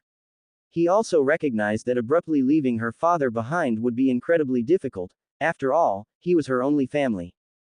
Atticus turned his gaze away from Aurora, who was already nervously biting her fingernails, toward the approaching duo of Lucas and Nate. They both displayed slight surprise when they saw Atticus standing together with Aurora. What's going on? Lucas couldn't help but wonder. But Nate was always one to wear his emotions on his face, so he openly asked, seeing you both together is so weird.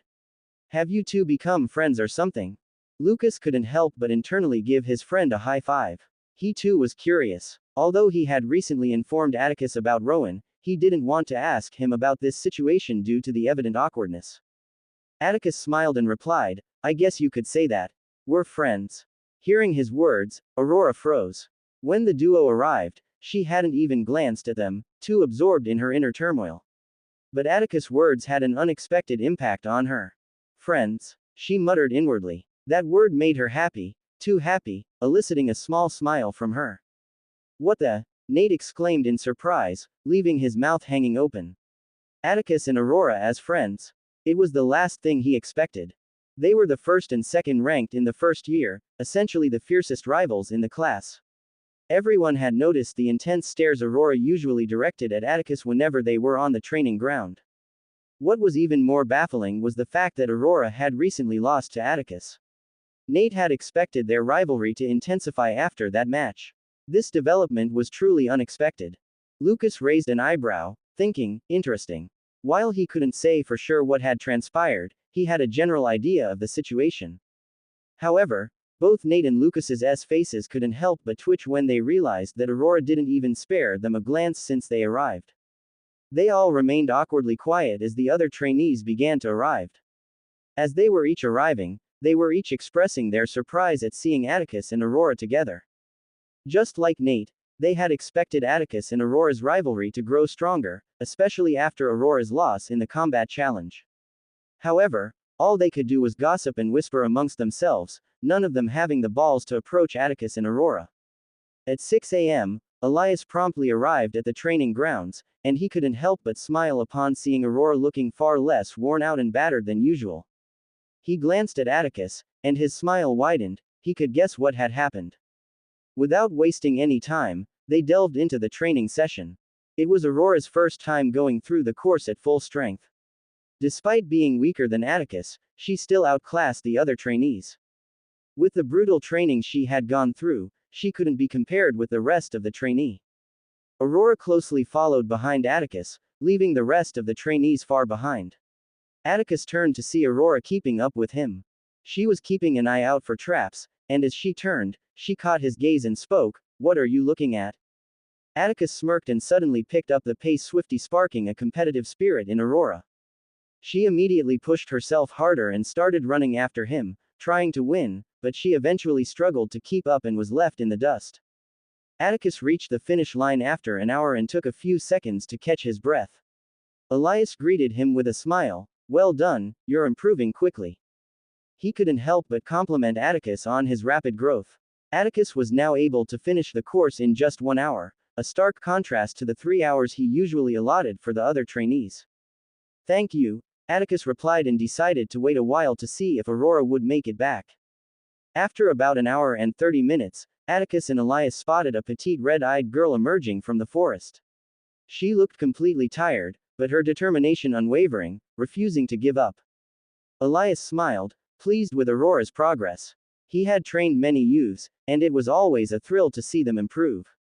The more geniuses in the family, the greater the success for the Ravenstein family.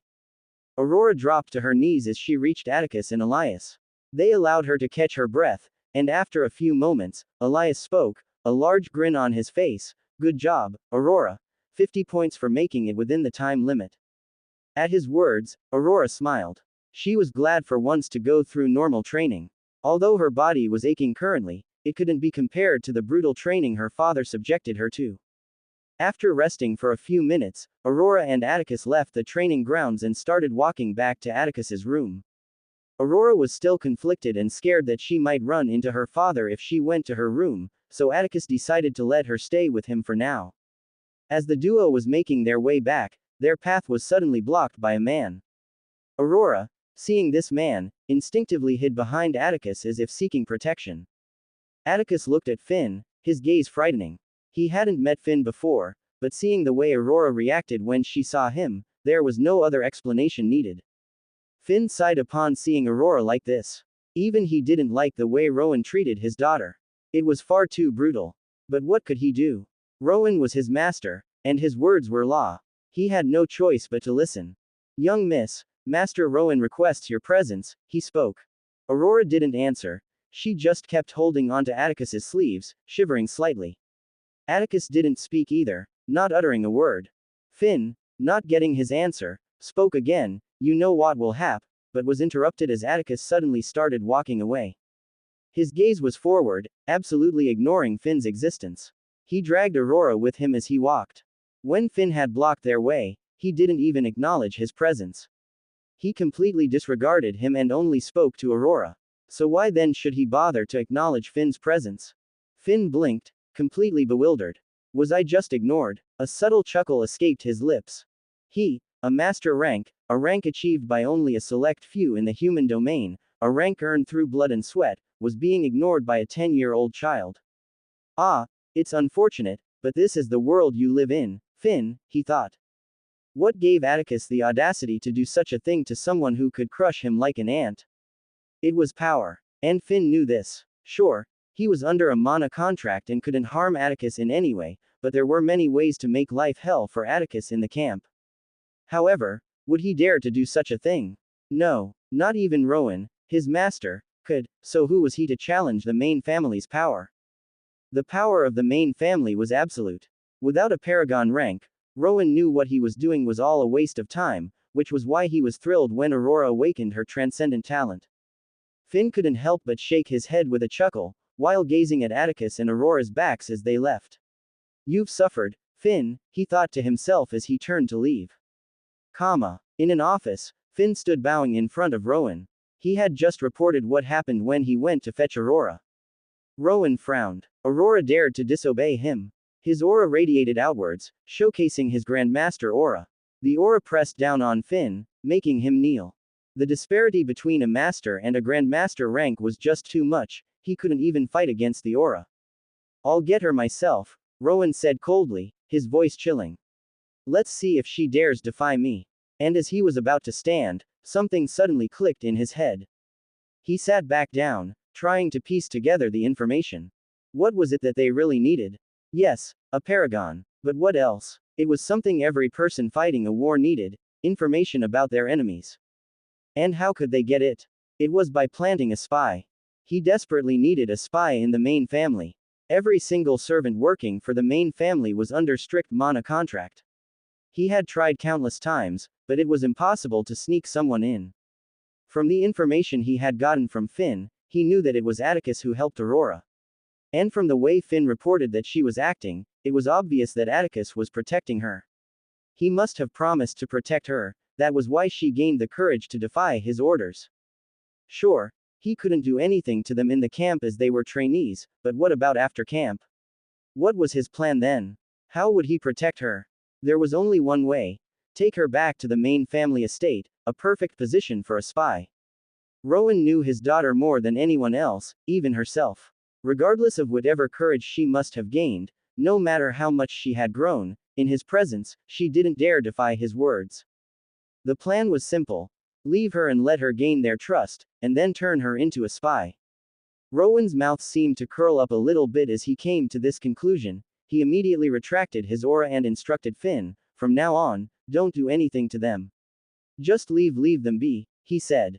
Finn was surprised for a moment and was about to ask why, but he decided against it, his master's words were law. Finn nodded, bowed, and left the office. Atticus and Aurora were currently facing each other in his training room, unaware of Rowan's plans. Are you sure about this? Atticus asked. Aurora nodded confidently. She needed to see the disparity between their strength. Atticus had defeated her swiftly during the combat challenge. She was sure he wasn't even taking the fight seriously. Are you sure you don't mind me using my bloodline? Aurora asked. Atticus had told her that she could go full power and shouldn't worry about harming him, but since there wasn't a rune to protect them if anything happened, she couldn't help but be worried. Yeah, I should be fine, Atticus replied calmly. All right, Aurora said and swiftly dashed towards Atticus, donned with her gauntlet in her hands. She decided to start without her bloodline first to gauge him and then increase the intensity over time. Atticus, with his heightened perception, saw everything in slow motion.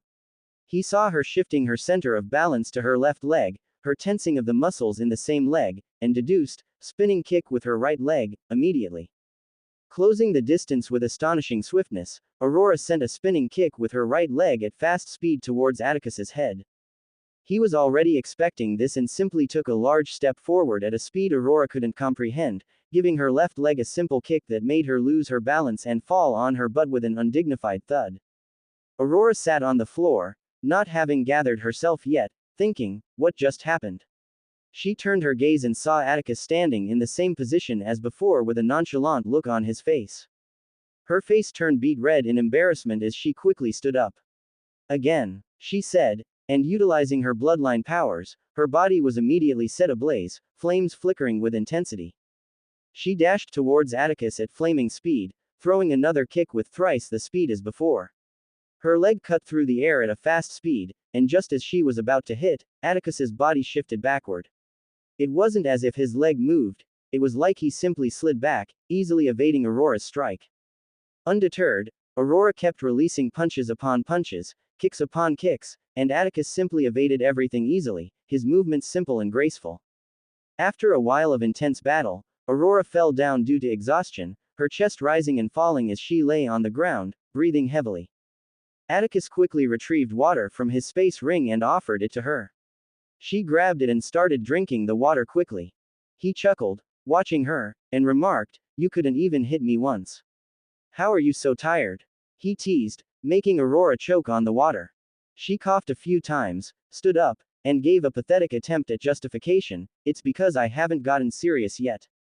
Ha ha ha, Atticus laughed at her reaction, making Aurora stomp her feet in playful anger. "Stop laughing," she said, dashing towards Atticus, who simply evaded her, not planning on stopping laughing. He couldn't help but notice the warm smile that appeared on Aurora's face.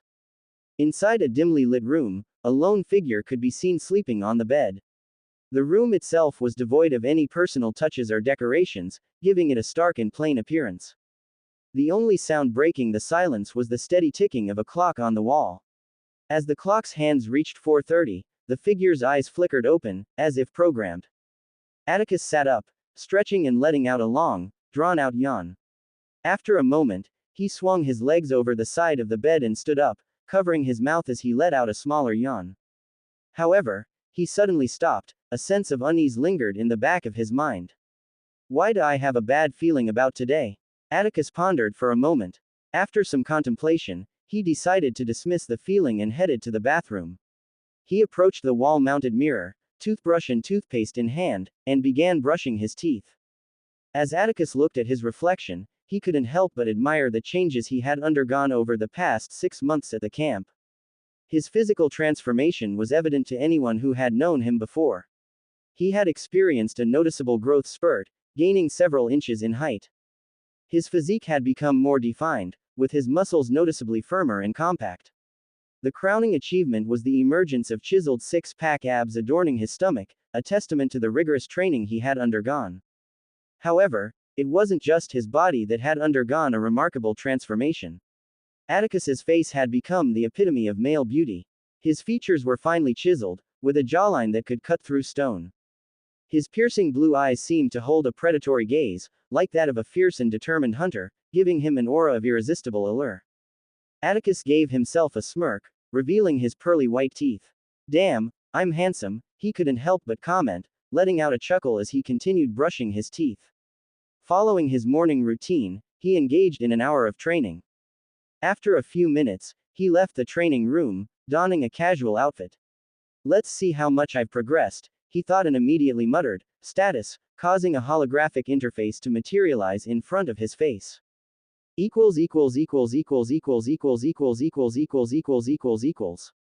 Character profile.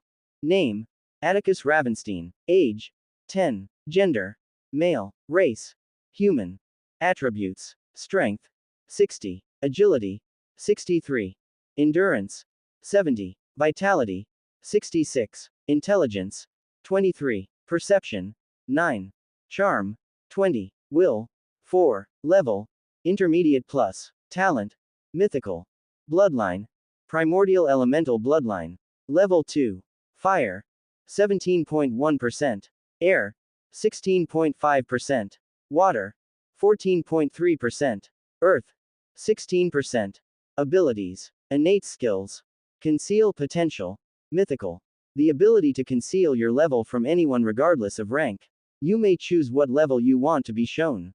Current mastery: mythical. Life weapon skills: transcendent slash. Godspeed grace. Normal skills: arcane barrier potential, transcendent. Current mastery: intermediate plus. Elemental mimicry potential, transcendent. Current mastery: novice plus. Ethereal clock potential, empowered. Current mastery: novice.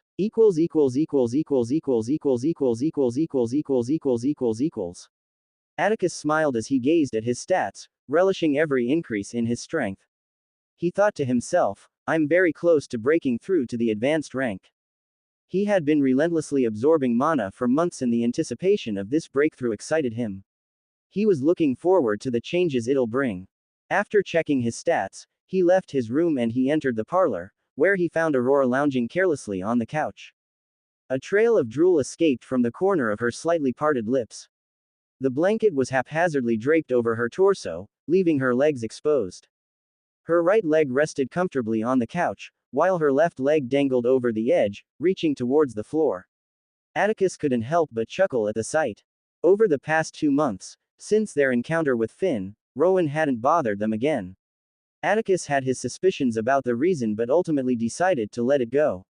He believed the reason was obvious, but he had made a promise to protect Aurora, and he intended to keep it, no matter what.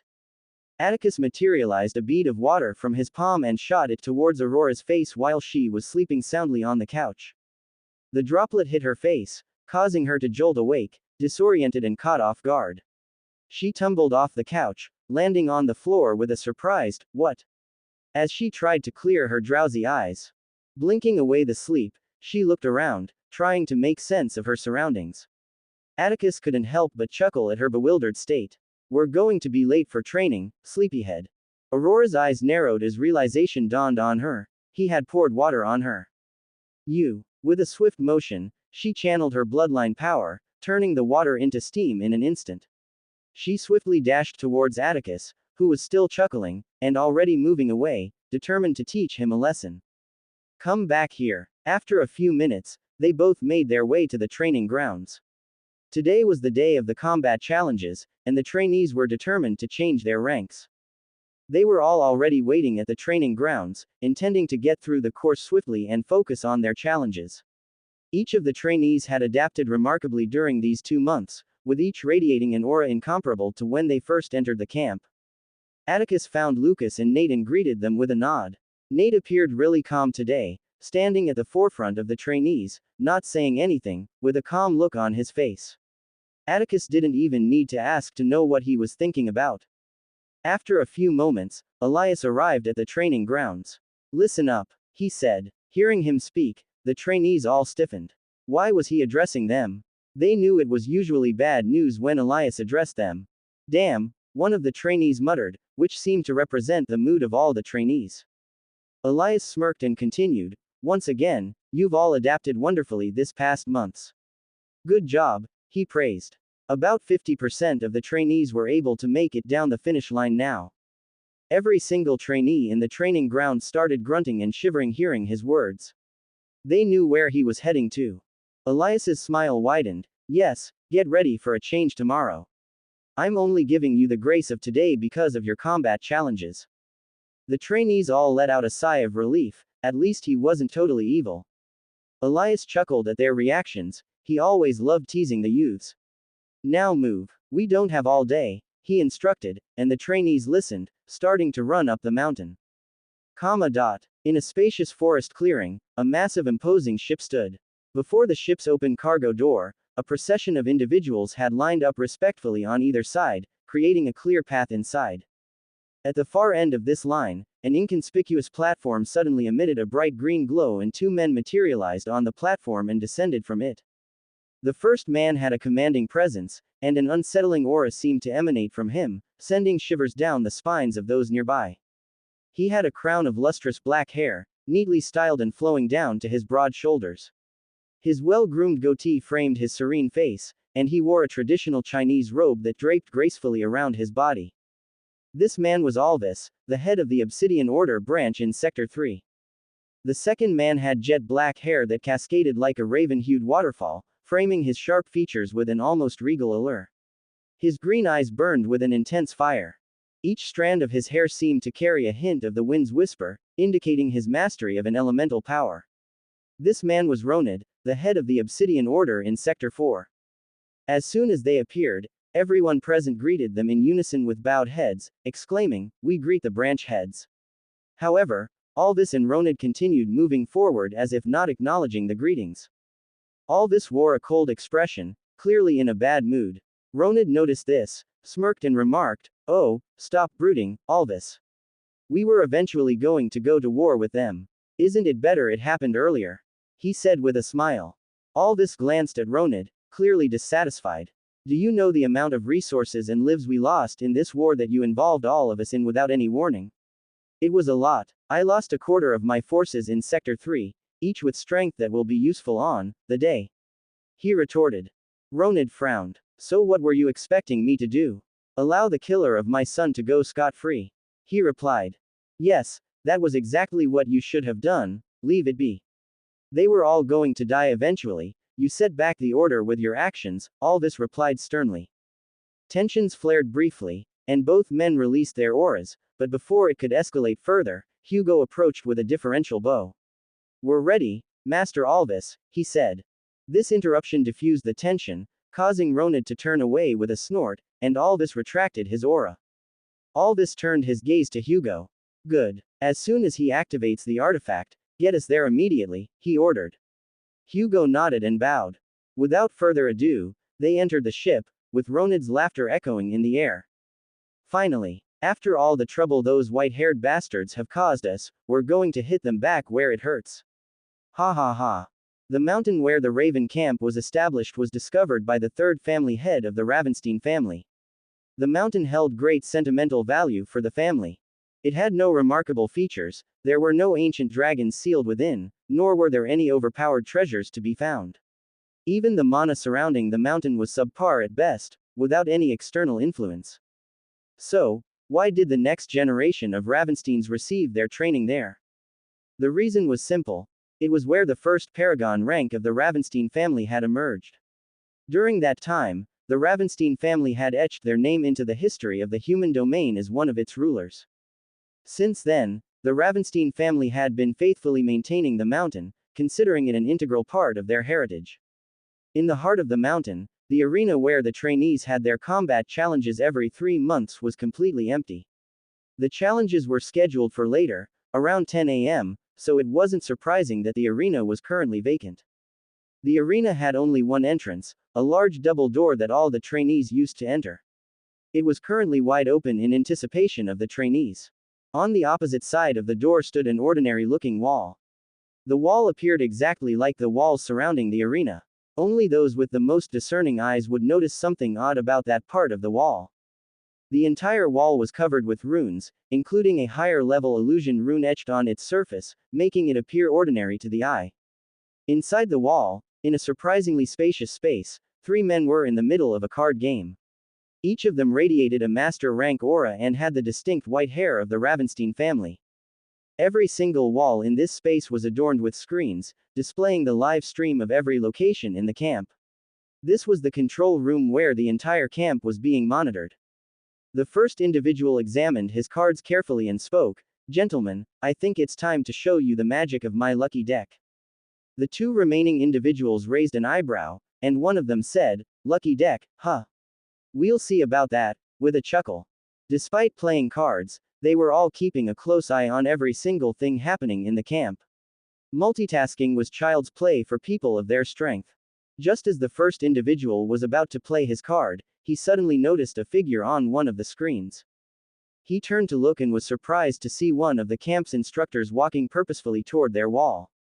What is he doing? He wondered. The other two also turned to look and had the same question in mind. They all couldn't help but ask, how did we miss him until he got this close? Simultaneously in their heads. But the men weren't novices at their jobs, they had been working at the camp for years. One of them immediately instructed, "Report this." They found it odd that an instructor was walking towards their wall. In the camp, apart from Rowan, no one was allowed to enter the control room. The people stationed in the control room had each taken a separate oath different from that of the instructors. Just as one was about to stand up, the man on the screen suddenly brought out an artifact from his space ring and immediately attempted to infuse mana into it, but his hand suddenly froze in the air, and blood immediately started streaming out of his eyes and ears. The man smiled. He knew this would happen. Despite mana contracts being a form of assurance, they all had a major flaw. Mana contracts only react to actions. They would only react when the individual went against the action mentioned in the contract. He knew this, which was why he connected the artifact to his life force. It would automatically activate when he died. The Ravenstein family was extremely thorough when drafting their mana contracts. But regardless of how thorough they wanted to be, the camp staff were, at the end of the day, part of the Ravenstein family. It was impossible to turn their own into slaves. They couldn't perform any action that would directly or indirectly harm the trainees or the camp. This was the highlight of the contract. There were other terms in the contract, of course, but those words were the most significant. Regardless of how sensitive this position was, it was impossible to include in the contract something that affects their thoughts. Therefore, the staff were able to think about betrayal or harming the trainees, but they could not carry out the action itself. Throughout the months that he had been thinking of betraying the Ravenstein family, he hadn't carried out any action yet. Today was the day he planned to, and as he was about to activate the artifact, the mana contract restricted him from doing so. He couldn't help but think about how he got here. His parents were one of those elitists who wanted him to marry only someone from a prominent family. But he had fallen in love with one woman, an orphan he met one day. Because of the sensitivity of the position, the Ravenstein family offered protection to each family member of the staff, but because he didn't want his family to know about her, he had kept his family a secret. Only he knew how he hid this secret, especially from the eyes of Lyanna. This was what those people used to manipulate him. He couldn't help but clench his fist in anger. It was when they had come out to pick up Atticus and the other trainees that they had contacted him. He didn't know how, but they had someone with the bloodline ability to communicate from a large distance. They also had someone with a space bloodline who transported the artifact he's currently holding now to his space ring. It was impossible to do this normally as the owner of the ring could detect the fluctuations and react accordingly. However, because they had threatened him, he refrained from taking any action. The mana contract didn't react because he didn't carry out any specific action. And they weren't searched when they returned because they simply went out to pick up the trainees. Throughout their outing, they all stayed on the ship, which was observed 24/7 by those at the camp. But at least they'll be safe, he thought, as his face turned resolute, and he tried to channel mana into the artifact with more fervor, making blood come out from all his orifices as he knelt down, gazing upwards one last time, muttering, "I'm sorry." As soon as he said that, he tried harder to channel his mana into the artifact, and his mana core immediately shattered and exploded, leaving a gaping hole in his torso. He fell down on the ground, lifeless. The three men watched all of this in absolute shock. What the heck is going on? They all thought. But one of them, who was always observant, quickly realized what happened and shouted, "Get what he was holding now." The others, too, seemed to realize something was wrong, and they all quickly opened the door and dashed out of the control room, intending to retrieve the artifact. As they got within 20 meters, the artifact suddenly emitted a blinding light, and immediately a palpable force radiated from it, spreading outwards with great force. Meanwhile, Atticus had just reached the mountain area and had already begun climbing the imposing mountain. The others were still in the water, but were not far behind. During the past few months, each trainee had grown considerably and had become adept at avoiding traps. They swam quickly towards the shore, easily spotting the water bursts and avoiding them. After a few minutes, Aurora was the first to come out of the water. She looked up and saw Atticus climbing. She quickly approached the mountain and began ascending. The next to reach the shore was Eric, with Nate very closely behind him, determined not to lose. Eric had a calm face, and it was obvious he didn't care about Nate's apparent rivalry with him. Nate continued trailing just behind him, thinking, "I won't lose," as he ran towards the imposing mountain and began climbing. After a few minutes, Arya reached the shore with Lucas not too far away. Over time, each of the trainees got to the shore and started climbing the mountain. By this time, Atticus was already almost at the top of the mountain. With the number of times he had climbed this mountain, each climb had done wonders for his perception. He was now able to spot the fake handholds with ease. Atticus noticed that each morning, Elias made sure to change the position of the handholds so the trainees couldn't just memorize one path and always follow it, but it did little to affect him. Aurora looked up and saw Atticus further ahead of her. She started climbing with more fervor, not wanting to fall too far behind. After a few minutes, Atticus finally got to the top of the mountain. He stood and caught his breath in a few moments. Since he wasn't in a hurry, he decided to hang here for a bit. He turned to face the direction of the cliff he had just climbed and was greeted by a breathtaking sight below. The view stretched out before him, a canvas of natural beauty that seemed almost surreal. The early morning sun had yet to ascend fully in the sky, casting a soft, golden hue over the landscape and enhancing its ethereal quality. From this elevated position, the camp sprawled beneath Atticus, aglow like a precious gem illuminated by the first light of day. The camp's various buildings, typically functional and unadorned, took on an unexpected charm when viewed from this unique vantage point. The architectural details of each structure were highlighted by the gentle morning radiance, giving them an almost magical quality. Atticus stood there, absorbing the tranquil scene and indulging in the crisp, clean air of the early morning. The scent of the surrounding forest mingled with the earthy aroma of the camp, creating a symphony of natural fragrances that caressed his senses. "This is nice," Atticus whispered to himself, his lips curling into a genuine smile. He was captivated by the serene beauty that surrounded him and took a moment to cherish it. "I should start taking breaks," he thought. Since he had awakened when he was a child, if he wasn't sleeping or playing with Anastasia and the others, he was always training. He was absolutely determined to increase his strength and had never thought about taking a break for just himself. As he stood there, he allowed himself to immerse in the tranquility of the scene. He didn't realize how fulfilling such moments could be. The morning's fresh air gently caressed his face, momentarily whisking away his troubles. "I should definitely take a break soon," he decided. However, as he was about to turn and begin his descent down the slope, that unsettling feeling he had experienced earlier in the morning returned, gnawing at his senses. "Why am I feeling like this? Did something happen?" Atticus pondered, his gaze lingering on the camp below, as if searching for answers. It was then it happened. Years from now, the human domain would remember this as the day the Ravensteins took a huge blow. It was the day they learned that the Ravenstein family too could be vulnerable. A seismic shockwave reverberated through the very heart of the mountain, as an expanding force encompassed the entire area, including the camp. Everything quaked. The ground itself seemed to shudder, the air grew heavy, and the gravitational force bore down on them as if the very laws of physics had been altered. The entire camp's protective runes, designed to shield from external threats, promptly lit up, determined to fulfill their purpose. But it was a hopeless battle. The force ensnared the runes, causing their glow to fade, eventually breaking them down into shimmering motes that scattered into the air. The all-encompassing energy continued its expansion, embracing each and every trainee, sweeping over them like an invisible tide. Then, their devices stopped working. The lights in the entire camp went off and the camp was cast into an eerie semi-darkness, with only the soft morning sun's glow offering any illumination. The camp fell into silence. But before they could make sense of the upheaval, the heavens themselves unleashed another shock. High above the camp, an imposing ship suddenly materialized in the skies, its colossal frame overshadowing the very landscape.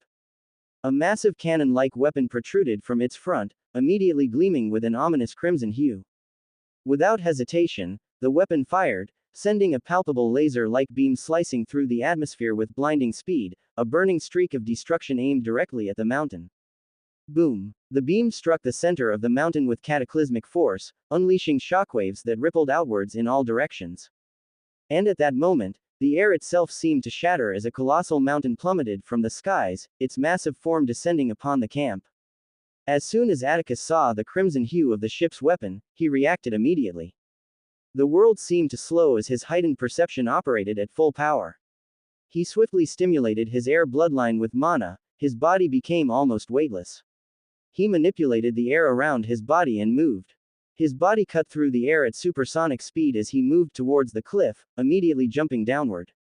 He immediately spotted Aurora, clinging on the mountain, her gaze fixed on the devastating scene, her expression frozen in a state of shock. Turning in her direction, he swiftly stopped stimulating his air bloodline with mana and immediately switched to fire. The process akin to lightning in its swiftness. With his hands behind him, legs bent, and his body facing Aurora like a spring, he released a colossal burst from his feet and palms, propelling himself towards Aurora breathtaking swiftness. He reached Aurora, stopping his momentum with a perfectly timed burst at his front. He grabbed her, then turned his gaze to the rest of the trainees. A conflicted expression appeared on his face that only lasted a millisecond. He had already decided. He swiftly switched to the earth element while still suspended in the air. With Aurora in his hands, he touched the mountain, focusing on the earth. Immediately, he and every trainee became shrouded in earth as they were all drawn down towards the same point at the bottom. With his hand still on the mountain, he controlled the ground to open up as they approached, and they were each swallowed into the ground, with the earth closing behind them. Despite being in the ground, Atticus didn't relax. He continued to control the earth, taking the group deeper and deeper as fast as he could. And then, the beam hit the mountain. Boom! Immediately, each of them heard a cataclysmic sound that threatened to burst their eardrums. The earth shook as the earth stabilizing the space the trainees were in threatened to cave in, but Atticus focused all his energy on stabilizing the earth. After a few intense seconds, the force threatening them stopped. All of this happened in 7 seconds, not enough time for the trainees to regain their bearings. They were all disoriented, unable to react to anything. Atticus immediately controlled the earth and carried them back to the surface. As the earth shrouding them was removed, they all turned their gazes up to see the massive form of the mountain hurtling downwards. Every single one of the trainees froze, including Atticus. No matter how much he thought, no matter how hard he tried to figure out a way out of this, his mind turned out blank. There was nothing he could do, and that realization made his heart tighten, his fists clenched in frustration. Before the imposing form of the mountain could flatten the entire area, a single figure suddenly appeared in the air, directly below the descending mountain. With his hand drawn back for a punch, Rowan's fist radiated a blinding white light that bathed the entire camp in an otherworldly glow. Without missing a beat, he unleashed the punch at the mountain. His fist sliced through the air with such power that the very atmosphere seemed to shy away from it. The brilliant light around his hand grew and expanded, dwarfing even the mountain itself. The punch collided with the mountain in an explosive impact, obliterating it utterly. The sheer force of the blow sent shockwaves through the air, parting the clouds for several kilometers in every direction. Before the trainees could rejoice, immediately, a figure appeared behind Rowan. Rowan's eyes immediately shifted, and he spotted a man adorned in a Chinese robe that billowed in the air, Alvis. But Alvis wasn't wearing his usual cold and detached expression. He was currently wearing a maniacal grin, his usual unsettling aura growing to unimaginable heights. His body shrouded in a dark aura, he transformed. Arms and legs growing in mass as his clothes tore. His muscles hardened like steel, and fearsome fangs protruded from his altered countenance. As his colossal muscles swelled, his arm tensed like coiled steel, and with a thunderous roar, he unleashed a devastating punch that cracked the very air itself. Rowan remained unmoved, his expression unchanged. Immediately, a blinding white light enveloped his form. As he extended his arm outwards, a shield made of light appeared between him and the punch that was threatening to blast him into oblivion. Boom! The attack hit the shield with a devastating impact, sending shockwaves throughout the entire camp.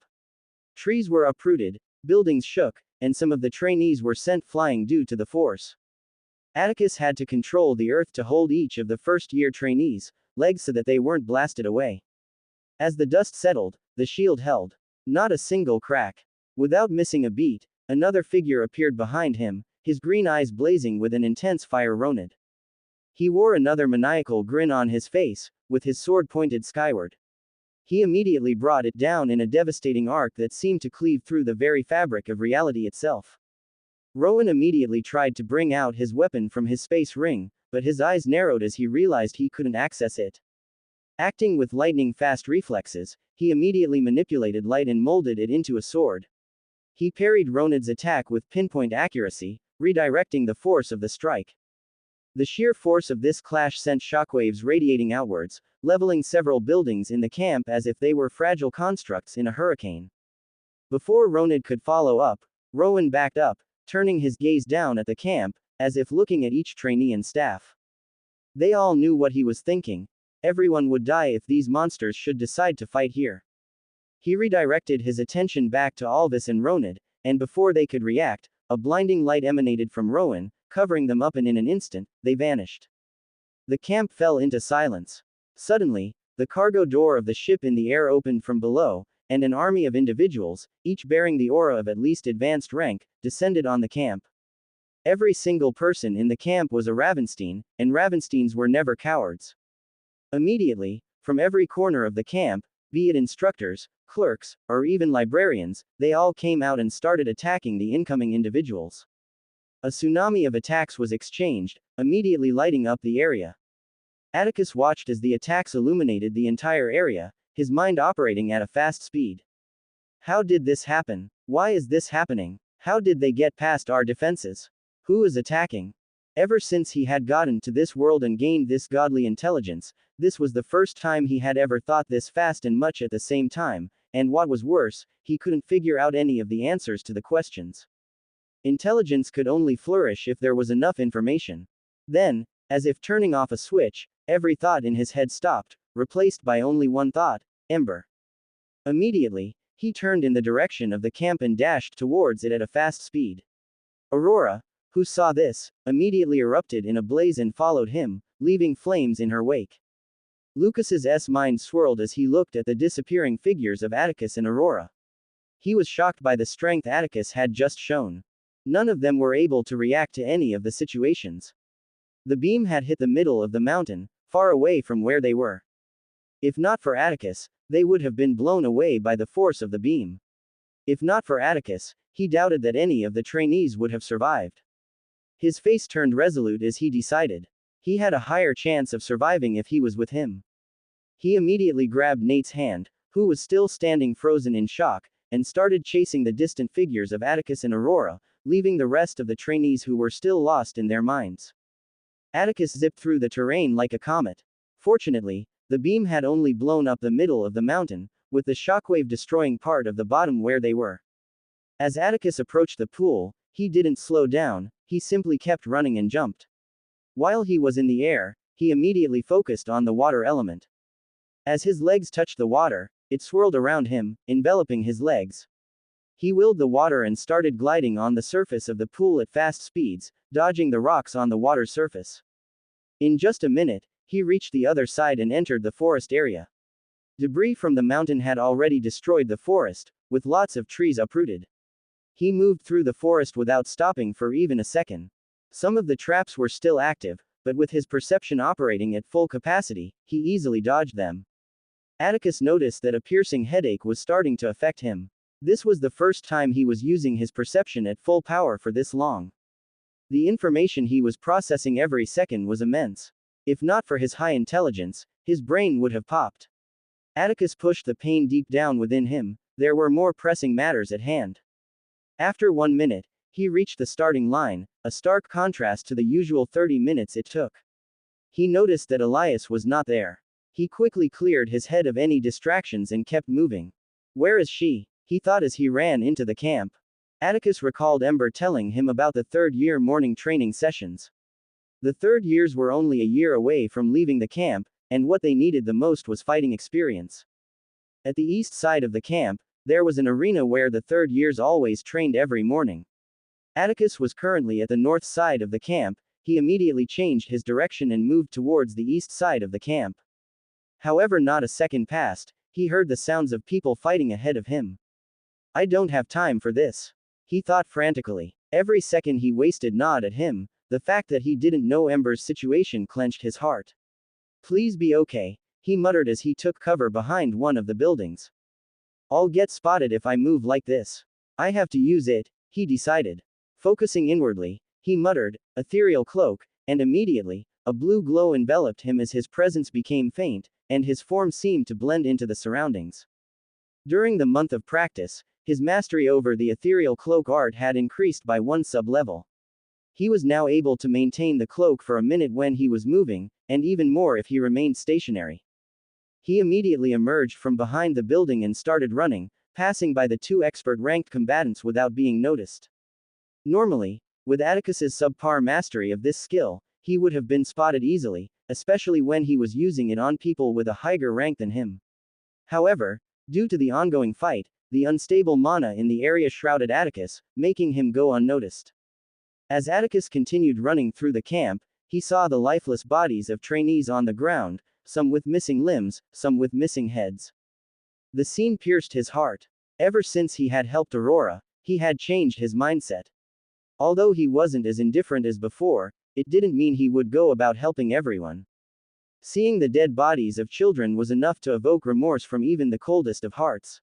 They were all kids with aspirations, working hard to make their families proud. Some had just started understanding how the world worked, while others were already preparing to leave and make their names known. But now, they all lay on the ground, lifeless.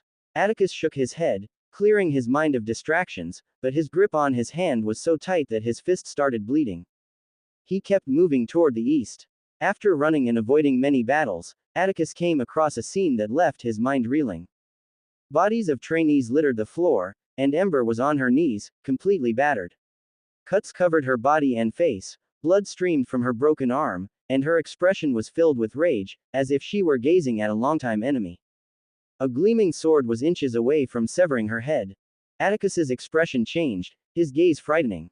Immediately, as Atticus saw the sword about to sever Ember's head, his gaze turned frightening. Instinctively, he reached out to the only power he knew could help in the situation. It was the very first treasure he gained upon coming into this world, the strongest power currently in his repertoire, his katana. His katana was always in one position, strapped to his left waist. No matter where he was going or what he planned to do, even during mundane activities like taking a bath, his katana was a constant companion. He never went anywhere without it. His hand instinctively moved towards the katana, which gleamed and vibrated with anticipation. Atticus had ignored it for too long. Throughout his stay in the camp, except for the initial test and some hunts, Atticus had not used it. It couldn't help but throw a tantrum as Atticus's hands touched it. But as if sensing Atticus's mood, it suddenly went dead quiet. His master wasn't playing. With his perception operating at full power, Atticus increased the intensity to another level. The world, initially moving slowly, seemed to come to an abrupt stop. The sword that was slowly moving towards Ember's neck paused. Immediately, tiny red veins started appearing in Atticus's eyes, with blood streaming down his cheek like tears. Atticus felt an unimaginable pain emanating from his head, but he pushed the pain away, his expression not changing one bit. Ever since Atticus learned his first art, he had never gone full power before. He had never needed to, but this situation changed everything. He was currently 100 meters away from them, a stark contrast from the usual 20 or 30 he was used to. If he moved at the same pace he had always moved, he would need 1.5 seconds to get there, enough time for Ember's head to be cleanly severed. He needed to go full power. With his hands poised on the katana's hilt, Atticus got into a stance. Focusing on the entire mana contained in his core, Atticus released a controlled burst in his body, following the predetermined pattern. each burst sounding like a small explosion in his form, making the ground quake. Atticus's piercing blue eyes seemed to glow as his snow-white hair turned even whiter, floating suspended in the air. A red glow suddenly enveloped him, and the ground 5 meters away from him seemed to cave in as if the weight of his presence was palpable. Atticus's gaze was only on one thing: the man's head. The sword was already inches away from Ember's neck, and he had to sever the connection to his brain immediately. He didn't care that the man was an advanced rank individual. He didn't care that he was about to commit murder. He didn't care that this move he was about to make could leave him incapable of fighting for a while. There was only one thing on his mind: save Ember. Atticus's voice took on a strange tone as he whispered. It was as if multiple figures were all trying to speak in one body. Transcendent. God. Speed. Grace. In the blink of an eye, Atticus's form seemed to blur and contort, an ethereal flash of movement that almost defied the laws of nature. Before anyone could even process what had occurred, Atticus had crossed an astounding 100 meters and appeared behind the man. The only proof of his actions was a vivid red trail, like a streak of lightning, etched across the space where the man's head was. As Atticus sheathed his katana and turned to face them, the world regained its motion, and as the man's sword was about to sever Ember's neck, a surreal disconnect settled over him. It was as if he lost the connection to his brain. Immediately, the top of his head cleanly separated from his body, carrying half his brain with it. He fell to the floor, lifeless. Ember was astonished. What just happened? She immediately turned her head and saw Atticus standing there, blood streaming out of his eyes. It immediately clicked: he had saved her. How? She couldn't help but wonder. The sword had been inches away from her neck, and there was no one close by. The force of Rowan's battle earlier had blown most of the trainees away from the training grounds. She had already accepted death and couldn't help but be shocked that Atticus was still able to save her. Atticus swiftly approached Ember. His entire body was arching, an intense headache threatening to pop his brain. He gritted his teeth, pushing the pain away, and immediately tried to take out a health potion from his space ring. However, he discovered that he couldn't access it. He shook his head, which was about to start thinking again, and decided to change tactics. He reached Ember, ignoring her intense gaze, and focused on the water element. He willed the water and shrouded her broken arm. Ember felt a wave of relief wash over her as the water began to heal her arm. However, Atticus wasn't yet at a level where he could fully heal that kind of injury. He was only able to reset the bone and superficially heal it. He then stood up and also used the water element to alleviate some of his fatigue. He felt his body regaining some strength. He clenched his hand. I can still move. Good, glad that he could still move. He had half expected his body to be wrecked after that move. Atticus quickly lifted Ember, who muttered a nearly audible, "Thanks." With his hands on her shoulders, Atticus gazed into her eyes and suddenly hugged her, muttering, "Don't ever leave my sight." Ember was flustered by the unexpected hug, but then a smile graced her lips, and she hugged back, whispering, "Okay." They separated in time to witness Aurora, Lucas, and Nate approaching. How did they make it past the battles? Atticus pondered. But he immediately shook away useless thoughts from his head and turned his gaze to the body of the man he had just killed, lying on the floor. He immediately noticed the insignia on his clothes, the Obsidian Order, he thought. That was their insignia. It featured a black, stylized silhouette of the Zorvans, surrounded by a ring of obsidian. His gaze moved away from the insignia to the man's headless face. It was then that it dawned on him: he had just killed someone. His heart seemed to tighten around his chest as those words registered in his head. But once again, he clenched his hands and pushed the feeling deep down within him. Now wasn't the time.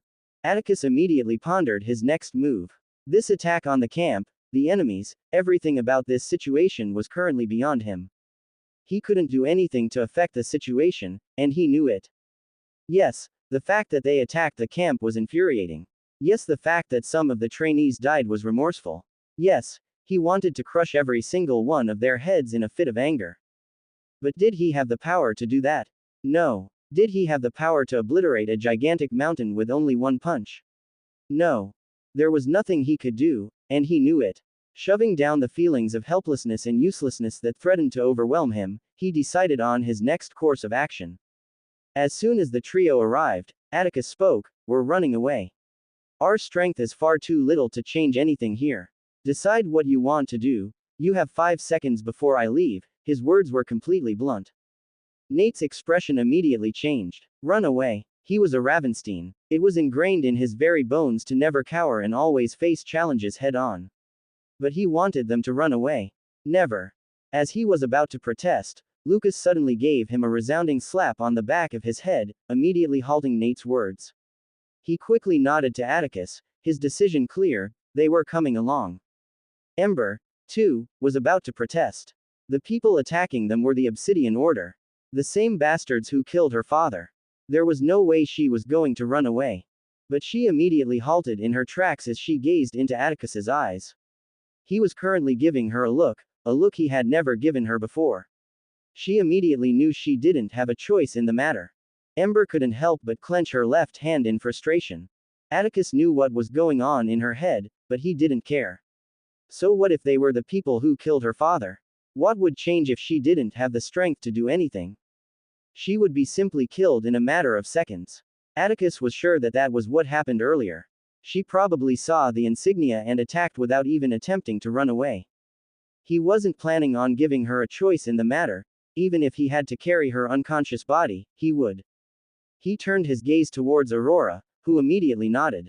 Since he had helped her, she had already decided to follow him, no matter where. Seeing as everyone agreed, Atticus immediately turned and was about to start moving. But then an overwhelming aura shrouded each of them, locking them in place, as a voice broke through the air. You must be Atticus. Every single one of their expressions shifted. Master rank. They all thought in their heads. They immediately knew that whatever they planned or did would be futile in front of this overwhelming strength. A middle-aged man of commanding presence landed in front of the trainees. He donned a black robe that seemed to absorb all the light around him, giving him an aura of mysterious authority. His piercing gaze spoke of years of experience and wisdom in the ways of the world, and his aura exuded an air of calculated confidence. Behind him stood 3 expert-ranked individuals. The first man, shrouded in a purple robe with his face concealed, emanated an eerie energy that sent shivers down the spines of those around him. The woman among them wore a malevolent grin that stretched from ear to ear. She was obviously delighted that she had encountered the trainees. Her eyes glittered with a hunger for combat, and her enthusiasm was unsettling, to say the least. The last man, positioned at the back, seemed to defy containment. His presence was dynamic, as if he were a force of nature that could not be pinned down or confined to one place. Atticus's thoughts swelled once again, intensifying the headache he was feeling. Who was he? How did he know him? Was he a target? Atticus had only left the estate once since he was born, and he was sure there were no photos of him on the web. Anastasia was just that protective. So how did this man know him? Hugo smiled, thinking, it's definitely him. He had ordered several men to monitor who was going in and out of the Ravenstein estate ever since Alvis asked him to watch Atticus. That was the best they could do. The estate was well fortified with protection runes covering every inch of it. Even the men he sent could only monitor the estate from very far away. Hugo immediately found out when Atticus had gone out with Ember. Although they didn't recognize Atticus, seeing Ember with him, they immediately knew it was him.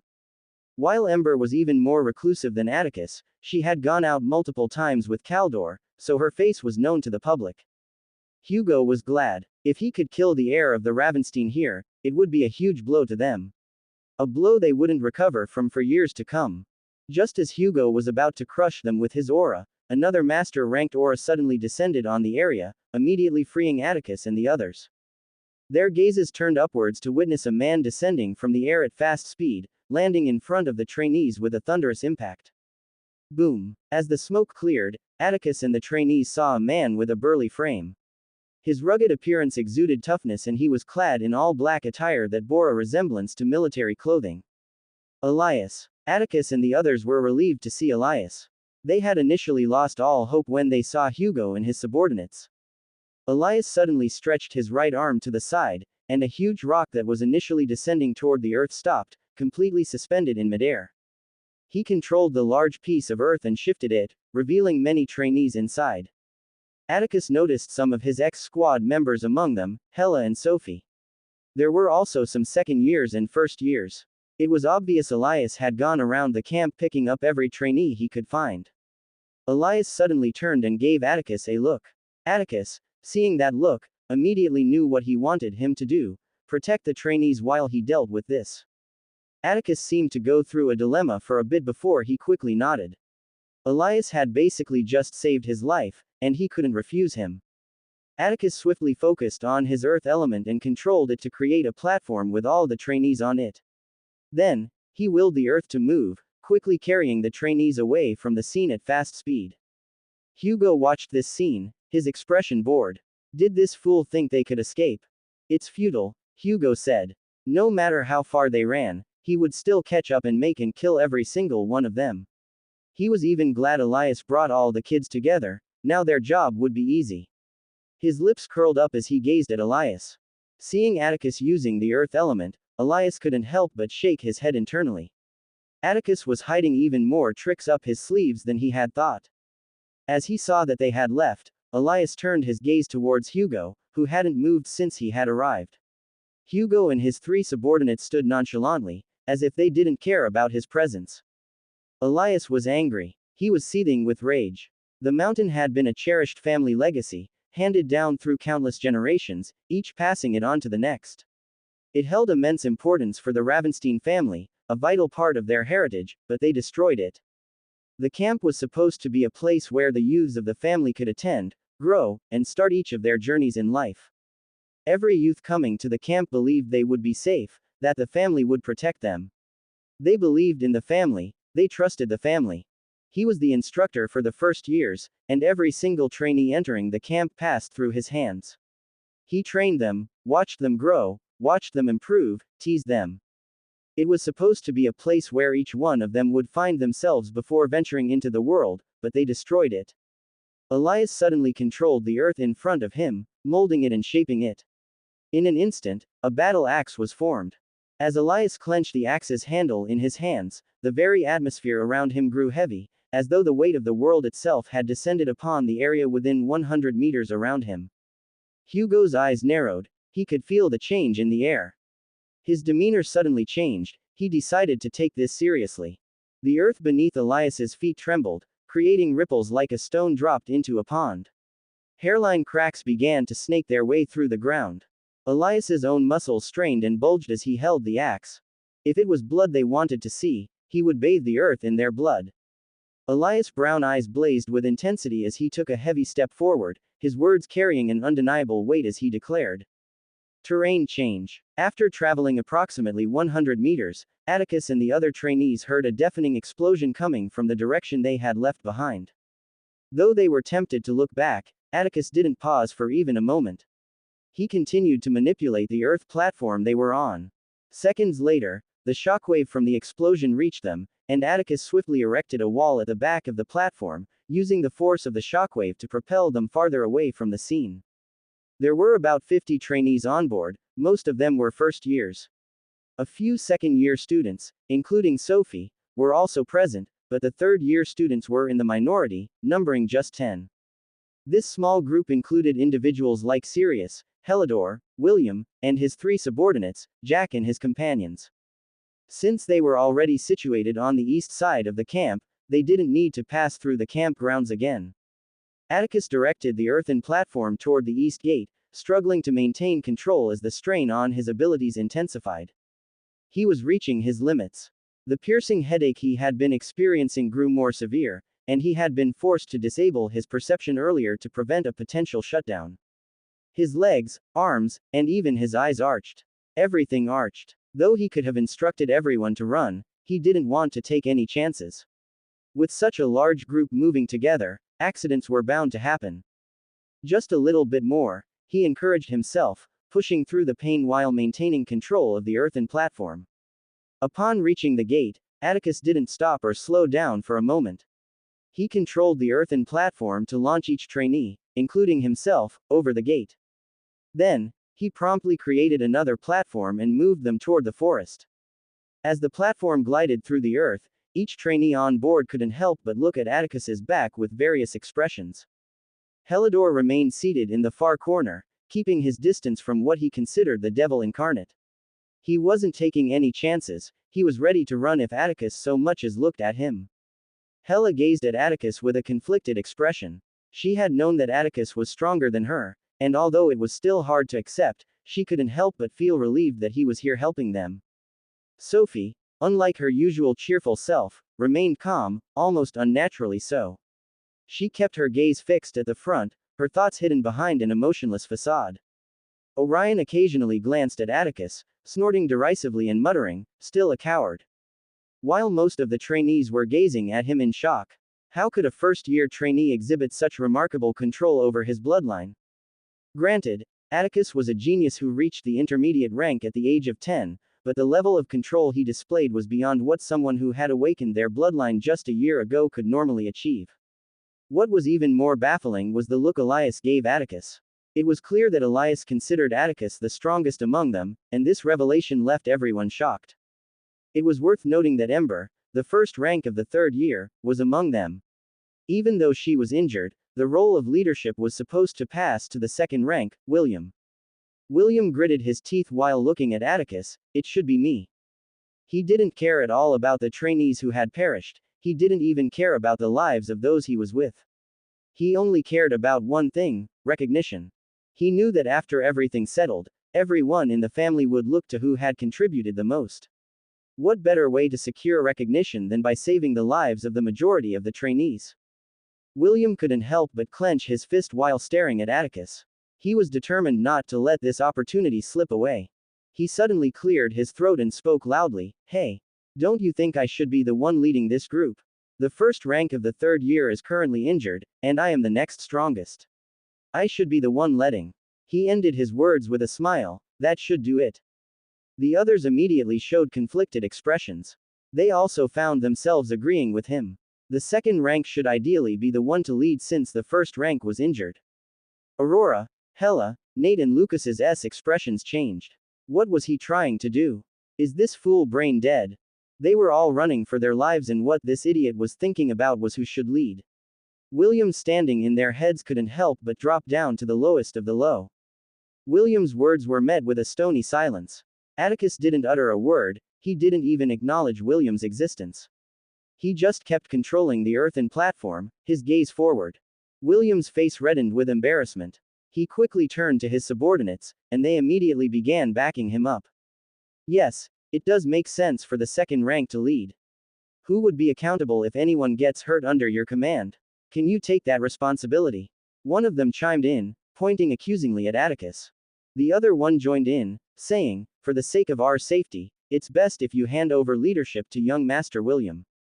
Jack, the leader of the duo, wisely chose to stay back, taking a step away from the exchange. Although he had only met Atticus once, he knew he had a short fuse when dealing with things like this. The trainees started getting agitated, nodding in agreement with William's words. William smiled. "Good, this is going exactly as planned." This was exactly what he needed to take over the group. Ember's expression remained unchanged, she didn't even glance back at them. She knew Atticus's personality well, and he had no patience for nonsense. And, as expected, Atticus didn't disappoint. 3 earthen platforms suddenly extended from under William and his companions, propelling them away from the moving platform. Caught off guard, the trio struggled to regain their balance as they landed on the ground. Before they could comprehend what had happened, the earthen platform carrying the trainees had already zipped away. On the earthen platform, Atticus's cold voice sounded, "If you want him to lead you, here's your chance." Atticus truly had no patience for nonsense. He was straining himself trying to get everyone to safety, and there they were, arguing about something extremely useless. What was even more annoying was the noise they were all making while they were trying to escape with their lives. Every single one of the trainees became eerily quiet. It was as if something horrible would happen if they made a sound. None of them wanted to get off this platform. They knew they wouldn't last a second alone. They all kept quiet, completely forgetting about William and the duo. Jack let out a small chuckle. "I hope you die," he thought while gazing back at William, who was already becoming a tiny dot, a cold glint in his eyes. The earthen platform kept moving. Atticus was currently moving toward the place he had his last hunt with his ex-squad, the Arachnyx Caves. None of the trainees were aware of the exact location of the camp. Although they had each ran to the camp when they first came, the ship had dropped them in the forest, and they had no idea where the forest was. The worst part was that they couldn't access their storage rings to bring out their communication artifacts and call their parents. They were all stranded. He felt like the best course of action was to take refuge deep within the Arachnyx caves, at least until any help arrived. He could easily take care of any magical beast in the caves despite his poor state, and it would be easy to defend in the cave with his earth element. Atticus' thoughts suddenly shifted to the force that had enveloped the camp back then. It was obvious that it was that force that deactivated every rune in the camp, including their devices. He was astounded that there was such a thing. If there was an artifact that could essentially cripple a runesmith, why hadn't he heard of it? Damn that old man, he couldn't help but curse Grimstone under his breath. He took in a deep breath and cleared his mind of unnecessary thoughts once again, focusing on moving the earthen platform as fast as possible. Suddenly, he noticed a bright purple light at the corner of his vision. He swiftly turned and saw one of the men he had seen earlier with Hugo in the air, the one with a cloak covering his face. The dark, gloomy aura surrounding him had intensified.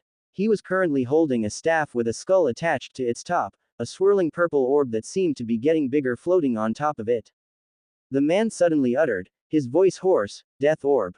The orb was swiftly shot at supersonic speed toward the trainees. Atticus's heart skipped a beat. He quickly activated his perception to slow down time, enabling him to react. He immediately received an unimaginable pain in his head. Despite the piercing pain, he knew they couldn't outrun the attack. He acted immediately, placing both his hands on the ground, quickly erecting as many earth pillars as possible, covering every single trainee with the earth. Then he added one last layer of defense just in case the earth didn't hold. He muttered, "Arcane Barrier." A huge transparent blue shield immediately materialized, encompassing every one of the trainees in the ground. Then the orb hit. Boom. The impact was devastating, destroying the earth around them. Atticus's eyes widened as the arcane barrier started showing signs of withering. He focused every single ounce of mana in his body, feeling his energy being squeezed dry, trying as hard as possible to repair the shield. But it just kept withering. Just as the barrier was about to wither, an icy hue started forming around the barrier, adding another layer of protection to it. Atticus turned to see Ember beside him. She gave him a nod and turned back towards the front, focusing on channeling her bloodline. As if they were waiting for Ember, the other trainees with bloodlines or defensive abilities stepped up immediately, activating their abilities. Different colors illuminated the forest. After a few intense seconds, the attack fizzled out, leaving the trainees completely and utterly drained. As the dust settled, the trainees found themselves in the middle of a crater. They turned their gaze upwards and saw a row of white teeth through the cloak that covered the man's face, a creepy smile that made them shiver. As Atticus was about to touch the ground and submerge the group, a woman at supersonic speed suddenly appeared in front of him, landing a brutal punch straight at his stomach. The punch was devastating, immediately knocking the air out of Atticus's lungs and making blood gush from his mouth. The force of the punch sent him upwards through the air, and she suddenly appeared above him in the air and delivered another brutal punch, which sent him crashing down onto the ground with a huge impact, unmoving. "Atticus!" Aurora yelled, immediately turning her body ablaze. As she was about to dash towards the woman, Ember had already acted. With her stoic expression filled with anger, she muttered, "Zen leap," immediately appearing in front of the lady, her spear thrust towards her throat. The woman simply smirked, moving her head at a speed Ember couldn't follow, easily dodging the thrust. She grabbed hold of the spear and gave Ember a brutal kick in the stomach, sending her flying away through the air. Aurora, Hela, Nate, and Orion all dashed towards the woman, each activating their strongest moves. Aurora's fist tore through the air like a comet as her body blazed. Hela and Orion, each utilizing the air to increase their speed to an unimaginable level, closed the distance swiftly, their swords aimed at the woman's neck. Nate jumped into the air, his broadsword pointed skyward as he shouted, "Tiger's Descent." Seeing all this, the woman's lips curled up even more as she grinned. Immediately, a palpable force radiated from her, sending shockwaves that propelled everyone away, sending them flying through the air hitting the trees. The woman stood there with a huge grin as an orange aura surrounded her whole body. As she was about to attack them, a man suddenly appeared beside her, the last man who was with Hugo. He immediately said coldly, "Stop playing around. Don't forget we have a target." She released a small sigh, her expression as if she had her toy taken away from her, and replied, yeah, I was just getting to that. She changed direction and started walking towards Atticus, the three of them completely missing the katana, letting out a red glow below Atticus. Darkness. That was all Atticus could see. He couldn't feel his hands or legs, he couldn't feel anything. Am I dead? Atticus thought. How can I think then?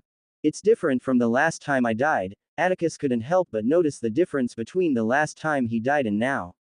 The last time was swift. He had just been shot, died, and opened his eyes immediately, finding himself as a baby. There was no in between. No, I'm not dead. As Atticus was trying to figure out what was happening, the darkness suddenly changed and receded, and the scenery shifted into a familiar dojo-like setting.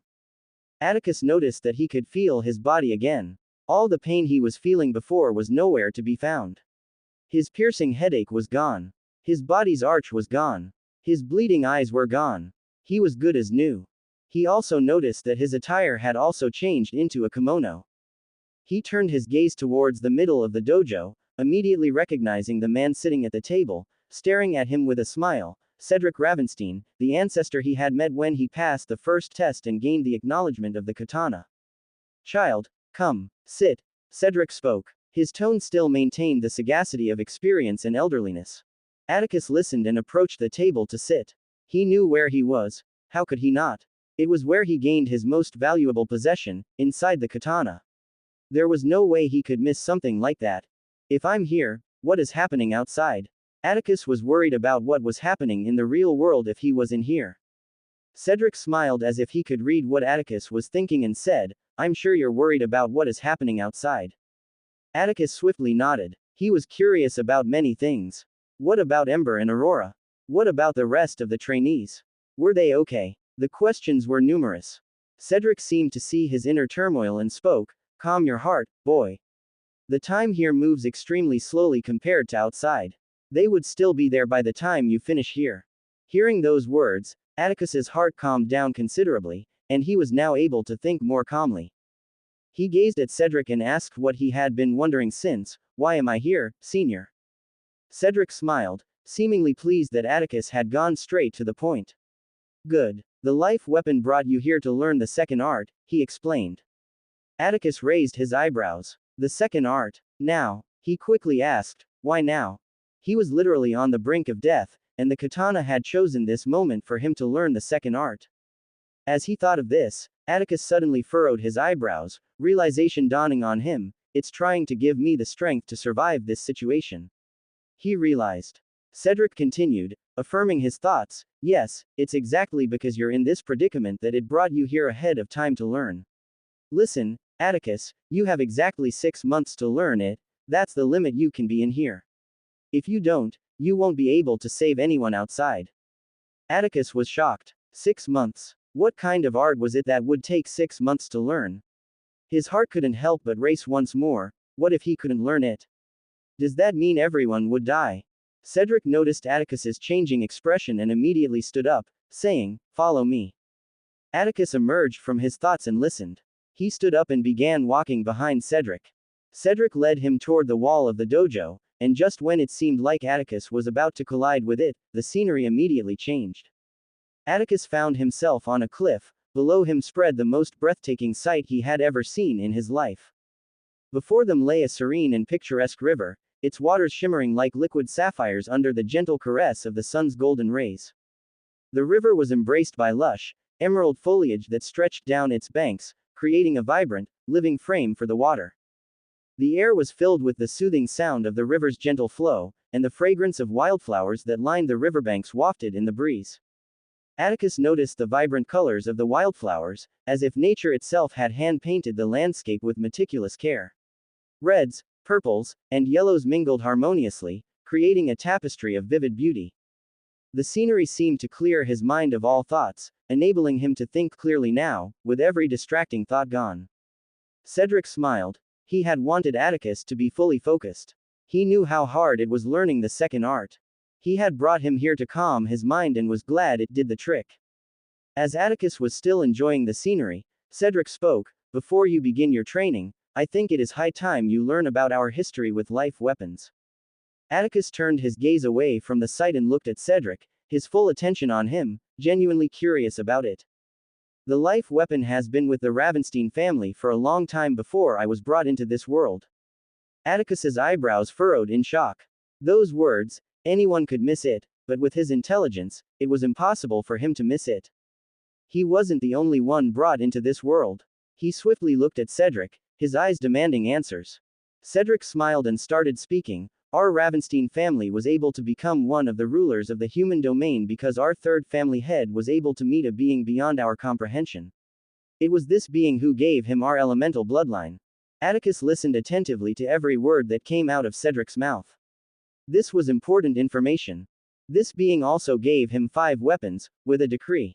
Every Ravenstein child in the main line, as soon as they come of age, was to try and gain the weapons, acknowledgement. He revealed to the family head that unimaginable powers await those who were able to gain their acknowledgement. The family head was elated and immediately made it a tradition in the family. Every child in the main line must attempt to gain the weapons, acknowledgement when she becomes of age. Ever since then, throughout our history, every generation has always tried to gain the acknowledgement of the weapons, with just a few succeeding. His tone suddenly changed, turning grave. Although every single user of the life weapon was known throughout the human domain, becoming revered and respected due to their strength, there was always one constant fact: every single user died before they could reach their full potential. Atticus gazed at Cedric, his attention fixed on every word coming from the elder's mouth. Cedric continued speaking. Although it wasn't the sole reason, 90% of us perished while attempting to cross the boundary between Grandmaster and Paragon. The remaining few met their end due to various other causes. Atticus furrowed his brow, his voice tinged with suppressed anger. So does this mean there has never been a Paragon rank wielder of the life weapon before? Cedric affirmed with a nod. Correct, there has never been a wielder who reached Paragon rank in the history of our family. Atticus's internal frustration was palpable. So there was a chance he could die at Grandmaster rank and never reach the Paragon rank. Why was he just hearing of this now? Why didn't his father tell him? Then what exactly has he been working hard for?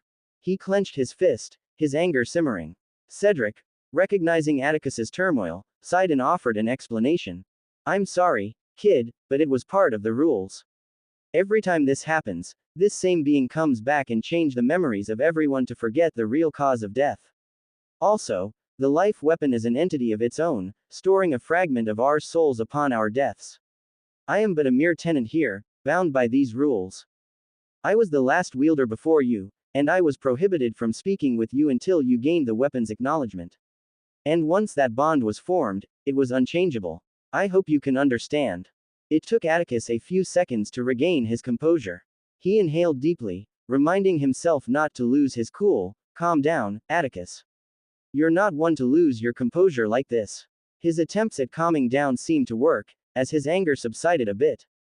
Let's take it one step at a time. Atticus then turned to Cedric and unleashed a barrage of questions. Who's the entity? Why do you all follow its instructions? What exactly caused the deaths of the previous wielders when trying to reach Paragon? You were also brought into this world. Were all the past wielders reincarnated? Why were we brought here? Each question held immense importance. Even if Cedric could only answer one, it would still be valuable to him. Cedric gave a wry smile and shook his head in response. Atticus immediately knew what he meant. I'm not allowed to know for now. Okay then, I want to start learning the second art, Atticus swiftly requested. He wasn't one to waste time on things he couldn't do anything to affect. Although he was pissed at everything and truly wanted answers, there was still important matters at hand he had to focus on: surviving. He was determined to make the most of the time he had. Cedric couldn't help but applaud how quick Atticus regained his composure. The first time he found out about all this, it took him over 3 hours to get over the fact and calm down. He wore a pleased smile as he nodded and said, "Follow me," beckoning Atticus to follow him. Together, they retraced their steps. After walking for a while, the surroundings transformed, and Atticus found himself standing in a vast hall. At the center of the hall stood a small white building. As Atticus turned to look behind him, he saw a man seated on a throne at an elevated platform with grand, sweeping stairs leading up to it. Atticus immediately recognized the man. It was the same man he had previously fought when seeking to gain the katana. As Atticus observed the man, Cedric began to explain, that man is the life weapon's avatar. It listens to no one and follows only the will of the life weapon. Atticus nodded, contemplating his next move. He inquired, so, do I just fight him like the last time? He turned to Cedric for guidance. Cedric let out a brief chuckle and responded, you could, but I don't recommend it. The second art can't be compared to the first. The best chance you have at learning it is to train it step by step, he advised. Atticus turned his gaze back to the man on the throne and inquired, can I just fight him? Atticus felt he knew himself best. He believed that learning from battle had been the most effective learning method for him. With his enhanced perception, he felt he could grasp the second art by observing the man's movements, just as he had done with the first. Cedric shook his head with a smile. This should be fun, he thought. Suit yourself, he replied before stepping aside, gesturing for Atticus to approach the man.